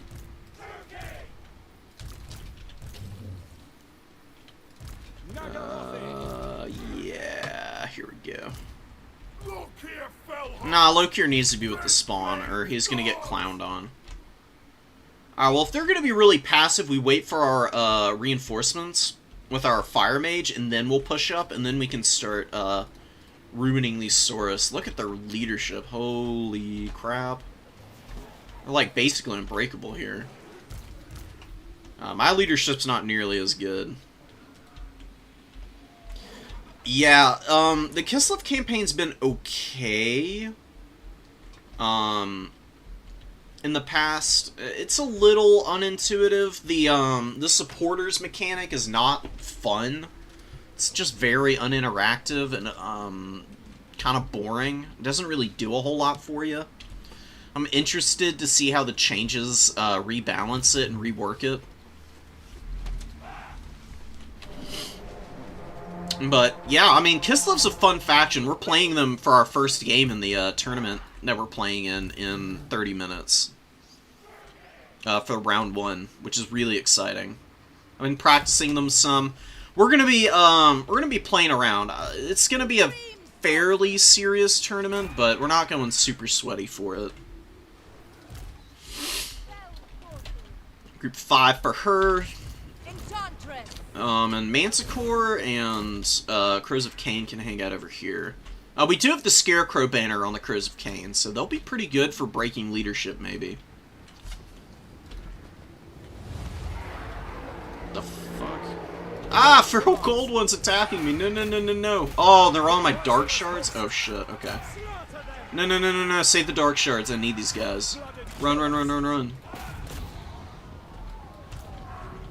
Where's this army moving so slow? Can y'all just, like, go, like, at a reasonable pace, please? What is the Bastillodon shooting? Some stuff. Get our expensive stuff in the trees to try and hide from the ballista. It is targeting our spawn right now, so I think it would behoove us to do so. Good thing these ballistas take forever to do anything. Otherwise, I'd be a little worried about it. Alright, we saved them. That's good. You guys can get up over here. So they want to force us into their own little choke point. I think we can force them forward. Yeah, Kislev's fun in multiplayer for sure. Oh no. Oh my god. Ouch. Alright, so we need to spread these guys out so that Uranus doesn't do that to us again. Because that was gross. That hurt a lot. Okay, can y'all not do this weird bunching and unbunching business? Stego shooting at the handbows, that's fine. Let's get our spawn out here. Man, the ballista. It's not the worst amount of damage in the world. It's okay. We can persevere through it. The Dark Shards. Let's scoot up just a little bit more. Let's dodge that. Stop! Don't do that! What are you doing? Just move forward! Unbelievable. Now we get another freaking summon of Feral Cold Ones on us. That's okay, though. Not the worst. Let's pull back some. I just want to force these Saurus out of position. If they want to come to us, that's fine. Dark Shards are going to move up and start shooting.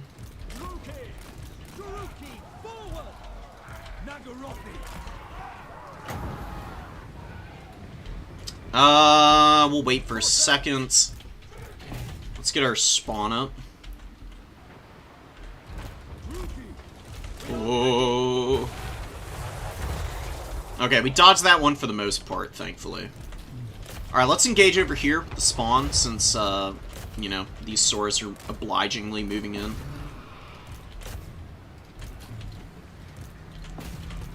Let's get over the top, and then we can land in and attack. And we're going to start punishing with our Black Arc abilities. Which are going to do some absolutely ridiculous damage. And the handbows are shooting. Focus in here. Dark Shards are going to shoot here. Here come the Croxagores, which is what I'm really worried about.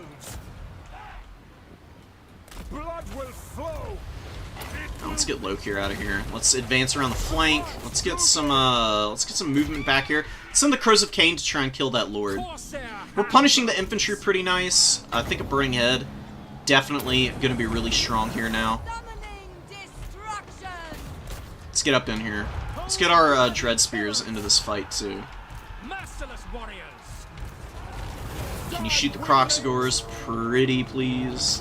Let's dumpster these Saurus. Crows of Cain are about to get run over. Send our Manticore in now. Alright, pretty messy.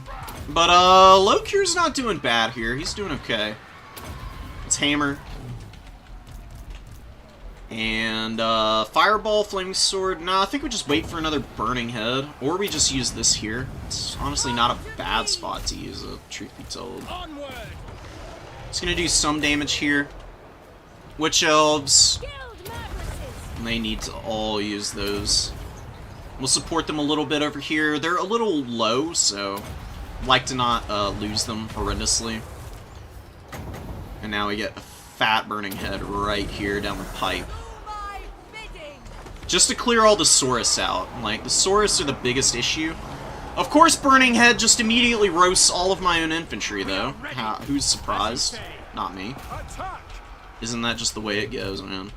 Spawner dying, unfortunately. This might be the end for him. It's a really good wind blast. We are killing that guy. We got a bunch of stuff over here we need to unblob and start using a little bit more efficiently. Need to get up over here with all of our melee that we can. The merciless host. Merciless warrior. These guys need to shoot into the flank of the Saurus here. Rookie sorceress. Let's hammer with a flamestorm here. Another ability. We killed all these Saurus with the Witch Elves. They're like on death's bed, but that's fine. We knew it was going to be just a ton of casualties. We need Lokir to not die here, so we're going to pop all these and run away. Any more Saurai? I hate Saurus. Hate their faces, hate what they do. I hate that they're the most durable infantry unit in the game. I think we've got this one. We've broken down pretty much this entire army. Nakai has been an ass. He's been really hard to deal with, but it's going alright. It is going okay. Shoot the Stego. Let's try and get these two spawn away here. Merciless warriors. Who says? We just got a big blob fighting in here. Wow, the Dark Shards, dude. Holy crap. Okay, Manticore, come back. We need to kill Nakai. He is unbreakable, so he's basically got to be killed. We don't really have any option other than to commit to that. Is Cauldron usable? Not really. Did we lose any units? Not really. I mean, our spawn got the absolute hell kicked out of them. But, you know, that is what it is. What are you gonna do about it? Not all can be winners, right? The Dark Shards are shooting Nakai up pretty good now. Let's get all of our infantry away from there. They're not really gonna get a whole lot done. Let's get our repeater handbows over here, too. Alright, Lokir, just don't die, bud, and we'll be fine. We got the caster off the field. Scarecrow banner... Oh, it only affects flying units. Whoops. Misreading tooltips. What's more iconic than me and not understanding how something works? That's okay. They've still been fairly useful. I mean, they're chasing off this caster here. The Manticore has been cool. Helped kill that caster and given me a pretty good opportunity to avoid the worst that Heaven's Magic has to offer. Die, Nakai. He's so tanky, dude. But there we go. Just absolutely murderized by our missiles, and now the Manticore is pissed and looking for more of a fight. Hell yeah, man. Lots of casualties, but what are you gonna do? Said valiant defeat. How you feel about it now, auto-resolve? Feel dumb? There's nothing funkier than auto-resolve in Warhammer 3. Just ask anybody who's played a Khorne campaign what it's like to have a Chaos Warrior in your army, and see it get like 500 kills in an auto-resolve during a siege battle. It's absolutely ridiculous. This game loves armor for some reason, and I get it. Armor is really good on units, but auto-resolve massively overvalues it. It's kind of ridiculous. We managed to save all our spawn. They got the shit kicked out of them, but they're still here. They're going to replen pretty quickly, too, because we got the Black Arc next to us. We've got all the good blue line skills for Lokir already, so he's got Elven Healing. We got a couple more minutes here before the tournament. So we'll try and see about capping some of the settlements around here. Dude, 3,000 value Dark Shard. That's insane. Witch Elves did alright. Our Sorceress got some good value. How many turns does it take for Nakai to return is my question. Enslave them. Replenishment and interns. Look here, Fellheart. Oh, we get a bonus versus large and melee defense? That's honestly pretty good. Especially for Lokir, man. Ah, we get our dragon too. Oh, baby. It's over. We win.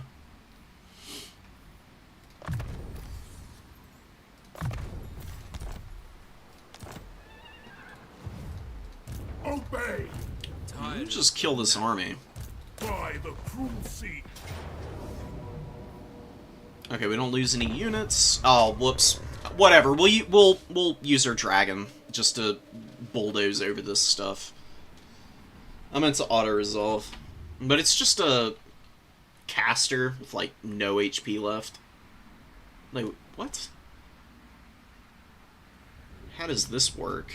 How does he have 3,000 HP with no health? Did he get put on a Stegodon after this battle? Because Lokir got his mount immediately. Maybe the Skink also got enough XP to get the mount for himself. Oh, he's on a Pterodon. Alright, whatever.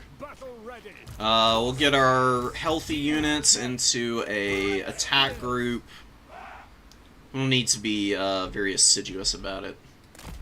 Just throw them all up. Get them forward. All these guys. And y'all get to take a little break. No need to overexert yourself.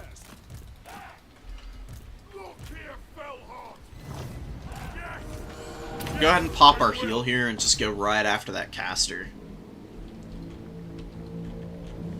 God, so much to regen too. 26%, I think. Thereabouts. Yeah, proving the auto-resolve wrong is just awesome. It's a great feeling. No, don't run away. Coward. There you go. Just stand there for a sec. Stay right there. Oh no, my poor Manticore. Save it. Breath attack here. Just fight.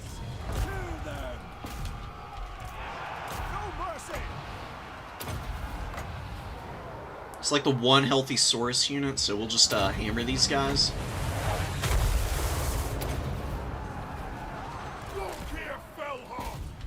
And somehow this damn skink priest is not routing, so I'm gonna come in here and kick his ass. A lot of friendly fire on that ability, unfortunately. Come on, hit him, please, dude. Thank you. We'll get the Croxigors. A little bit messy, but, you know, whatever. Is our Manticore seriously gonna die back here? Oh my god, thank goodness. I don't know. That Manticore dude got its ass kicked by these Saurus. Holy hell. Oh, they got a bonus versus large? What the? What? Oh, because they're spears. Oh. Thought they were just a cudgel variant. But they're the general unit. The tooltip threw me off. Okay. That explains it. I was wondering how that Manticore got shredded.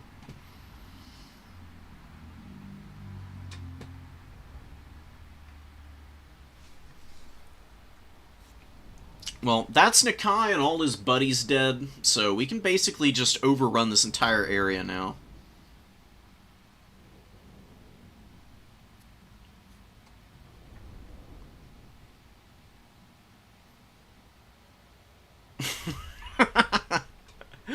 Look, it's, you know, it is what it is.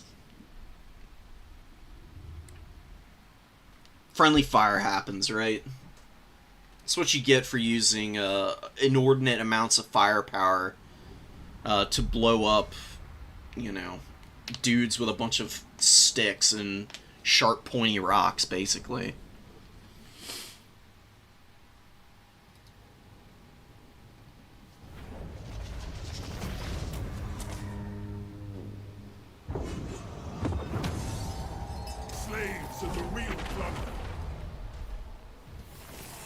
Look here, Felhart.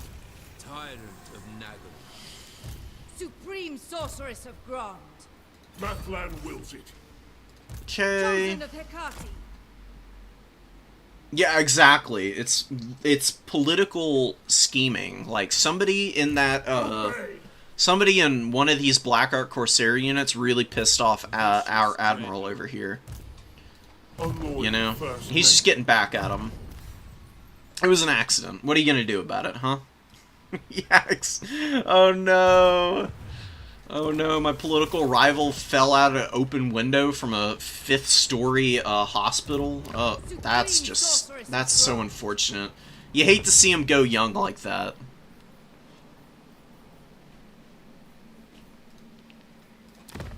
We got some proper, like, you know, authoritarian murder tactics out here. What the oh, this isn't my territory anymore. That's right. A mutiny. Do Chaos Dowie kill each other, really, though? Unparalleled. Is that really true? I feel like they are probably a lot more,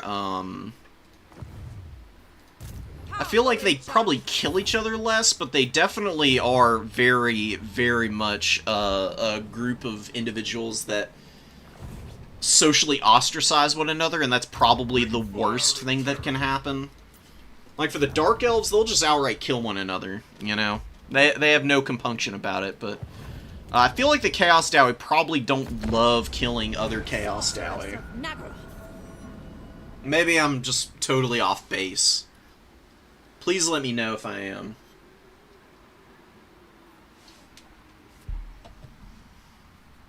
I mean, killing hobgoblins, sure, but a Chaos Dowie killing another Chaos Dowie, I feel like would be a big social taboo.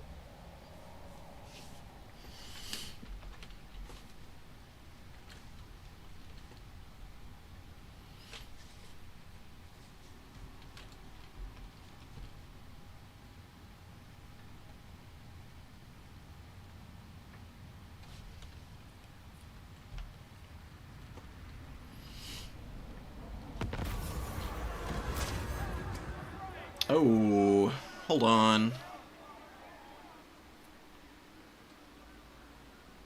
How good is this? I mean, it's...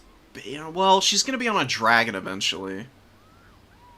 How many uses of this do you get? Oh, come on, please. Stop with the tooltip nonsense. You get 1 use? This is kind of bad. And she's already got poison from her passive ability.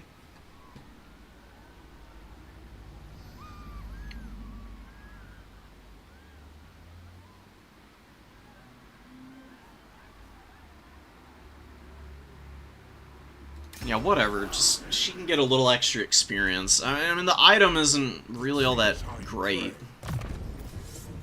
I guess I could give it to another character, but it doesn't really matter to me. It's mediocre at best. Cruel sorceress. Sorceress. Gathering my strength. Get up over here. Admiral of Kar's fleet. I guess we should stay in channeling for now. Velatroth can go back to Nongchang. I think Lokir's fine down here, especially with our Admiral nearby.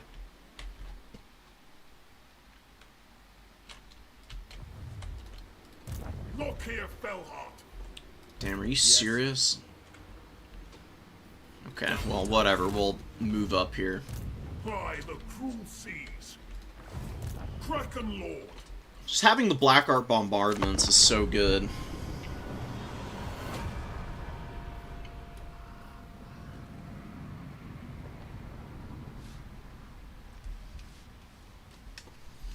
So, as it stands now, we can just take over all of these territories down here. Yeah, but see, Eric, what you're saying about the Chaos Dowie, I totally hear you. I agree. They're very fractious, but it's all about supplanting one another rather than killing your rivals. It's all about like a hierarchy. And as part of that, they are needing to maintain what limited numbers they have, so they can dominate, like, the hobgoblins and all the other, like, you know, laborers that they use, so to speak. And if they were to start seriously infighting and killing one another, I feel like they would just fall apart. Because aren't they, like, lore-wise, one of the smallest factions I admire in the game, in terms of, like, actual numbers of Chaos Dwarves? Sacrifices to Mathlan. Launch the ship hooks. There is no mercy. Okay, we'll occupy. Look at all those cool, RORs now. We're upgrading our settlement over here. What the hell is this? Rebels? What? Get out of here. Damn Skaven. Are we okay here? We got Chillwind on this, priestess.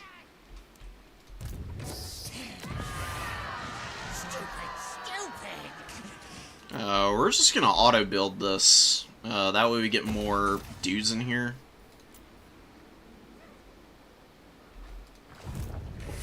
It'd be really embarrassing to lose my, my home settlement that I've been working on to some damn Skaven rebels. So we're gonna try and avoid that. We'll get Dreadmance next. We got these clowns down here. Just want some walls for some of our settlements.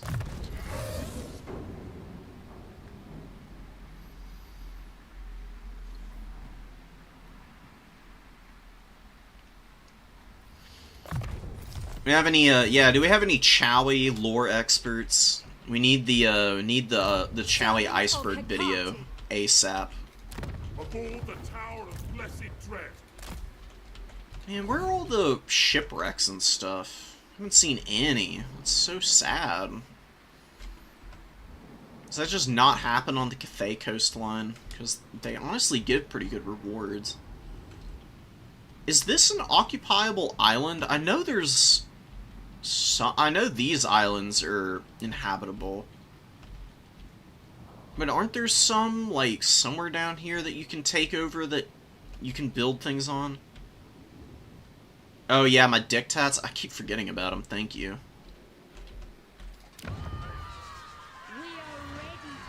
Growth control, money. Money's nice. I like money. They're kind of expensive for not a tremendous amount of gain. I'm probably going to use the growth one up here in a minute. Until then, it's fine. Honestly, rebellions really aren't that big of a deal. You just get a shit ton of money from people rebelling, more often than not. What now? Bring fire and terror. Stand aside. Alright, what are you doing up here? You sneaky bastards. Are they gonna attack me and then... Oh, they're fighting Eshin and the puppets, so maybe they just want to walk through my territory. I mean, I can't attack them because they're defensive allies with our biggest rival in the area, so I think that would just go extremely poorly for me. Disappoint me.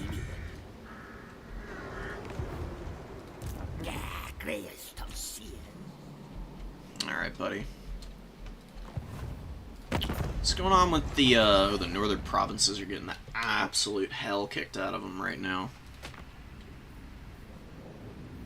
They wish to engage me in a mess. Whatever. As soon as we can, we're getting up here. We're gonna kick the crap out of the puppets. So I do not like them. I want Cathay. It's my territory. What? They need to leave me alone.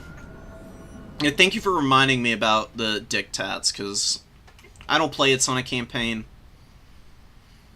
This has been a big reacclimation to the whole like, setup and process.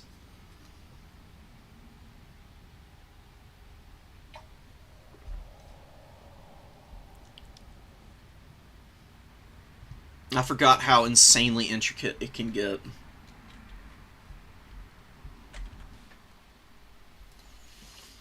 All right, let me go check for what's going on in the tournament chat. See if there's anything I need to know about it.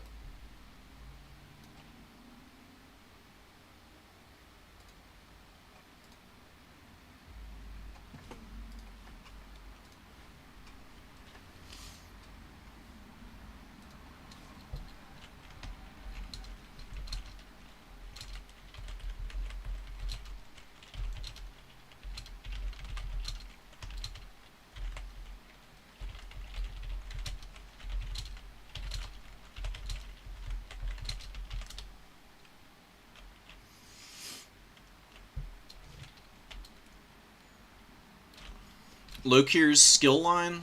Does nobody play Lokir campaigns? Oh, this might actually be good. That's not that good.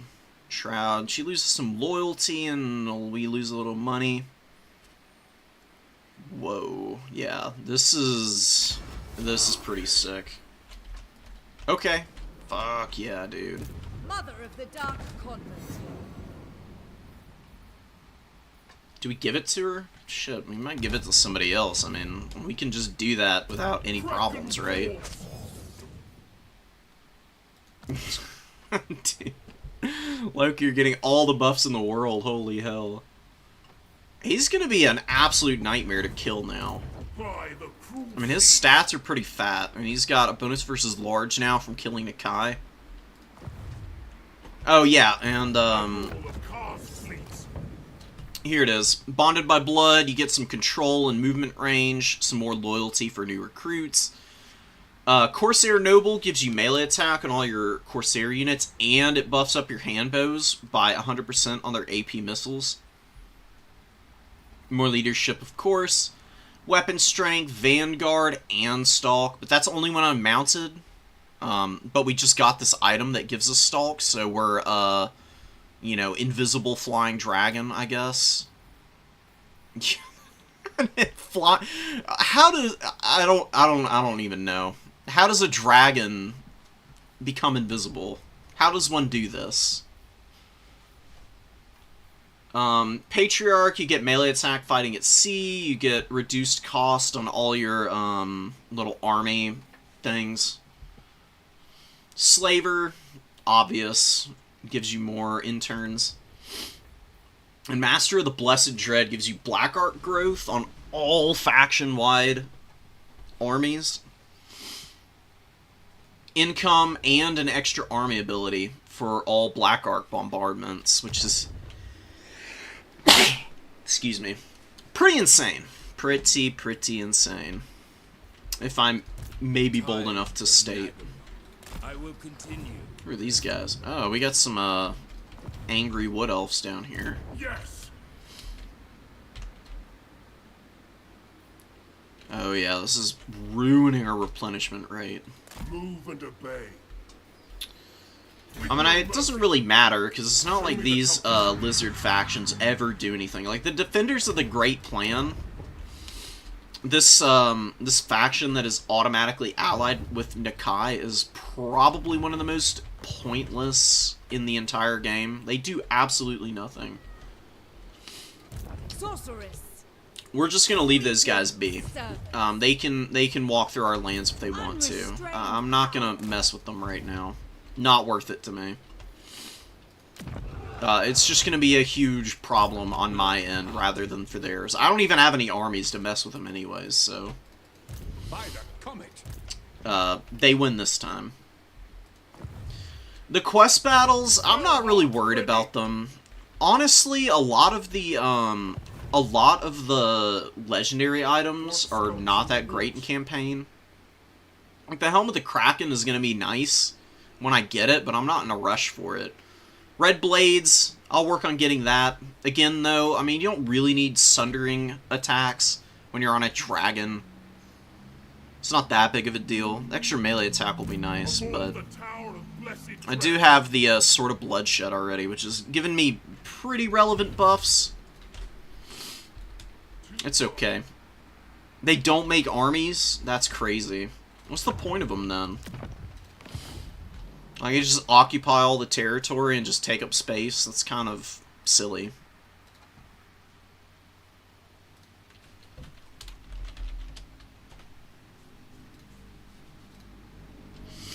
One minute before tournament. That's a pretty good spot to end at. We can just save here.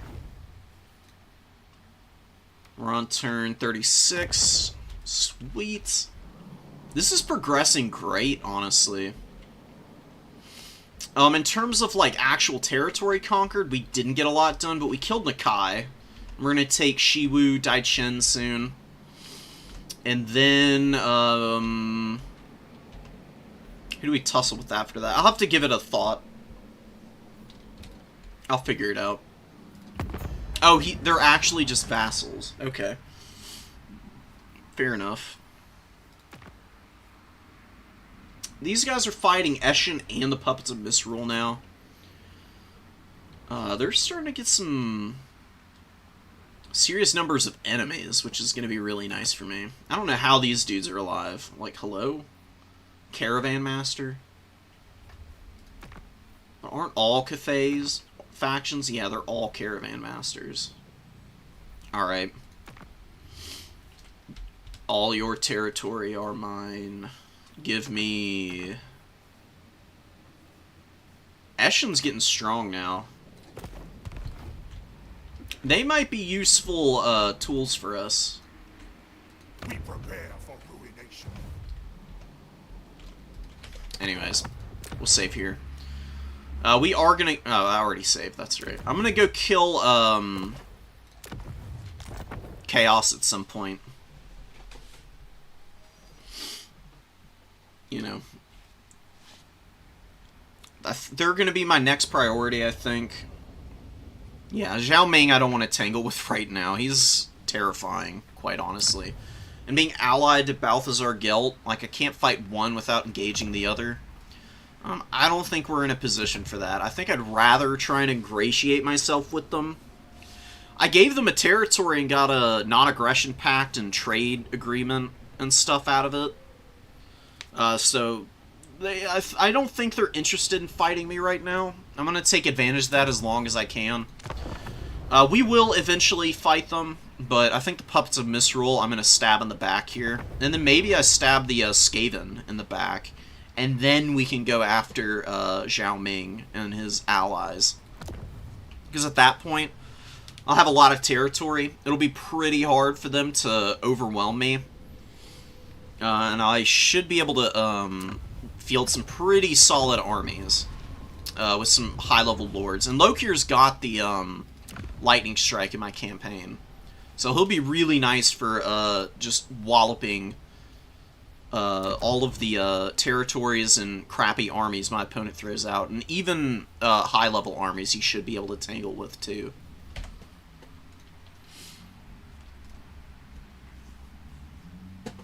Alright. Tournament should be up in just a minute here. I'm gonna run to the bathroom real quick and I'll be right back. BRB.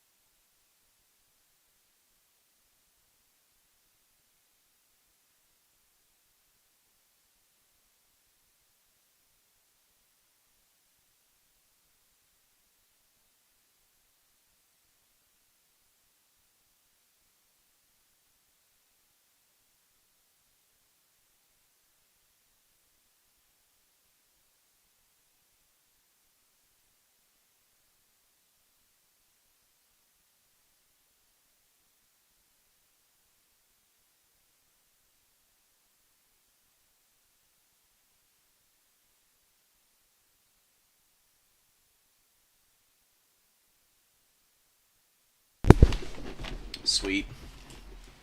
We're back. And we're playing... we're playing Shaftesbury. Hell yeah. Cool. It's been a minute since we played one another. Let's get in there. Join with the code. The legendary 123 password. And we'll eat some mango while we're army building. Oh god. Lizardmen? Really? Okay.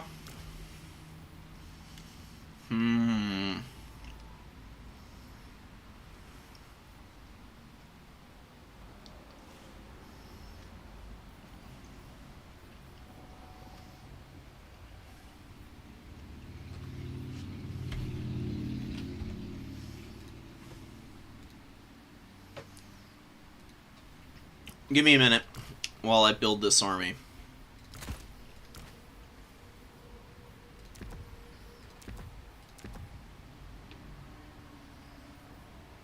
That ain't bad. Definitely. Yes. Yes.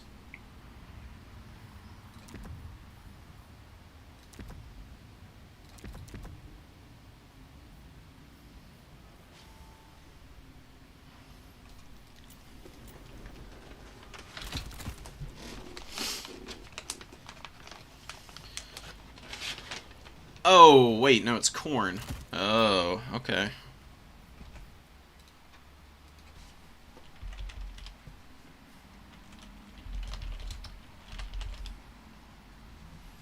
It's actually gonna be corn. Shaft must have been playing somebody else earlier. Which is nice. Corn is much easier for Kislev. I've actually played this matchup a bunch, so I've got a pretty good idea of what I need to bring here. I should have a pretty good time.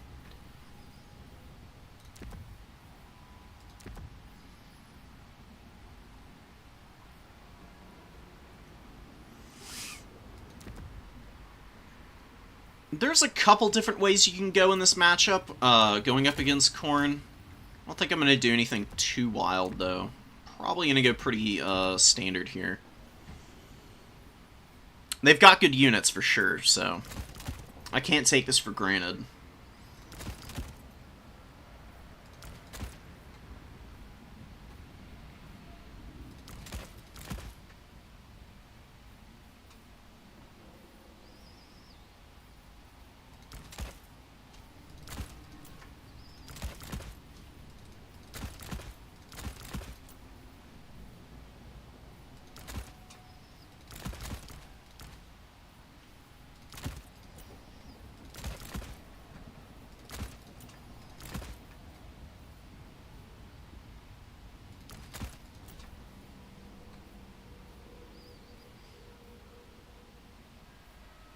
What is my missing piece here?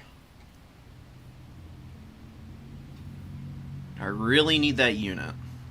It's where you gotta ask yourself the tough questions, is when you're getting down to the last, like, 1,000 gold or so.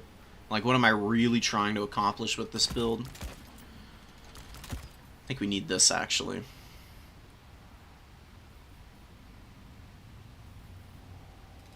One of these guys will be good, too. It's gonna be a pretty annoying build for Corn, I think.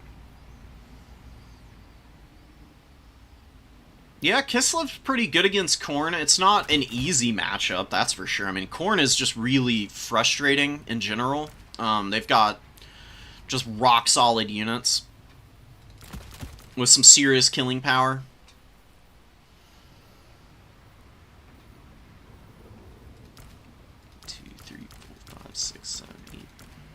Maybe a little small on the start.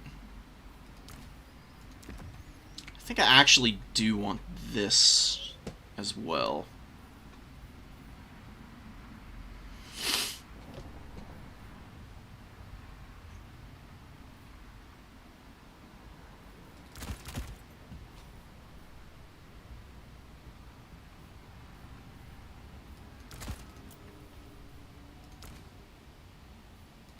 Nah, I do want those.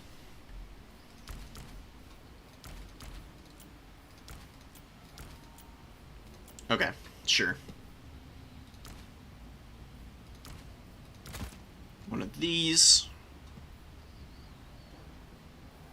Maybe those not in reserve. Maybe these in reserve instead.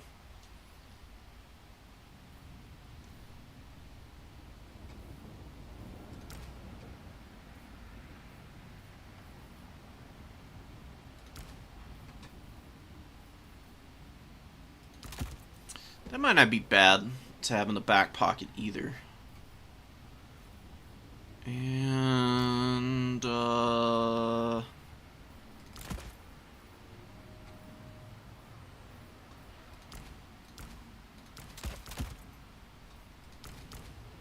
little of this. We'll see how this does. Celestial Lake really the map, also?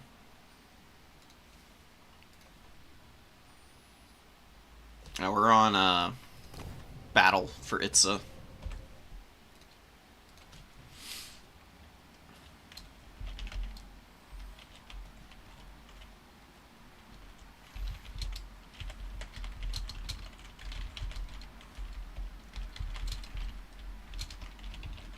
So we're on Battle for Itza, which is not a bad map for Khorne.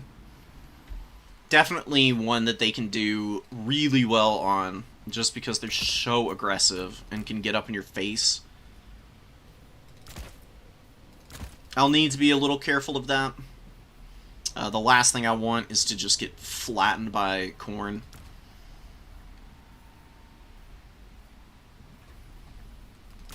I think with this army, though, it'll be alright.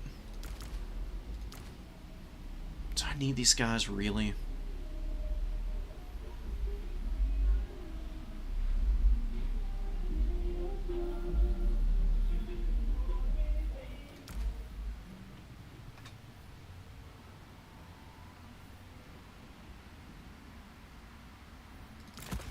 I want to get rid of these, actually, and bring something else.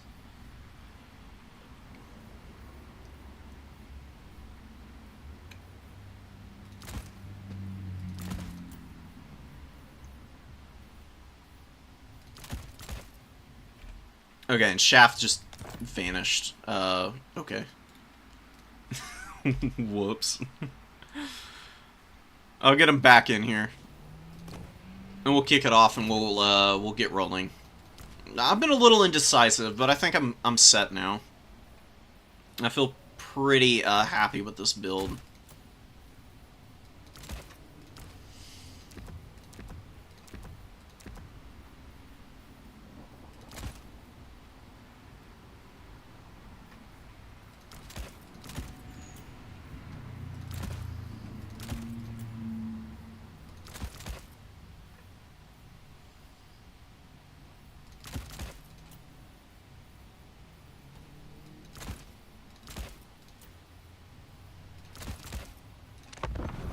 Okay, here we go. Kicking it off. Kislev v. Khorne. Gonna be tough. There's lots of things that Khorne can do to mix this matchup up and make it really hard for Kislev.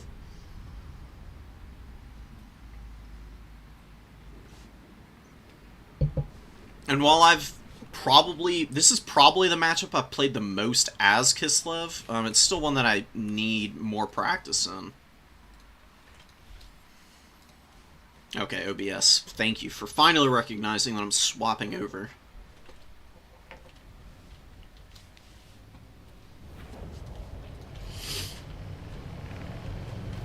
Kislev, supreme leader!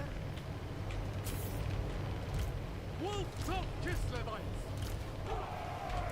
Motherland's finest! Frailty! Defenders of Kislev! Fight for Uther! Sons of Kislev! Armored Kossar! Kossars can kind of sit on the edge of this formation and defend. Get on the top objective. We got the ice sled. It's going to be really good against the infantry. Oh, don't worry, I've done that plenty of times. I've had plenty of Asmer matches on the channel already in my live streams, so This time, though, not gonna happen. OBS is just being slow. Armored Cossacks! We fight for Ursan!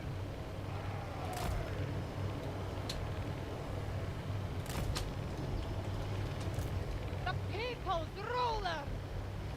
So we want our opponent to engage us. We're gonna move up onto the number 2 and chill. Horse Archer's gonna skirmish over the number 1 some. We will, of course, be able to send stuff up there if we need to. We got a couple Patriarchs with, it's just Salyaks. I don't know why it's showing all these other abilities. We don't have those. It's going to be good for getting heals off on our units. We got 2 Streltsy in the back pocket with Wolf Hearts. The Streltsy are going to be my early priority, probably, just to get set up to gun down anything that moves up on the formation. Alright. We're ready. The motherland! It is so. Valkia, Occultist, a Skull Cannon. Just 1 Skull Cannon, not that threatening. Marauder. Oh, there are 2 Skull Cannons. Okay. That's alright, though.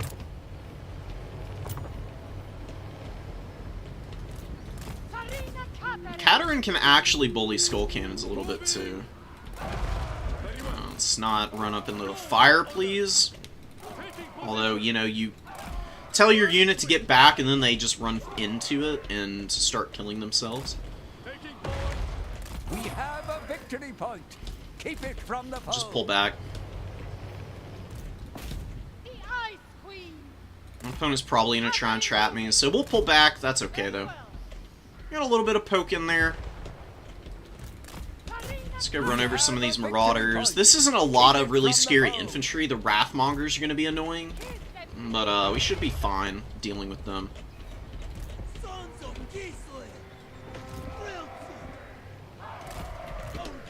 Let's get our Horse Archers over here. Khorne is going to be trying to cap this point up, which is fine. Valkia is trying to land on us. We'll just pull back. That's a good shot. Good damage on the Void Knobs. I think I'm going to bring in a Patriarch, actually. So we can heal through some of the damage that the Skull Cannons do. Skull Cannons do a lot of HP damage. They often are not killing tremendous numbers of models.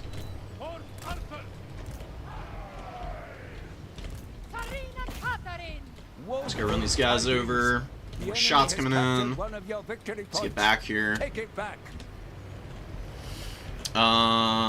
What's up top here? Just a lot of Marauder dual weapons. Zarina does a pretty good job of running over these Marauders. We're gonna run over this Marauder too. There's not a lot of mass in this Khorne army yet, so just bullying them with the Ice Sled is gonna be pretty nice. And Zarina's got heals on the field already. We'll attack this thing. Let's bring up our Streltsy. Why not? Like, it's gonna take time for my opponent to get through all these guys. Heal those Void Knobs Brawlers up. Just more Streltsy is gonna make it hard to break into this formation. Run! She's so maneuverable on this sled. She took a big burst of damage there. But we're just running away now.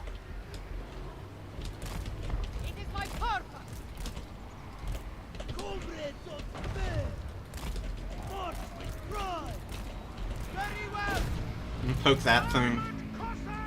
Got the armored Kossars on this little hill here. Move over. We'll hang out on the low ground. There's gonna be a big build-up. We just need our Streltsy to all gear up here. And the Void Knobs Brawlers, they did get hammered by the Skull Cannons. Another really good shot there. They should be able to hang in for a little bit, though, still. Get another Patriarch out. We'll drop another heal on them. And the Skull Cannons are almost completely out of ammo. Follow the bear! Sent by the four! Moving! Khorne's gonna have to, like, come down here and fight us eventually. The Queen abides. See if we can get run over some stuff again. Go! Go! Let's go poke these marauders over here.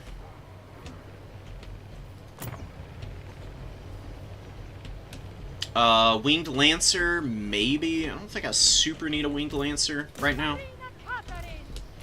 Doing a good job of ranging me. Maybe I should be a little more aggressive here. We'll get a Winged Lancer out for sure, actually. We're going to try and run over these Marauders here. Let's try and get the Streltsy to shoot these guys down.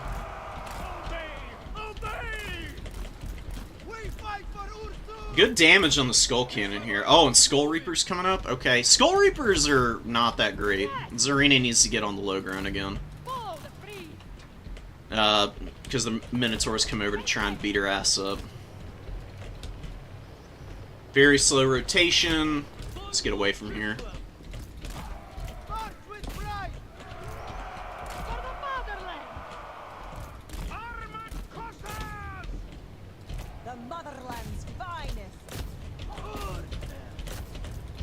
Getting pulled out of position a little bit.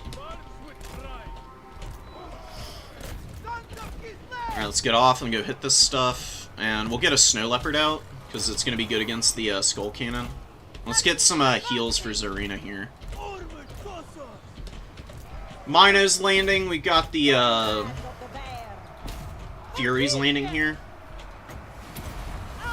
These guys are just going to fight back. We'll get over here and heal. We're killing one Skull Cannon, which is nice. We'll get the Winged Lancers back. Good heal.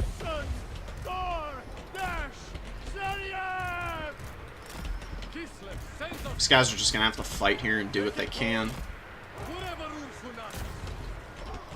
Winged Lancers, we're going to get out and back. We're going to send this guy maybe over to try and shoot the Minotaurs. And the Skull Cannon we're going to hunt down here. And we'll get another Winged Lancer out, because they're going to be really good here for hammering down Minotaurs and Marauders. Good Sloupnir.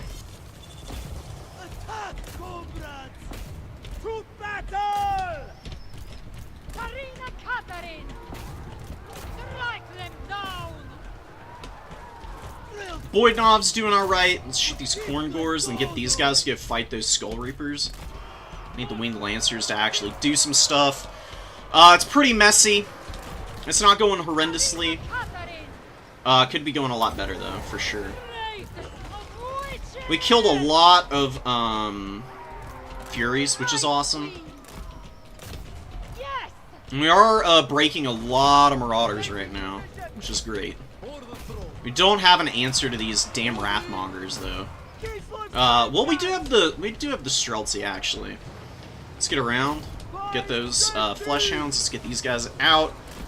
Zarina's gonna come run over those Wrathmongers as well. We got a shit ton of Skull Reapers and Corn Gores in the middle here. Streltsy are gonna run away from that summon. We'll use these guys to hammer these Marauders. Let's get our Patriarchs off these dudes here.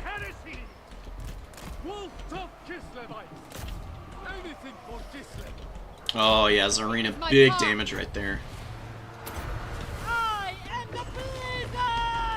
Could have been better there. That's okay though. We're gonna go shock those guys down. We're killing these fleshies. We'll get another Winged Lancer.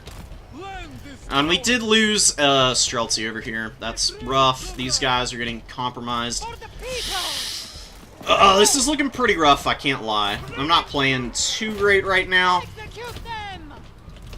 We just kind of got rushed down.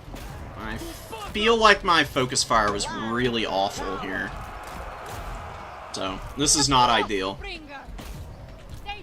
And we're just locked into combat here with a bazillion units that are gonna wreck our shit now.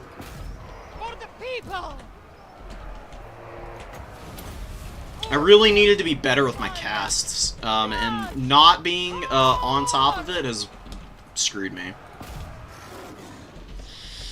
Maybe a more aggressive build would work. I think I've really just given the Cornate army a little bit too much of an opportunity to terrorize me here. It's not over.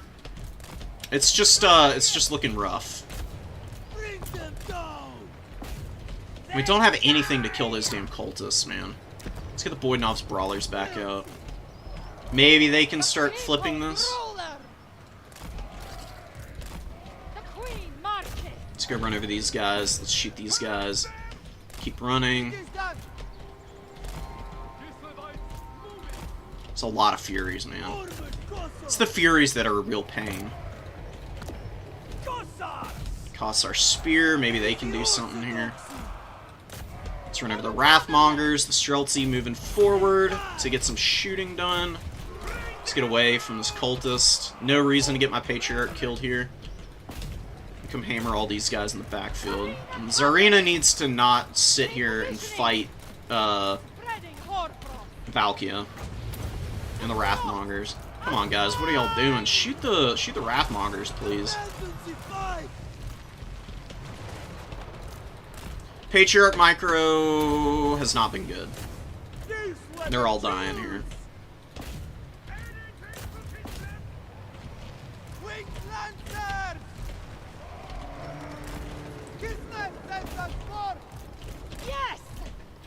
Let's get a heal.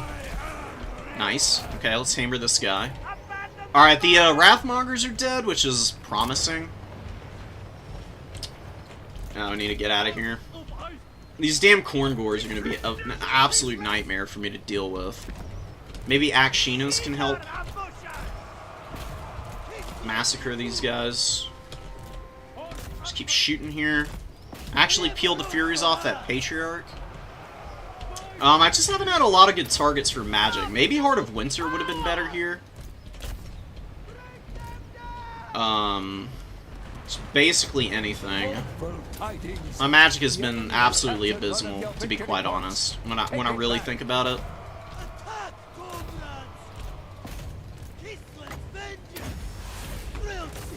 See if we can kill Valkia here real quick. That'd be a way to get back in this game. We lost more Winged Lancers over here, though. Damn. Yeah, this has been one of my worst games, for sure. And Valkia survives. We get some good damage with Zarina.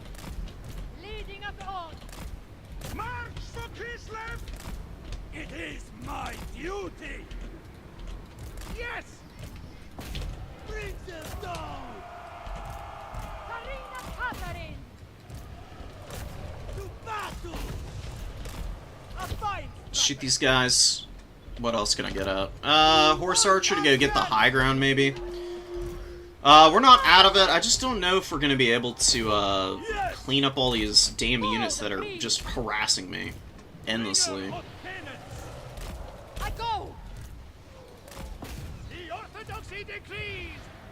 Come on, heal her up. Might be able to save her. Forsaken coming up. We're going to shoot with our Akshinas for a sec. The cultists have been a pain in the ass. Not killing the cultists was, you know, big loss on my part. Let's get some warriors out. Let's try and cut away. Let's shoot this guy. Let's unsummon you. And, Snow Leopard, maybe? I don't think the Snow Leopard's gonna be all that good. Damn, Zarina. Just getting beat up. She didn't get bad value. It's just not enough. Not good enough. Day late and $1 short, I feel like.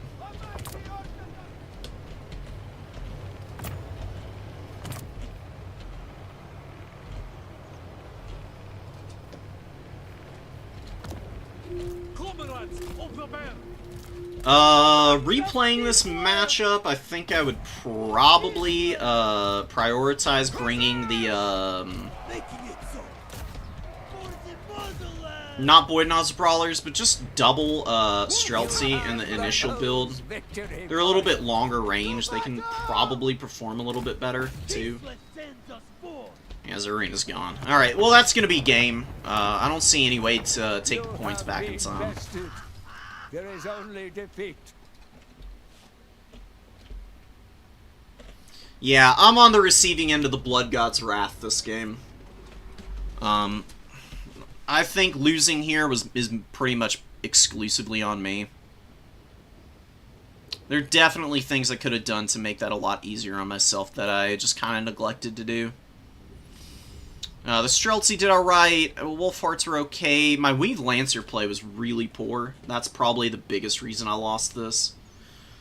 We shut down the Skull Cannons nicely. The Wrathmongers I could have killed a little bit better. Corngors I could have killed. The Skull Reapers would have been nice. And the Minos we got rid of, but those Fleshhounds are actually pretty annoying. That's okay, we got plenty of time. Kislev is one that I'm still figuring out. That's probably like my 10th Kislev game.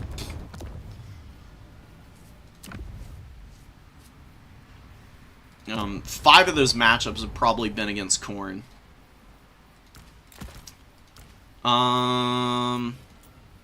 Honestly, maybe an Ice Witch. Super cheap. This is what I've used before against Khorne. And done much better with, is just super cheap Ice Witch with all the spells, casting them more consistently.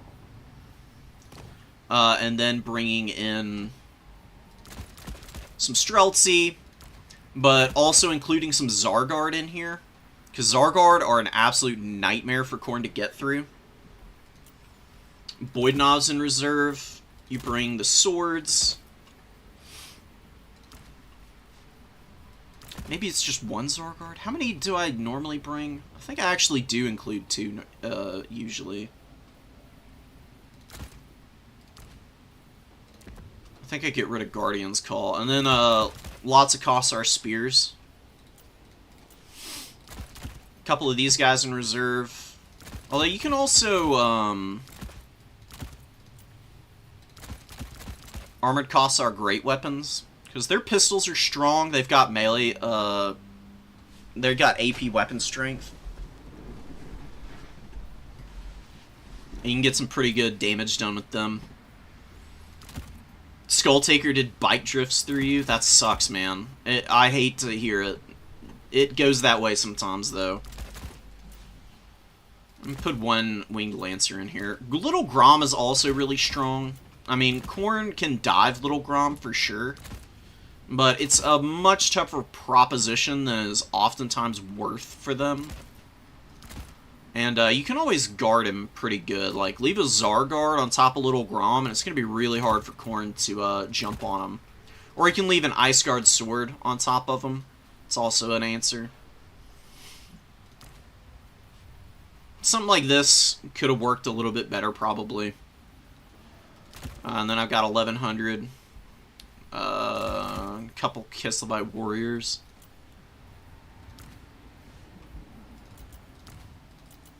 Give those guys a couple of chevrons and be pretty happy and get rid of that. Winged Lancers. Things in the Woods I do think are kind of needed here. I thought about bringing them, but ended up not. I think that was to my detriment, because they're just so good. They're so good against the infantry. As long as they've got a little bit of support, they just grind through all of Khorne's tools.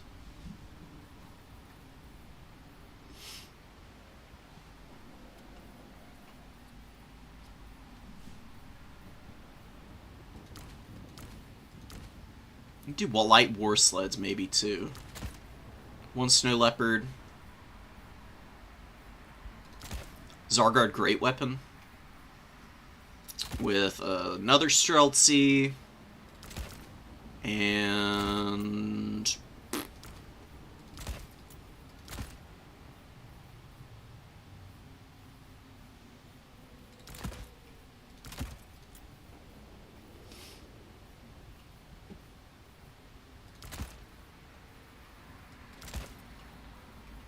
this. Maybe not bad. Double Cultist was meta for a long time, and it is really good. They are so hard to get rid of. They're very cost-effective, especially against shooting builds, which are very meta right now. The Cultists can be an absolute nightmare, just running up to your line with those silver shields, and just battering through you, as well as having the summon. And they've got a Bloodletter summon, or Plague Bearers, both of which are really sticky. Annoying to have running over your lines for like 90 seconds. That's usually like the critical period in which you are lacking damage to deal with them. It can be pretty rough. We'll figure it out, though. Better luck next time.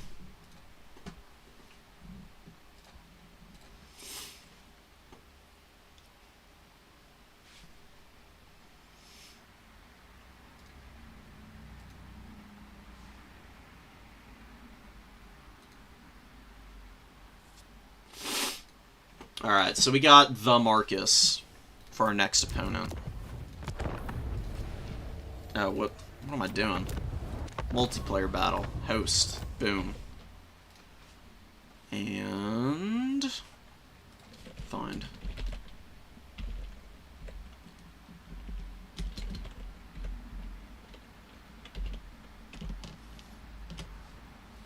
Okay, who the hell is this person?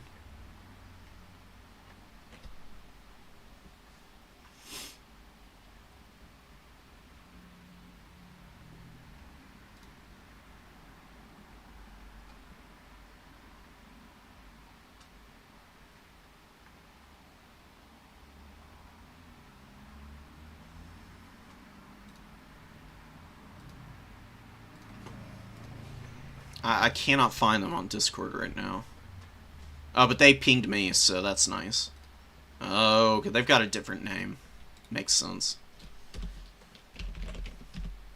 Who are we playing round 2 again? I think Chaos Dwarves.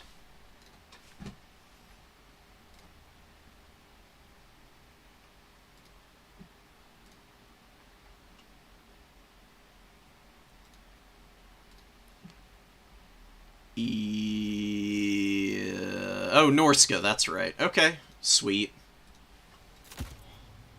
We get to rush now. We're on what map?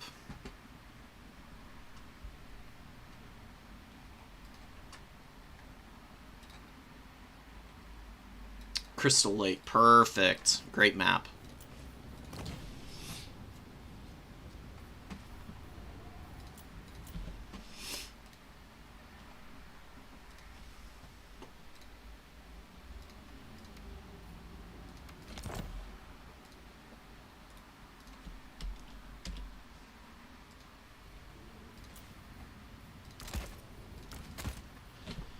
We'll see what they're playing before we make any decisions on the Lord here.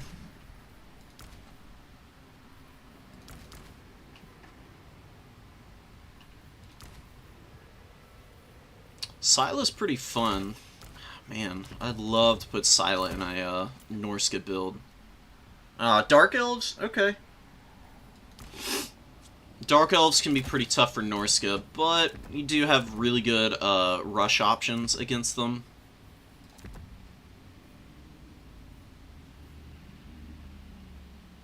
That'd be a little too much. That's too risky.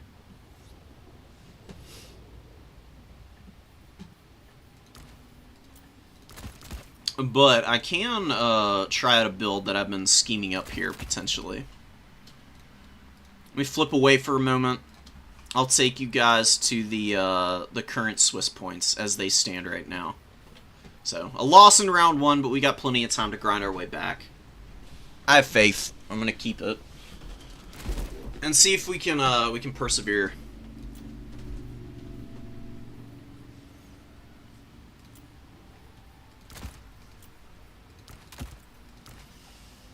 There's definitely a couple of things to look out for against the Dark Elves.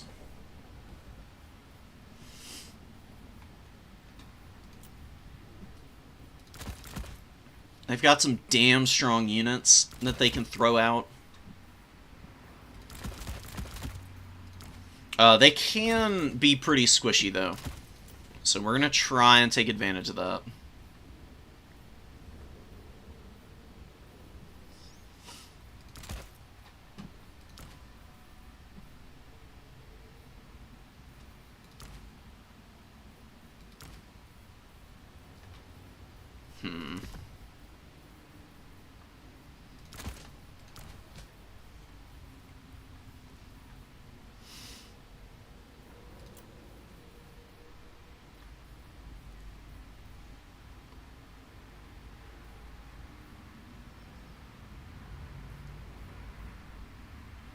Infantry-wise, what do I need against these guys? Yeah, probably one in reserve.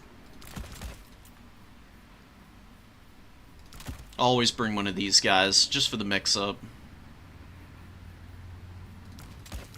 A couple of them. Definitely need these. One of them's. We got 3,100 gold left to work with. What else do we need?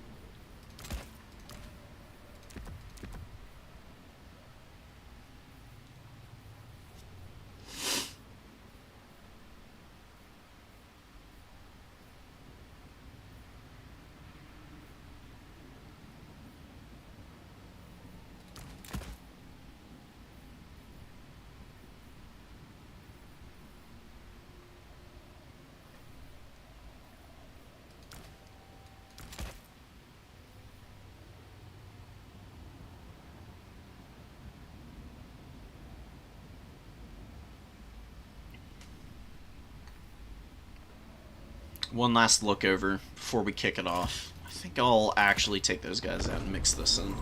Okay. Big positive mental.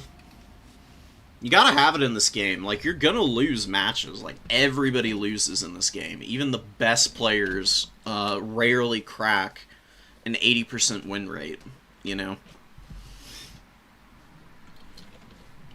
And that's probably the biggest thing you can do for yourself so that you don't fall apart.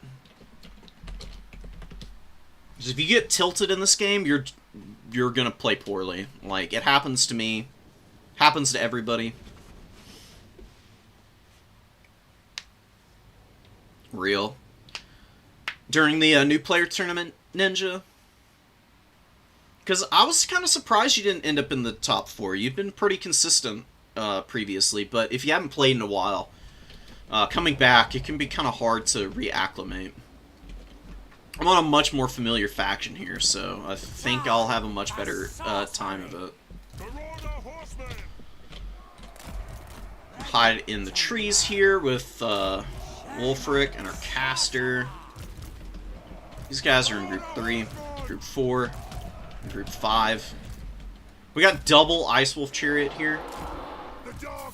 I'm playing around with them. I'm seeing how they work. They are really nasty if you can get them to roll through your opponent's infantry. And Dark Elves love their Dark Shard lines. And you can definitely run over them with chariots.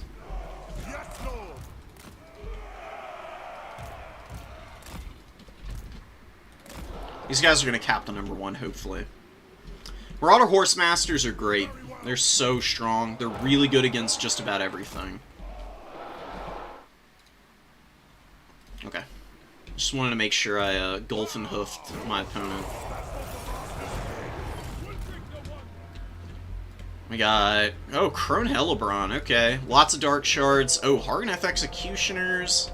Oh, the Blades of the Blood Queen, actually.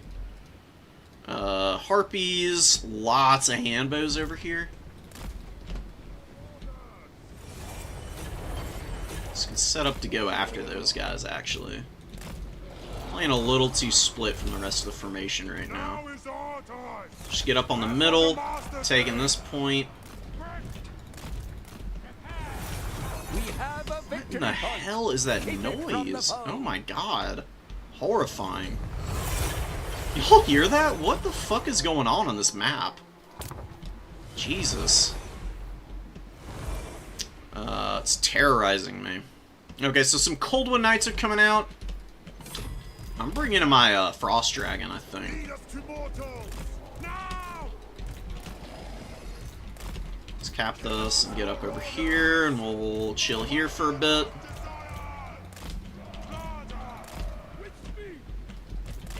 And let's get away from here before we get these chariots shot to pieces. I can just chill up here. We'll get the dragon. Dragon's gonna be really good with the breath attacks. We're gonna try and roasty toasty the Dark Elves here.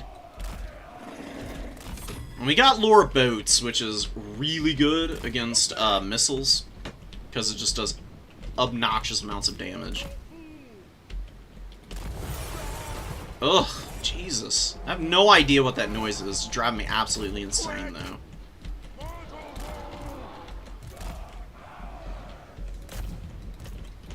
Bring us to carnage! Faster! Quick! My God! Charge them! Now! Faster! Let's wiggle a little bit. Woeful tidings. The enemy has captured one of your victory points. Take it back.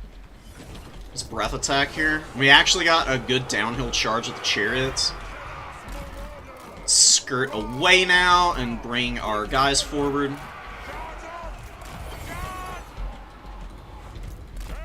They're actually kind of stuck up, but we can still get in here and do some good damage. Let's get away. Let's kill these harpies. It's a beautiful Searing Doom.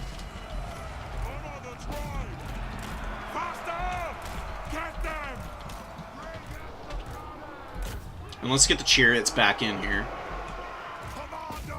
Okay, horsemen need to get out. Let's get these guys in. Let's get our dragon to maybe harry Crone. See if we can get Lure Boats in over there.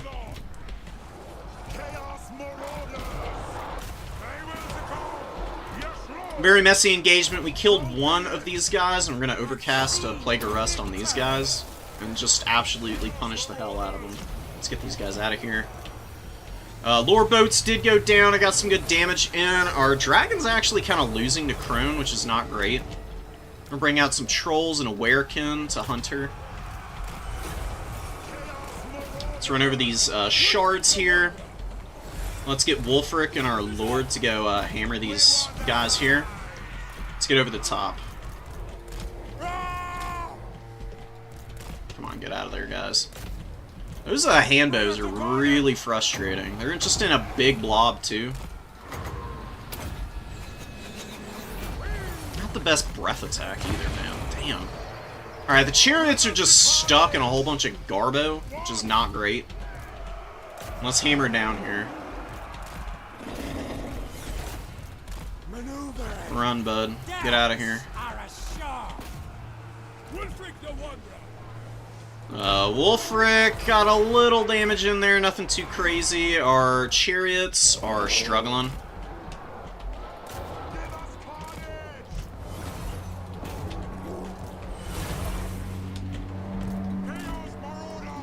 We can chase these guys down. Could be going better, but I think we're gonna be alright here.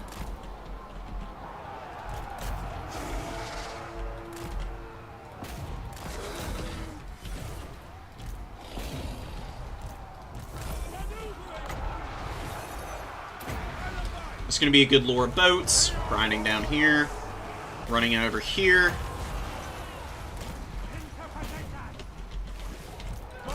Lots of leadership breaks. I'm just going to run away here. Oh yeah, the terror routes, dude. Huge. And the werekin is beating up on poor Gurley there. Let's get Beast of Tashnar out here. Let's try to keep our Horse Masters a little bit online. Oh, that's a Gaze of Cain, so let's try and get away from that. Drop this here. Pretty good timing on it. Wulfric might be able to escape, but regardless, we're going to get a big breath attack right here. Chase these guys down. Beast of Tashnar. Do not want to fight Blades of the Queen. We're going to go after those dudes. We'll chip these guys down here. Charge in here. These Marauders are going to engage the Harpies.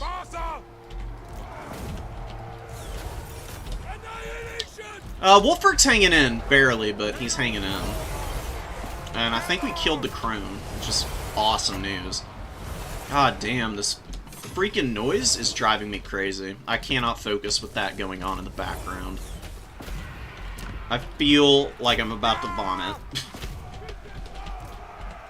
Let's get those guys. Wolfric with a lure of boats in 5 seconds is going to be able to kill a whole bunch of units here, probably.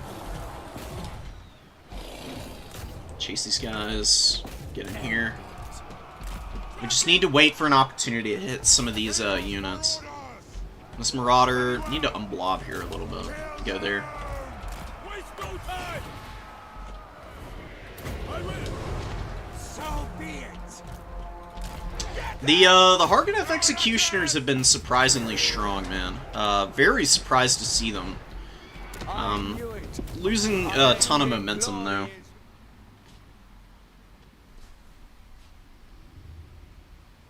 I've been there. Dark Elves are pretty tough to keep your lords alive with sometimes. No caster here. Definitely a big mistake. Would have been really nice. The Ice Wolf Chariot's got 1,000 value each. Good value on the Horse Masters. The Skin Wolves were fine. Marauders did okay. Magic was decent. Wolfric was a little lackluster. He got some damage in at the end with lure boats, though. The Dragon was pretty clutch. I'm definitely glad I brought it. It saved my bacon with a huge terror out at a pretty clutch moment. It broke a ton of the Cold One Knights.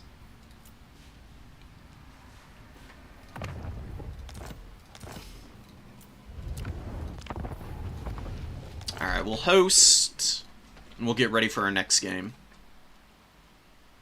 Have a good night, Ninja.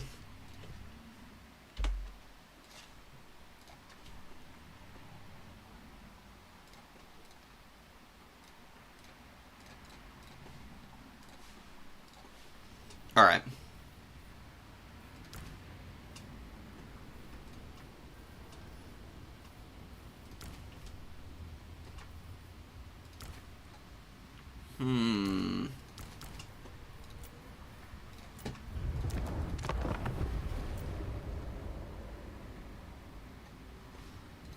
I'm gonna rewatch this, actually, because there were definitely some mistakes that I made. Moments where my micro was lapsed for no reason.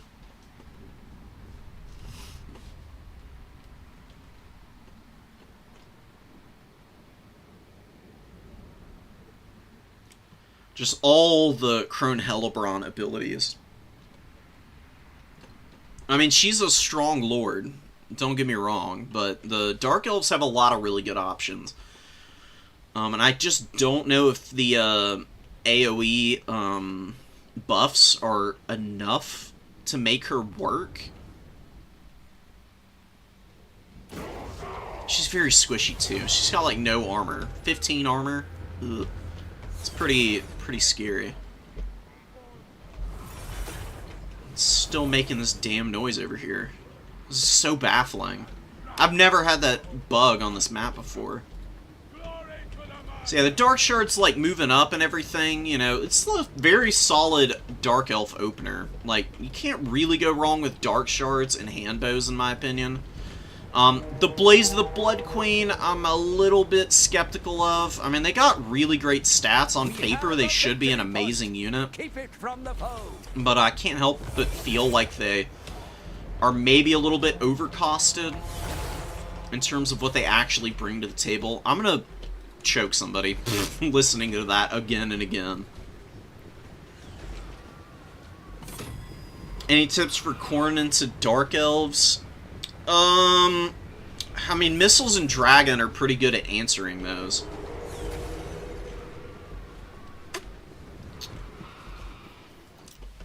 Just to pause real quick while I answer this question. Khorne into Dark Elves, you want to be as aggressive as you can to try and shut down their missiles. What did they bring? Tell me what they brought, Ghost King, and I can give you a better answer. Because Dark Elves can do a lot of different things against Khorne. They can do Medusas, and they can do Full Kite really well, and that's pretty tough to deal with. Both of those builds are probably the best. And then there's also just, you know, like big Chad Malekith with a bunch of chaff and Cold One Knights. That's another playstyle.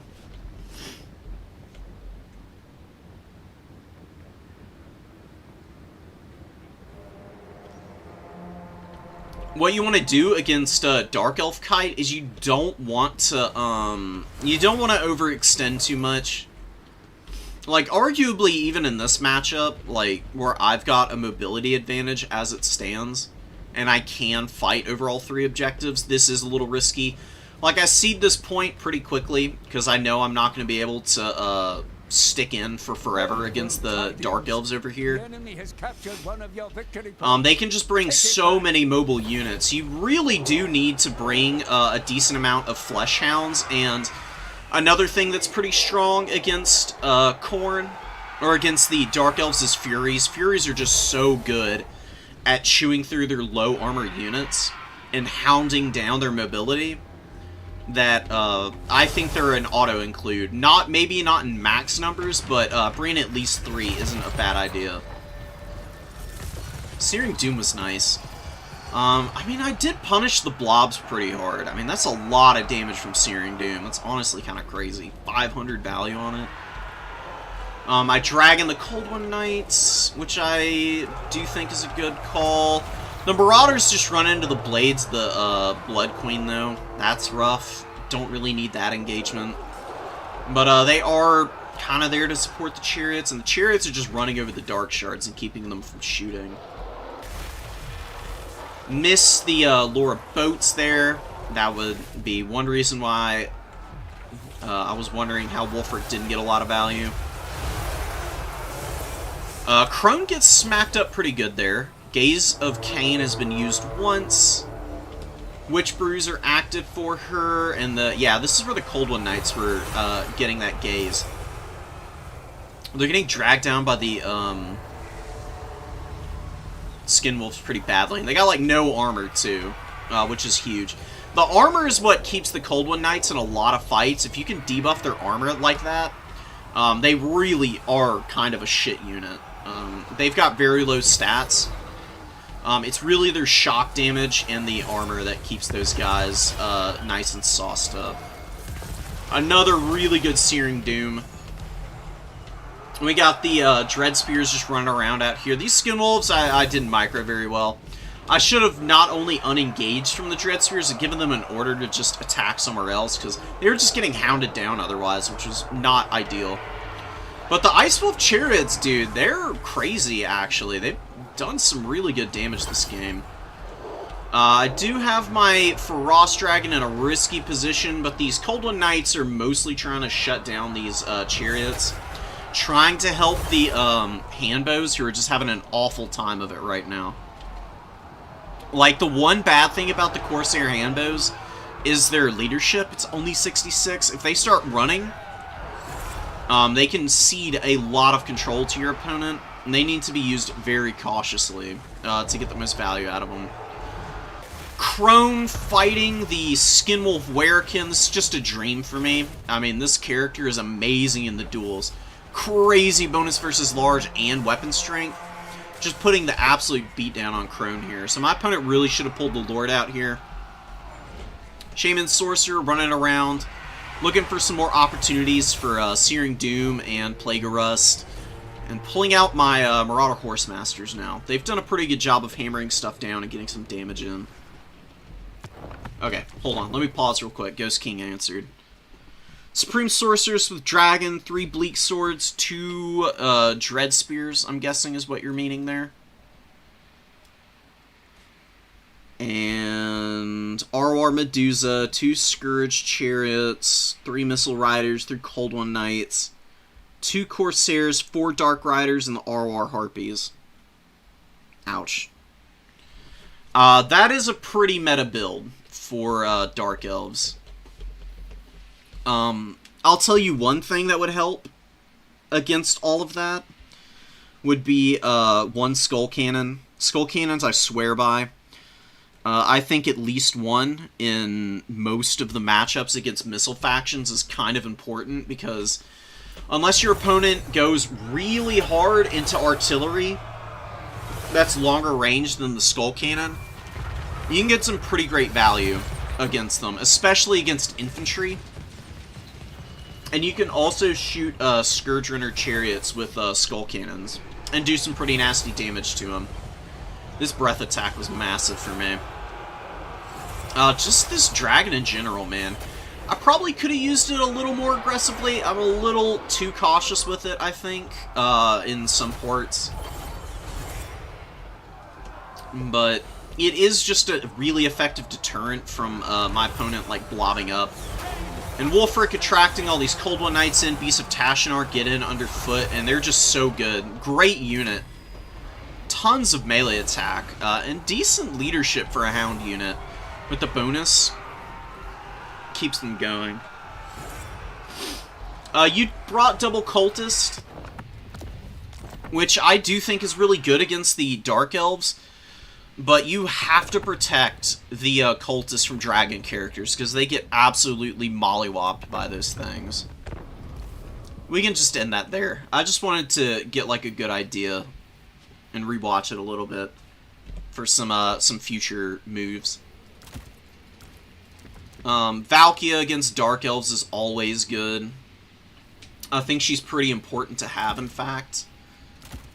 And another thing, Cultists are great, but Blood Reapers are also really strong, and the reason why is because they have Bloody Shackle, which is an absolutely bonkers heal. 48% of their HP. On foot, these guys functionally have how much health? In addition, they got 5,800 HP on foot.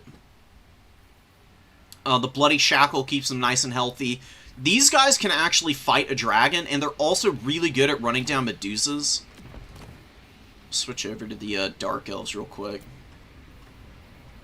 So, Supreme Sorceress, I presume with Dark Magic, and Soul Stealer, and Power of Darkness, maybe. Cut that. Opal Amulet's really good, so keep it, actually. It's a very expensive Lord. What else was it? 3 Bleak Swords, 2 Dread Spears, Scourge Runner Chariots. I presume that when you're... because you got, like, all these units a little clumped together. I presume that they had all these skirmishers in the opening or something. Actually, you need the Medusa in the opening. It's kind of slow. I'm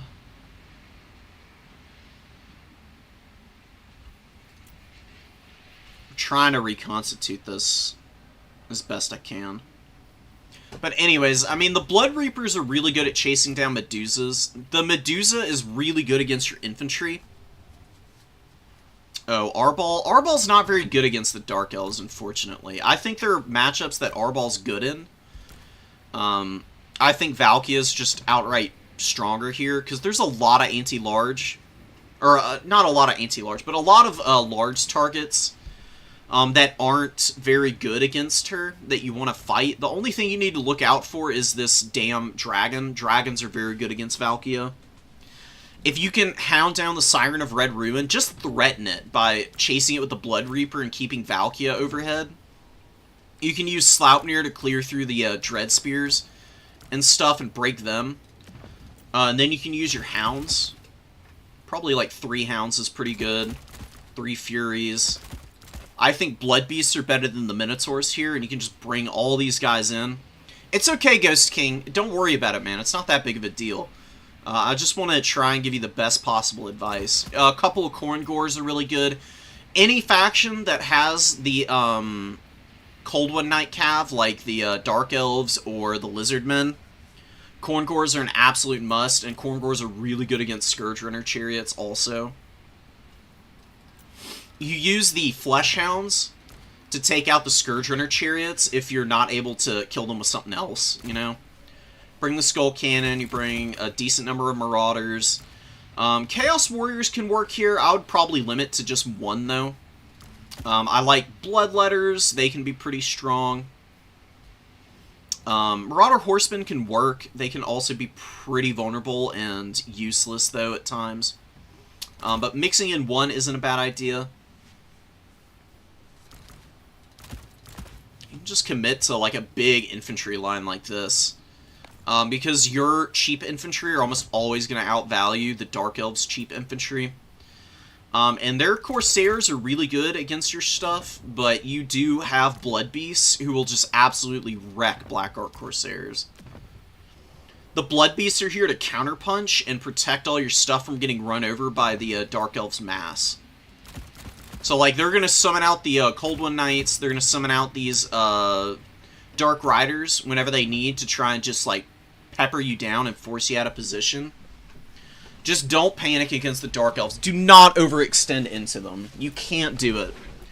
Khorne is a faction that can't afford to overextend, because you will get kited to death.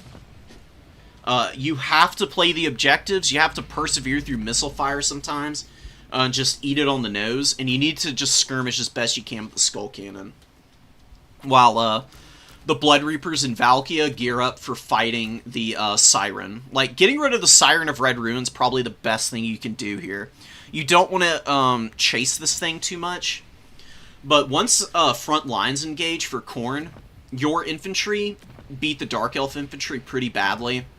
Like, your standard Marauder just has way more HP and really good damage output with the melee attack they've got, including the Frenzy. As long as you don't let the dragon just absolutely dumpster them and terror out them around, you're almost always going to value trade against the Dark Elves. You can also do double Forsaken. I don't think Forsaken are great against the Dark Elves, but if you are just going to get right up in the face of them, they're really fast, and they can value trade excellently into the Tread Spears and the Bleak Swords and kill them in record time. Which leaves all of the big juicy stuff for the Dark Elves more exposed. Like, getting rid of the Scourge Runners with Flesh Hounds is pretty nice. It's honestly not that hard to do. All your opponent has to do is slip up one time with the Scourge Runner Chariots and get them caught for you to be able to kill them. Because they don't have a lot of HP. They got about 1,000 each, and your units have pretty good damage output. So you can usually kill them with Flesh Hounds and Blood Beasts. God forbid a Khorne Gore gets on top of Scourge Runner Chariot, because that is absolutely 100% over for the Scourge Runner. Cold One Knights you want to try and stay away from as much as possible. This is probably the trickiest unit to deal with in this matchup. They're really good at charging down your cheap infantry. They're really good against your Blood Beasts. Amazing against Flesh Hounds. Flesh Hounds melt to the Cold One Knights, so if you see Cold One Knights coming after your Flesh Hounds, you have to use your better mobility to stay away from these guys. I mean, you outspeed them pretty significantly. Dragging the Dark Elves into you is the way you win, and it goes vice versa. Dark Elves win if they drag you into them. So it's really a game of footsies. Khorne wins by playing the objectives. Dark Elves win if they force Khorne off of the objectives into a kite scenario.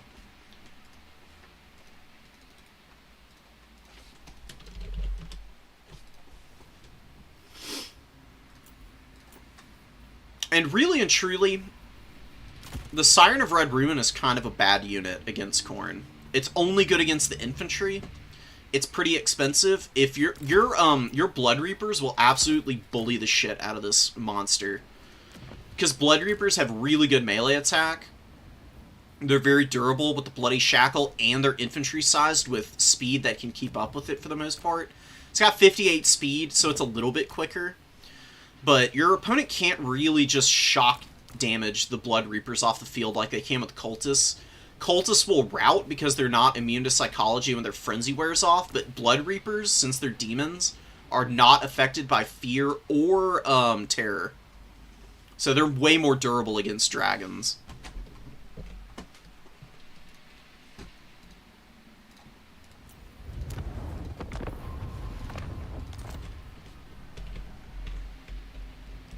Alright. Oh man, what? Oh, I see. Okay.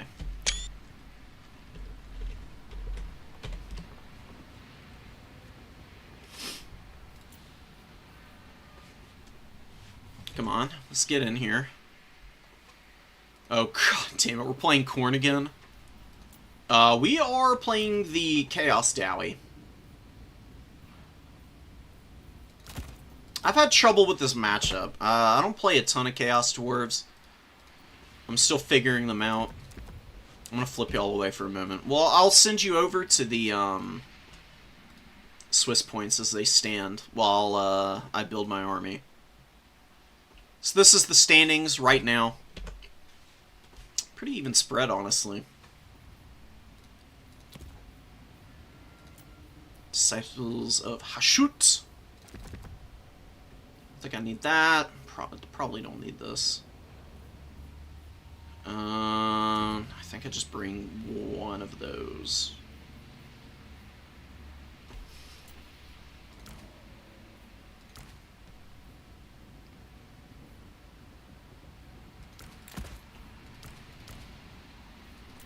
Yeah, we're gonna go with this thing. And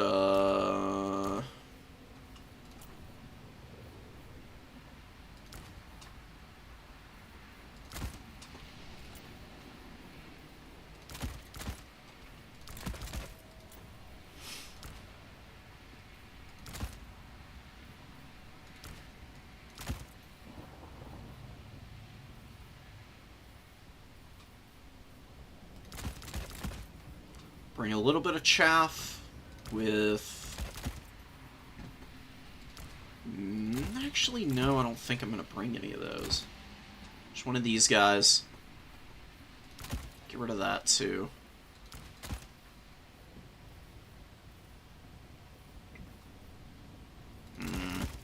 Really expensive. Damn, dude. Corn's hard to game plan around, for sure. I understand where people are coming from with their frustrations against the Blood God. They're not an easy faction to go up against. They can be really tricky.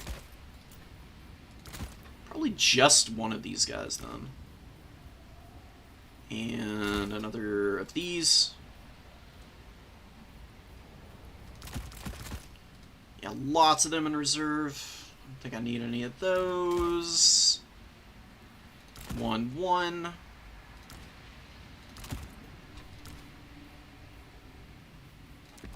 I think that'll be really good to have. Decent reserve unit. A couple of these guys.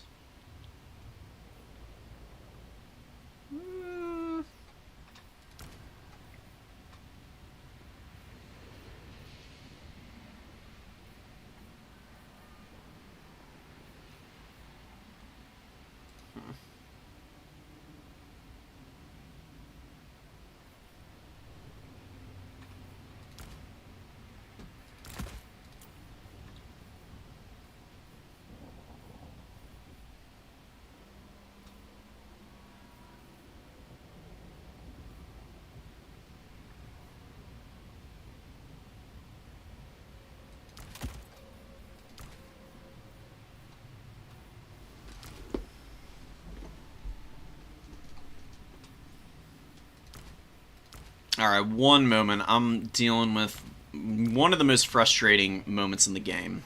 Literally like 25 gold off of my ideal build. But I think I might just leave it, honestly. What are you going to do about it? Get one of these instead. Alright. Good luck, have fun to my opponent. Imperial Road's a fine map for a matchup against Khorne.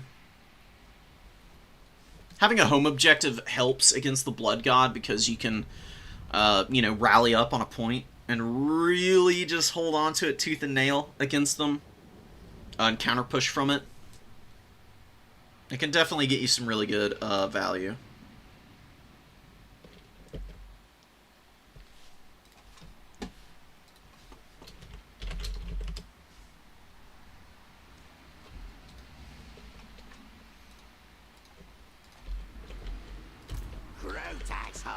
Alright, we got Ogla Khan's boys. We got a couple Fireglaves. Soul of Damnation. So what we're gonna do is this.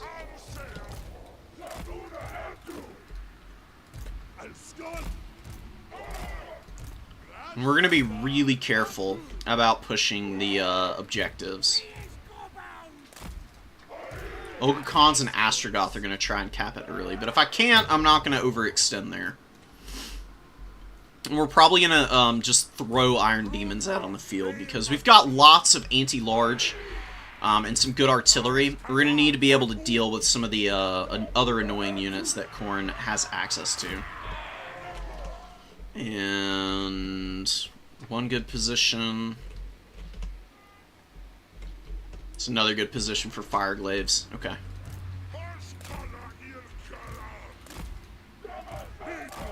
And actually, the Soul of Damnation is, you know, a heat-seeking missile, so having it in funky terrain where it's harder for my opponent to shoot it is going to be really nice.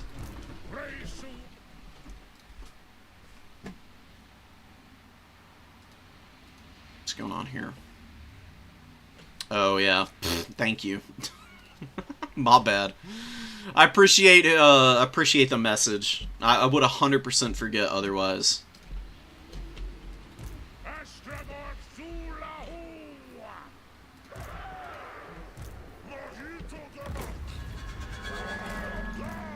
Let's get up on the point. Let's get these guys just scooted forward a little bit.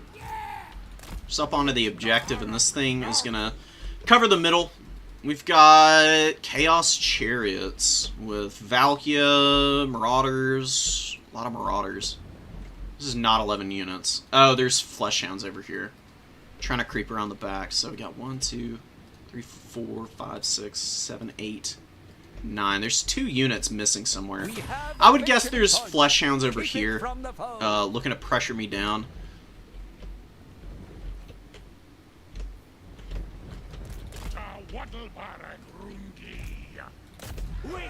Ogla Khan's boys are going to be able to shoot these guys and do okay here. Astrogoth's going to be really annoying to deal with. We will bring our other Iron Demon in. Although it's not giving us the option. I want my... Yeah, there we go. I want my more expensive one. Pull back now. Pull back.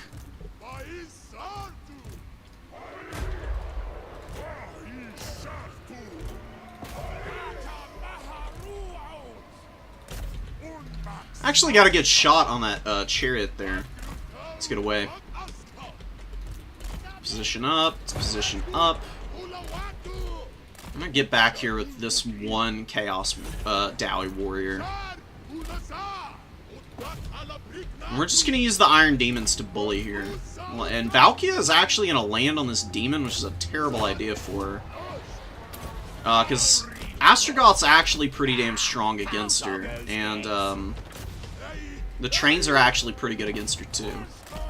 Okay, we don't need to overextend here.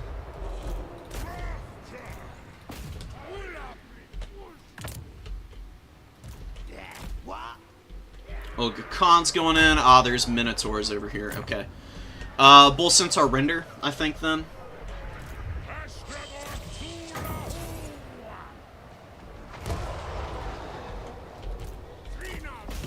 Let's get up in there. Good damage from the soul. No, these guys stay. Hit here. Let's kill these. We got Marauders coming in. That's alright. Oh, a Wrathmonger coming around. Oh, shit. Okay. Let's get this thing out of here. Let's try and hold those guys up so that they can't get into combat against me. Iron Demon's actually getting killed here pretty badly. I really need my damn Fireglaves to be doing something right now, but they're a little inactive. Like, Khorne's gonna just press us back, and we're just gonna have to survive this. Like, that's just gonna have to be the way that we play. That did probably as much damage to me as it did to my opponent, which sucks. Wrathmongers are just running through me right now. Let's try and hold on to our point. We lost a Fireglaive. This is terrible. We got the Iron Demon, though. It's gonna do some good damage here. See if we can kill these guys. Astrogoth needs to get back here and hunt down the Chaos Chariots. Let's get our Ogla Khan's boys out of here. God, Khorne is just so freaking aggressive. Let's break them here.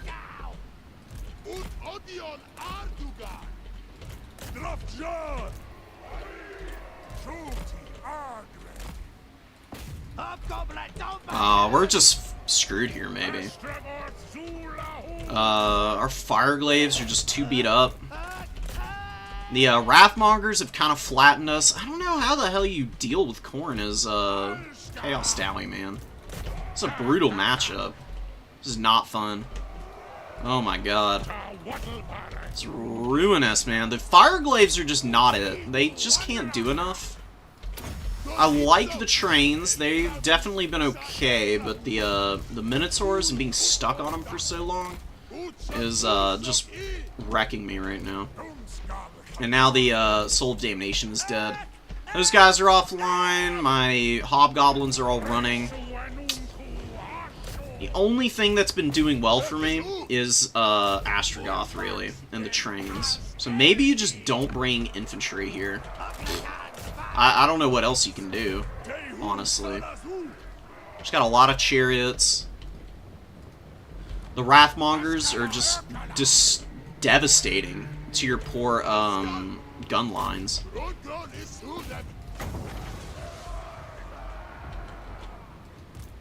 Fire magic, I really wish I could use it a little bit more aggressively. I mean, we're like value trading evenly, but against Khorne, that's just not good enough, man.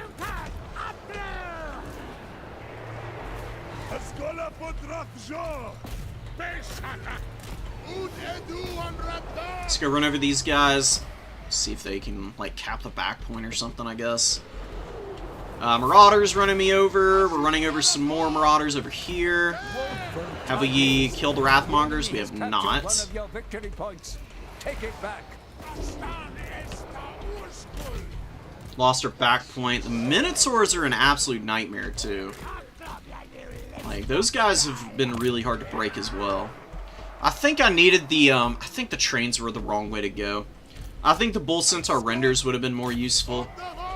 And I think the Dark Ravagers of Hashut would have been much better for me. We killed Valkia. We're going to scrap here just to see if we can somehow unfuck this. I don't think we can, though. Losing the Soul of Damnation was too much. I also don't know if it's really the way to go here. We're hitting some terror routes. Run over these dudes with the train. We got time. Really brutalizing this Wrathmonger now. Just break these units. Maybe. Maybe. And we get the Bull Centaur Renders out now.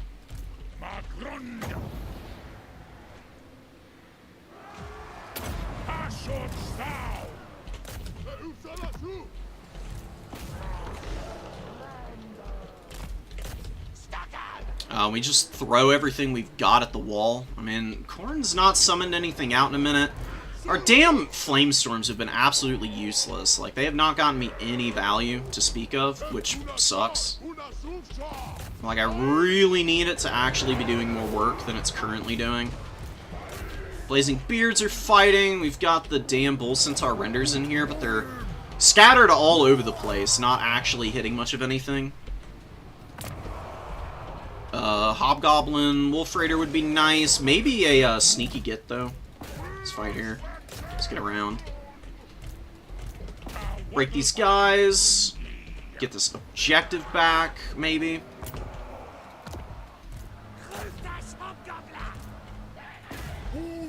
Come on, kill all this stuff. I think going more melee focused against Khorne is the way you gotta do it. I think being too cute with all of these shooting units is what has got me in this position to begin with.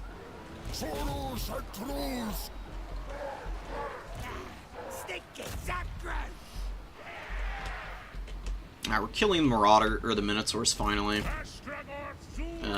Finally retaking our point here.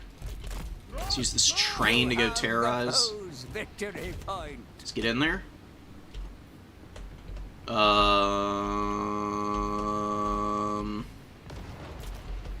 I need? Let's get a Chaos Dowie Warrior out. Let's go to the middle. Just keep that thing on the move. Is this going to be a comeback somehow? I have no freaking clue if it's going to happen. This Goblin Labor is going to take like 50 years to cap that, but I don't even care. They're going for it. Let's get up here. We got a ton of Marauders coming out. Yeah, our poor train died again. Damn it. Let's get these Hobgoblin Wolf Raiders over there. Let's cap this point. Kill these guys so they don't rally. Astrogoth is going to go in. We're going to try and blob up and obliterate those dudes. Let's just keep going. Get a good charge in here. Maybe break the Marauders and stuff. We're going to pull out and cycle charge. I'm going to send the Bull Centaur Renders up top here too. Send some in this stuff. The Chariot's coming in. Let's just hold position. It's going to be harder for that to break through me if I'm just waiting for it.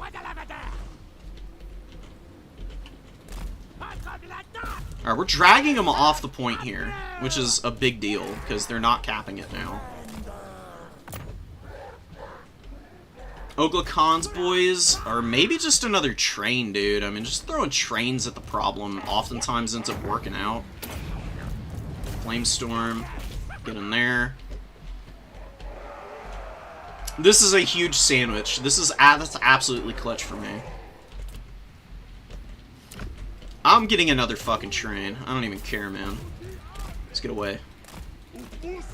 The Sneaky Gets are gonna lose that fight. Astrogoth needs to win here. We broke all of those guys, so now we're gonna go to the low ground. Valkia we just ignore. Like, she can't cap alone.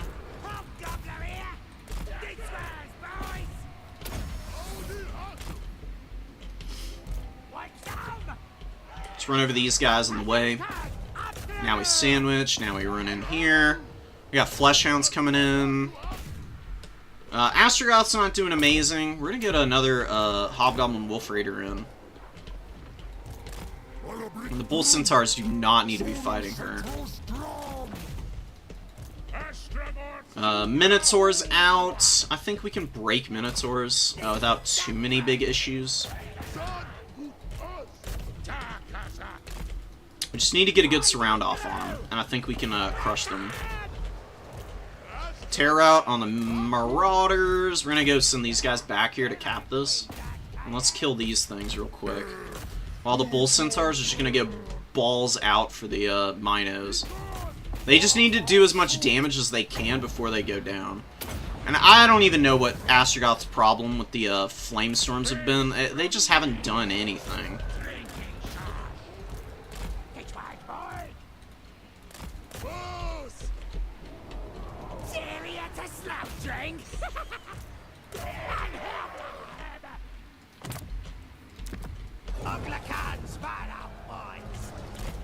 I don't know what that is. Let's go. Where are these guys? Oh, they're way out here. Holy crap. Completely forgot about them. That's rough. Just get in here. Are we winning? It's in flux, that's for sure. We're holding the point, though. That's awesome. Let's get in there. Demon, push away. Try and run over some of this stuff.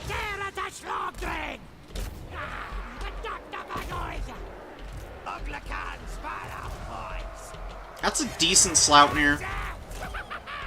So try and drag the Minotaurs away.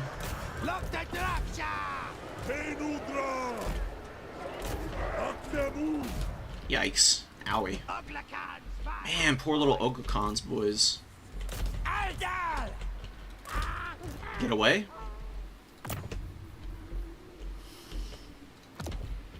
I don't think I can get anything to the back objective in time, to be quite honest.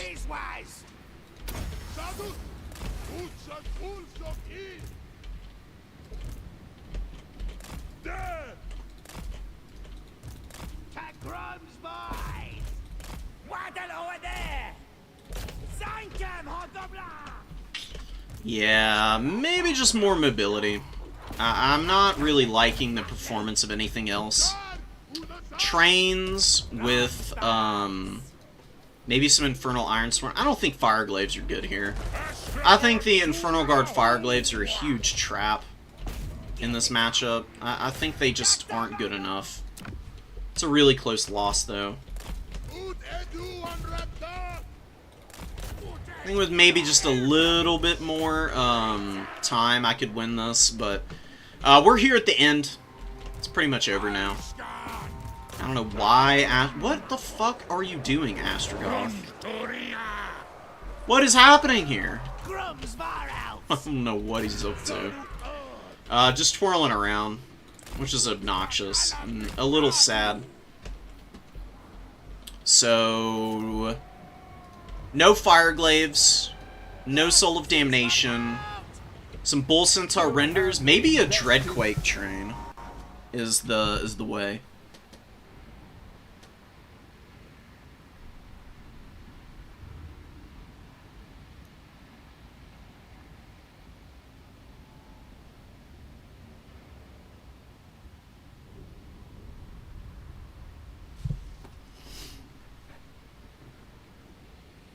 Astrogoth was great. The Minotaurs and the Wrathmongers. It's just that early aggression from Khorne that's so hard to handle. If you can weather that storm, usually you're fine. I mean, the Fireglaves, I just didn't play well with the Fireglaves, man. Like, why am I bothering if I'm not going to be able to use them correctly? Maybe you do bring them, but you don't bring the artillery. Because then you can start with a Bull Centaur render. Because they can answer the Minotaurs and also hound down the Fleshies, which are one of the bigger problems in this matchup. Hobgoblin, Wolf Raiders I need to use better. The Blazing Beards of Basharik, they ground out some pretty good value. The Chaos Diary Warriors were just kind of bad again. I mean, I'm never, shouldn't really ever be surprised. The Hobgoblin Sneaky Gits actually got more value, which is kind of insane to think about. So, no top 4 for us today. That's fine. It's good practice. We're doing this with Astrogoth next time. Well, I mean, that's what we did this most recent time. But, you know, just for future reference, that's what we're going to do. And I'm bringing in Iron Demon. Dreadquake.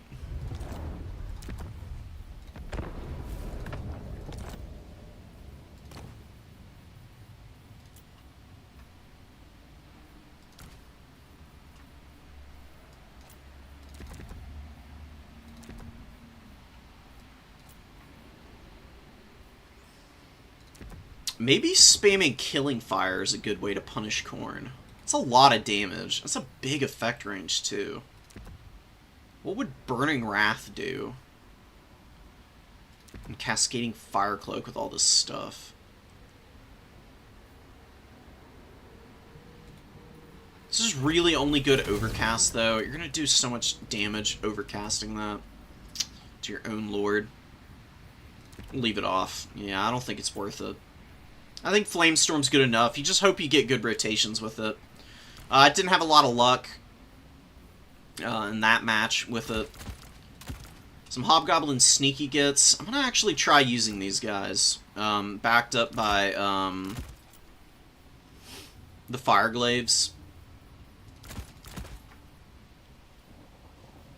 A couple Tree Goblin Laborers. The Immortals might be a good idea, too. Ooh.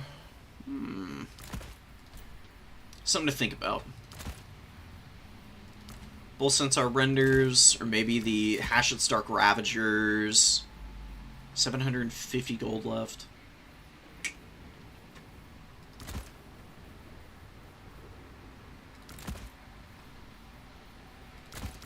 Yeah, with 2 Hobgoblin Wolf Raiders. 1, 2, 3, 4, 5, 6, 7, 8, 9, 10, 11, 12. Pretty decent width. The Iron Demon was nice. If I bring a Dreadquake train...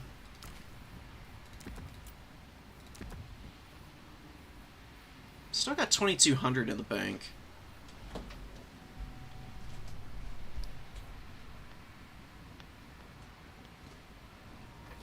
As long as this thing is on the move, it's pretty unmanageable.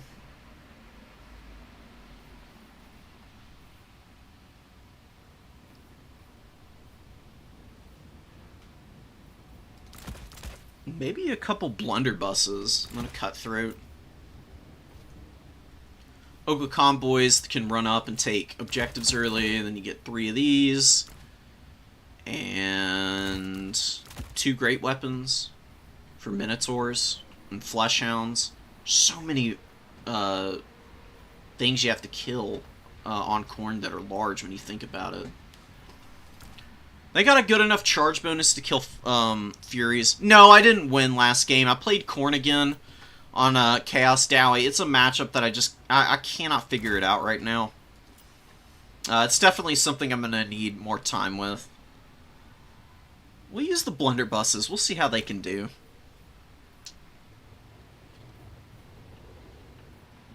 Granite Guards seemed like a good idea, maybe.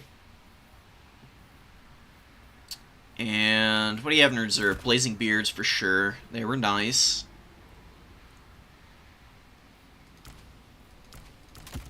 Maybe a couple of Infernal Guard. It's really expensive. So maybe not. I'm a little skeptical as to their efficiency. Some Hobgoblin Wolf Raider Archers for maximum poke value. You can kite Khorne and drag them into bad spots with your Bull Centaur Renders and the Hobgoblin Wolf Raiders. And you just use the infantry to hold one position while the rest of your army kites. That might be a strategy. Another Iron Demon in the back pocket for infantry clear. Sure. I'm gonna try this out sometime. Kadai are a really good idea. They're really expensive.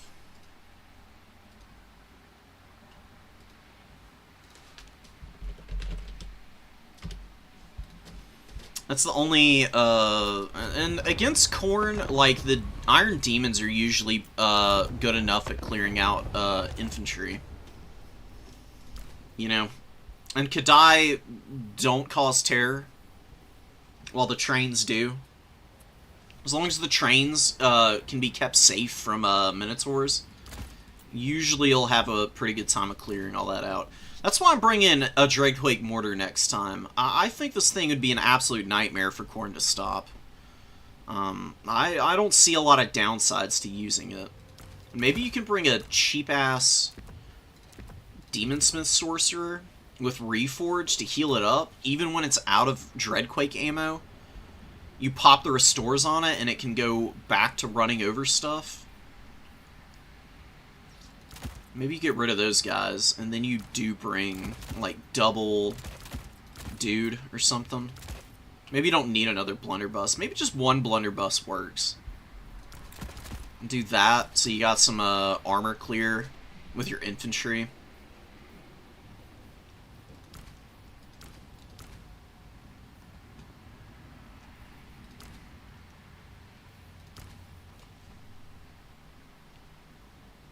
Just kind of surprised that these sneaky gits did as much damage as they actually got done.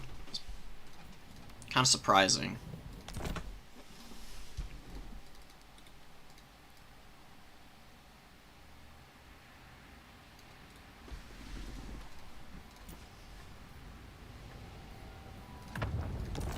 Alright, let's get into our last game here.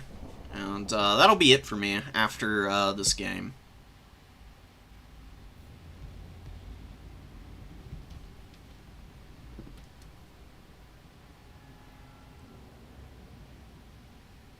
Damn, my phone's getting blown up right now.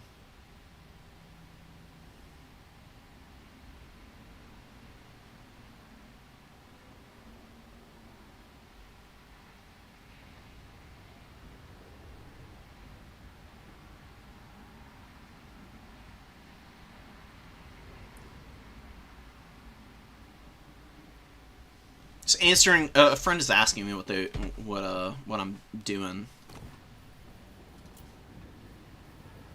Oh, what elves? Ooh, okay.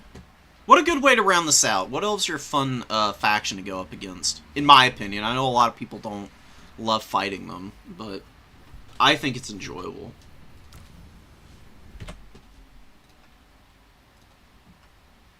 Maneuver y'all away for a minute. And here you go. Give you something to look at. So, you know, a little sad that we didn't do very well this tournament. We still got a chance to end up even. Pick 6 is not a format that I'm amazing in. I mean, I love Khorne so much, I mostly just play them. All the other factions I'm fine with.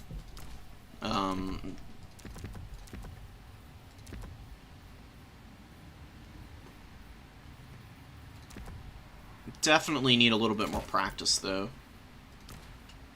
What do we bring Lord-wise?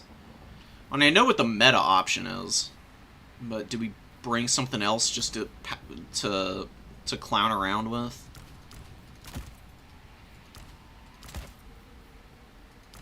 Maybe. What else could we bring?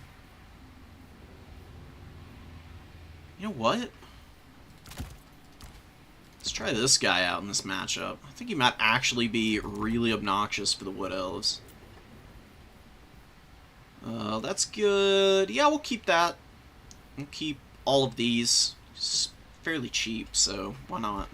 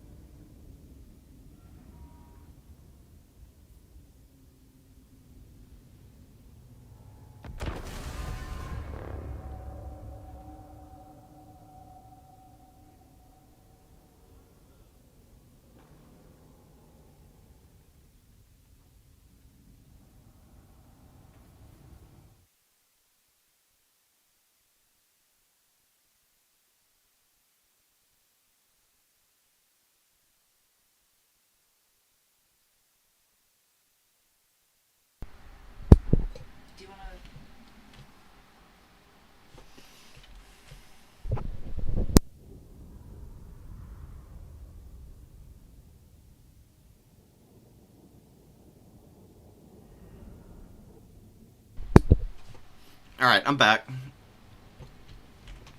So, let's see what we can get done here. See if we can even ourselves off at the end of the tournament. Maybe somehow we get mega blessed and end up with a good tiebreaker.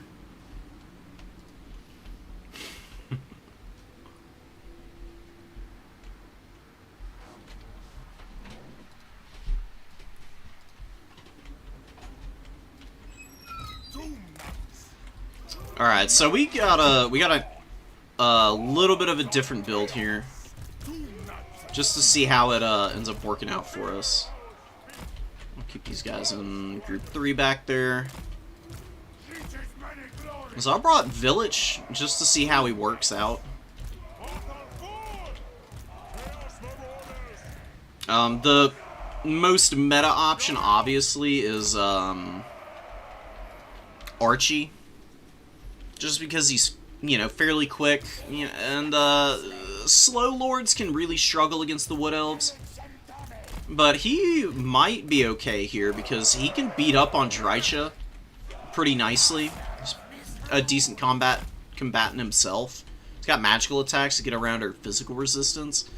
With Vessel of Chaos, he'll be able to heal himself up on the barrier a shit ton.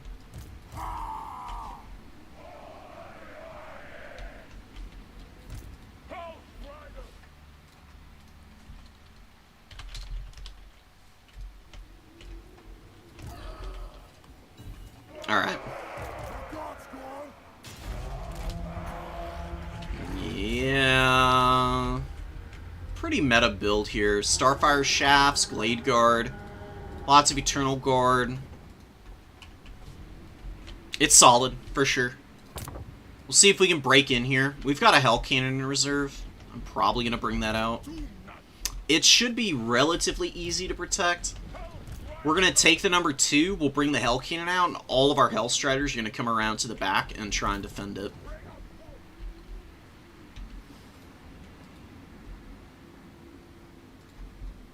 Oh, really? Okay, well, I mean, it makes sense. I mean, our opponent brought a Glade Lord instead. We have a victory point. With a Melkoth's caster? Okay.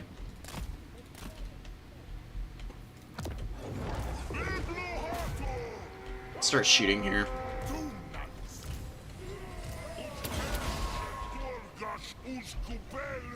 Oh no, there's an Arrow of Kurnus! Oh my god. I'm such a doofus. Let's unsummon this thing before it dies. Might as well just get the Wand back. I don't know what I was thinking. Of course the Wood Elves are gonna be bringing in a bunch of, Arrows of Kurnus. Unsummon? Hello? Stop shooting and unsummon? Yeah, there we go. Alright, well, that sucks. I'm not super happy about it.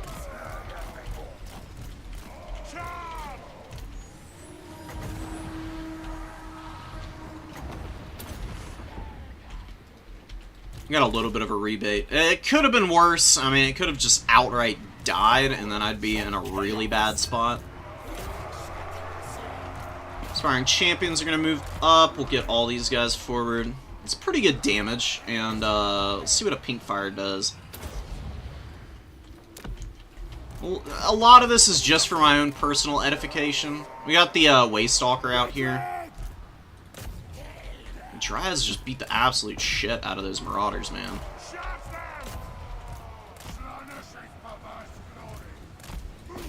It's just a fat line of spears and stuff.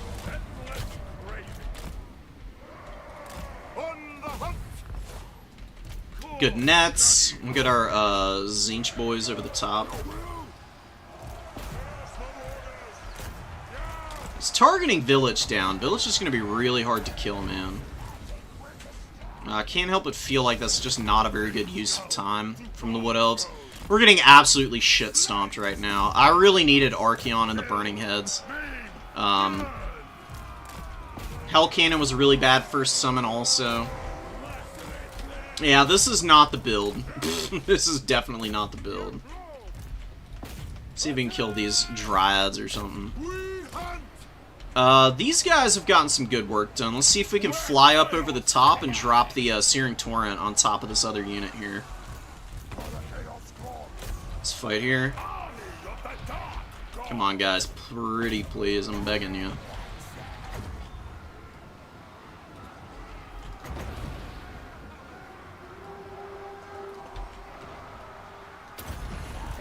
God damn, they like just don't want to respond here. I just need you to get up over the top of these guys. The Chaos Knights got dumpstered because there's Melkoths and a bunch of cheap spells available for it, so that sucks. It's pretty good damage, but they're just getting shot to pieces, man. Like, my opponent's all over this, so this is not going to be a very winning opportunity for me. Just kill all those guys. Let's get these Hellstriders forward, get these guys back to the points. Maybe we somehow grind back into this anyways. It's kind of a wild game. I don't know, man. Maybe I can. There's more Hellstriders. He's got some units out here for sure. That's Immolation, just not it.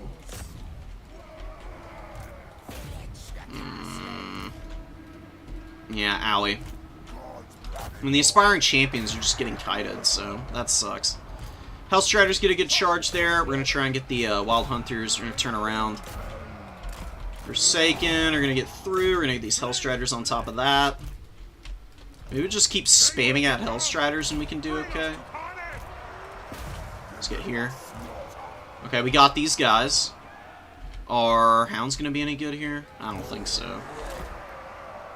Damn, those Praise of Anath the Rama have been so punishing.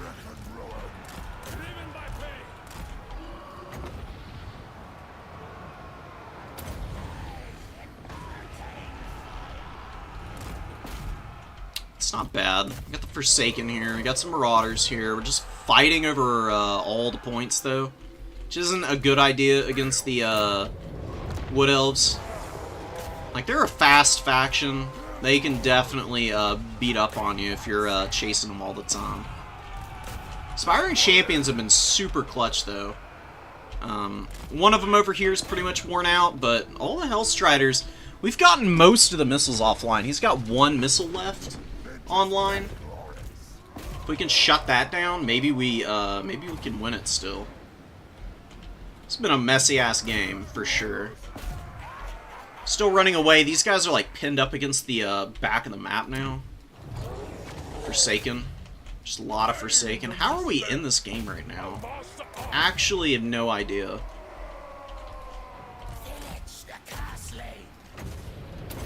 Oh, whoops. That's not Blue Fire. I want to use Blue Fire on the Wild Hunters here. See if we can catch the Lord here. Crush him here. Aspiring Champions and these guys back here doing some work. Let's get these guys since they disengaged. These Hellstriders going in here. We got one more Hellstrider to bring out. I honestly think, I'm starting to think maybe there's a need for a limitation on the number of Hellstriders that you can bring in a match, because they are just so obnoxiously cost-effective. Like, I feel like a lot of factions just outright don't have answers to them, and that's really sad. Because they just counter so many different units so perfectly. Like, how are you earnestly and honestly expected to be able to beat them over and over and over again when they're summonable every single time you get them back into the pool, you know? Like, they just trade so well, you know? Like, you can lose out early and still get good value out of them. We don't have this point, but we're grinding through a lot of the units here. Let's get these Forsaken off and go after these Wildwoods. Let's get on these guys. We had a pretty good fight here. These guys should go down. We'll just fight the Wild Hunters. The Hounds actually killed the Dryads over here. Hell yeah, okay. We're somehow getting back into this game. Another Forsaken, probably. Maybe a Blood Beast, though. There's quite a few Wildwood Rangers who are going to be kind of annoying to kill. Get a cast here. Does some good damage. certainly not bad. Run. Run. Yeah, let's get a Forsaken up here. Maybe another Marauder.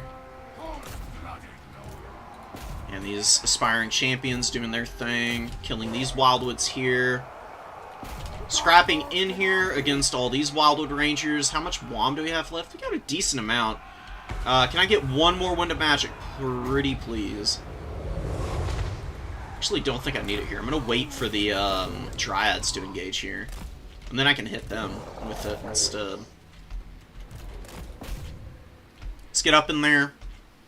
I'm going to resist the urge to bring out another of the most cost-effective units on the roster, and maybe even in the game, while I try to do stuff with other units.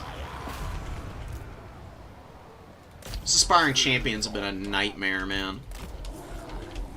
Dryads moving up, but we got some Forsaken to answer them there. We'll use these hounds to try and get a rear charge somewhere. Yeah, we'll bring a Blood Beast out. See what it can do. Village is in a little bit of trouble here. We'll see if we can squeeze him away. I don't know what he's stuck on. Are you stuck on your own men? Seriously? What a bozo. I think we do need another Hellstrider here. We'll unsummon this. We'll get these hounds over. Let's get away from those Wildwood Rangers. Let's hammer here. Village is barely hanging on. Somehow still alive, though. I think he's gonna die here, though. Why is he losing so bad in this fight, man? Double teams are pretty brutal. Very sad.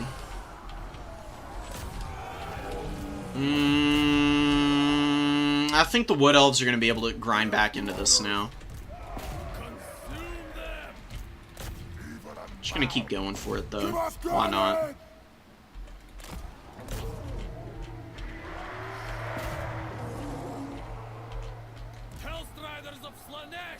Those are Wild Riders and other Melkoths. Just lots of meta stuff from the Wood Elves. My build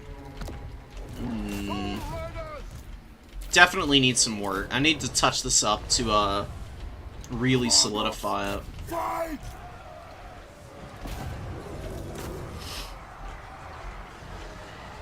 Blood Beasts onto the rear of the Wild Riders here. Maybe going to be able to get something done. I forgot about the Forsaken and they just died.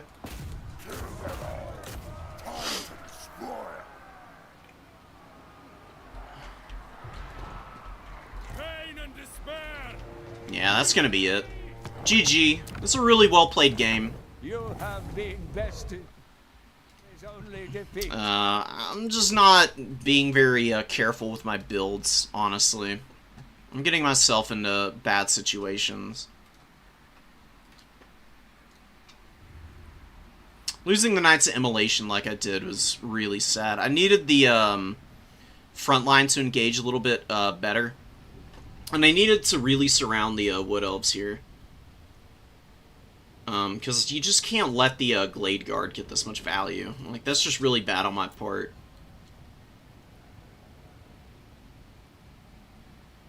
We won the mobility fight, which I'm not really surprised by. I mean, you just got so many ridiculous units to win it. Blood Beast, not that great. Hounds, kind of bad. Hell Cannon, terrible. And the Marauder Horseman throwing axes are just here for, like, Durthu or something, but I don't think you even need them, really. Village was good. I liked him. He was solid. He got his value back. I can't help but feel like Archaon's just better, period, though. And Archaon also beats Durthu, so... You just bring him. Like, why would you bring anybody other than Archaon? He's really not even that much more expensive than Village, so... I'll do that next time. I'll bring the Knights of Immolation and the Reserve instead.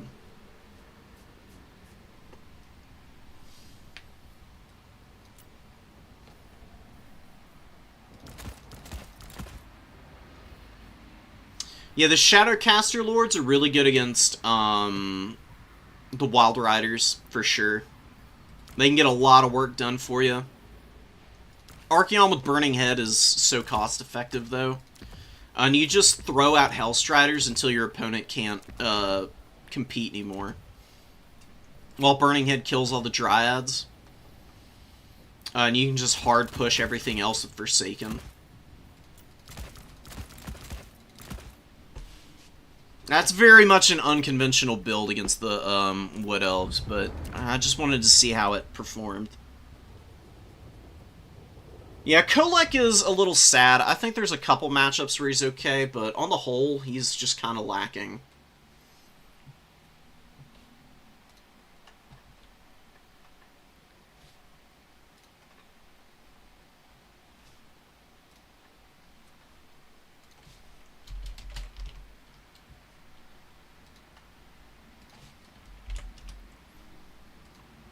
There we go.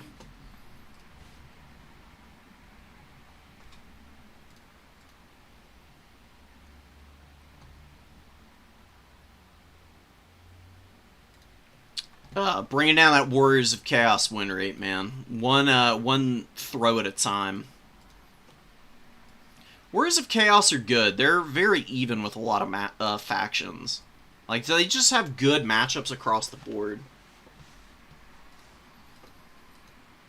Yeah, Searing Doom is another really good spell. Most of the, like, really good meta factions have a lore of Metalcaster. Like Sartorial, Archaon, Searing Doom, stuff like that. Final Transmutation's really strong. Then Burning Head, always powerful.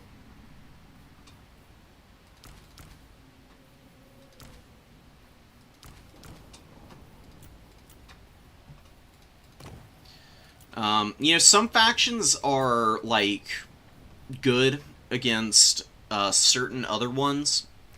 Like, Wood Elves, I would say, probably have really favorable matchups against most of the Chaos factions. Khorne is pretty hard for them, but outside of that, they usually are able to just out-skirmish.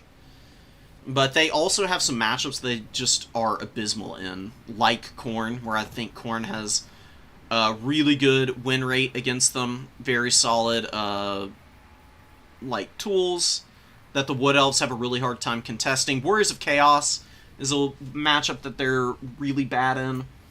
Just because the Warriors of Chaos have, like, certain units that are just absolutely insane against them. Sibilant Slaughtercade would be pretty nice against the Wood Elves, too, I think. I might bring that another time. It's just hard to not want to play around with the different units that you've got access to. But the Wood Elves are just really good at shooting stuff down. So it's kind of hard to bring anything that's too inefficient against them. But I do think that I can use the Knights of Immolation if I just play with them better.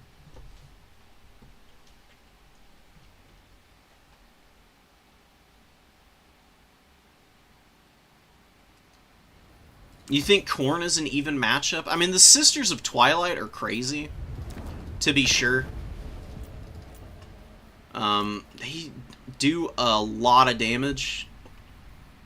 But, like, just Swarms of Forsaken and then, Chaos Knights I've found to be exceptionally effective against, the Wood Elves. And it's a pretty cheap build. Like, you can throw a bunch of stuff out there that, just swarm the field.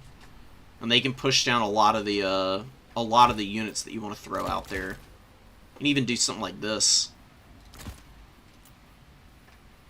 Just maximum aggression from Khorne is pretty strong.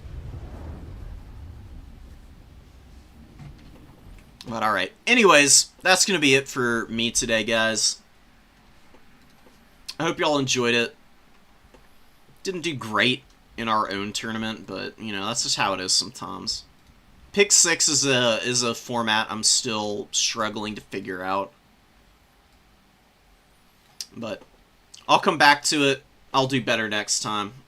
And I'll see y'all then. So, peace out. And take care, guys.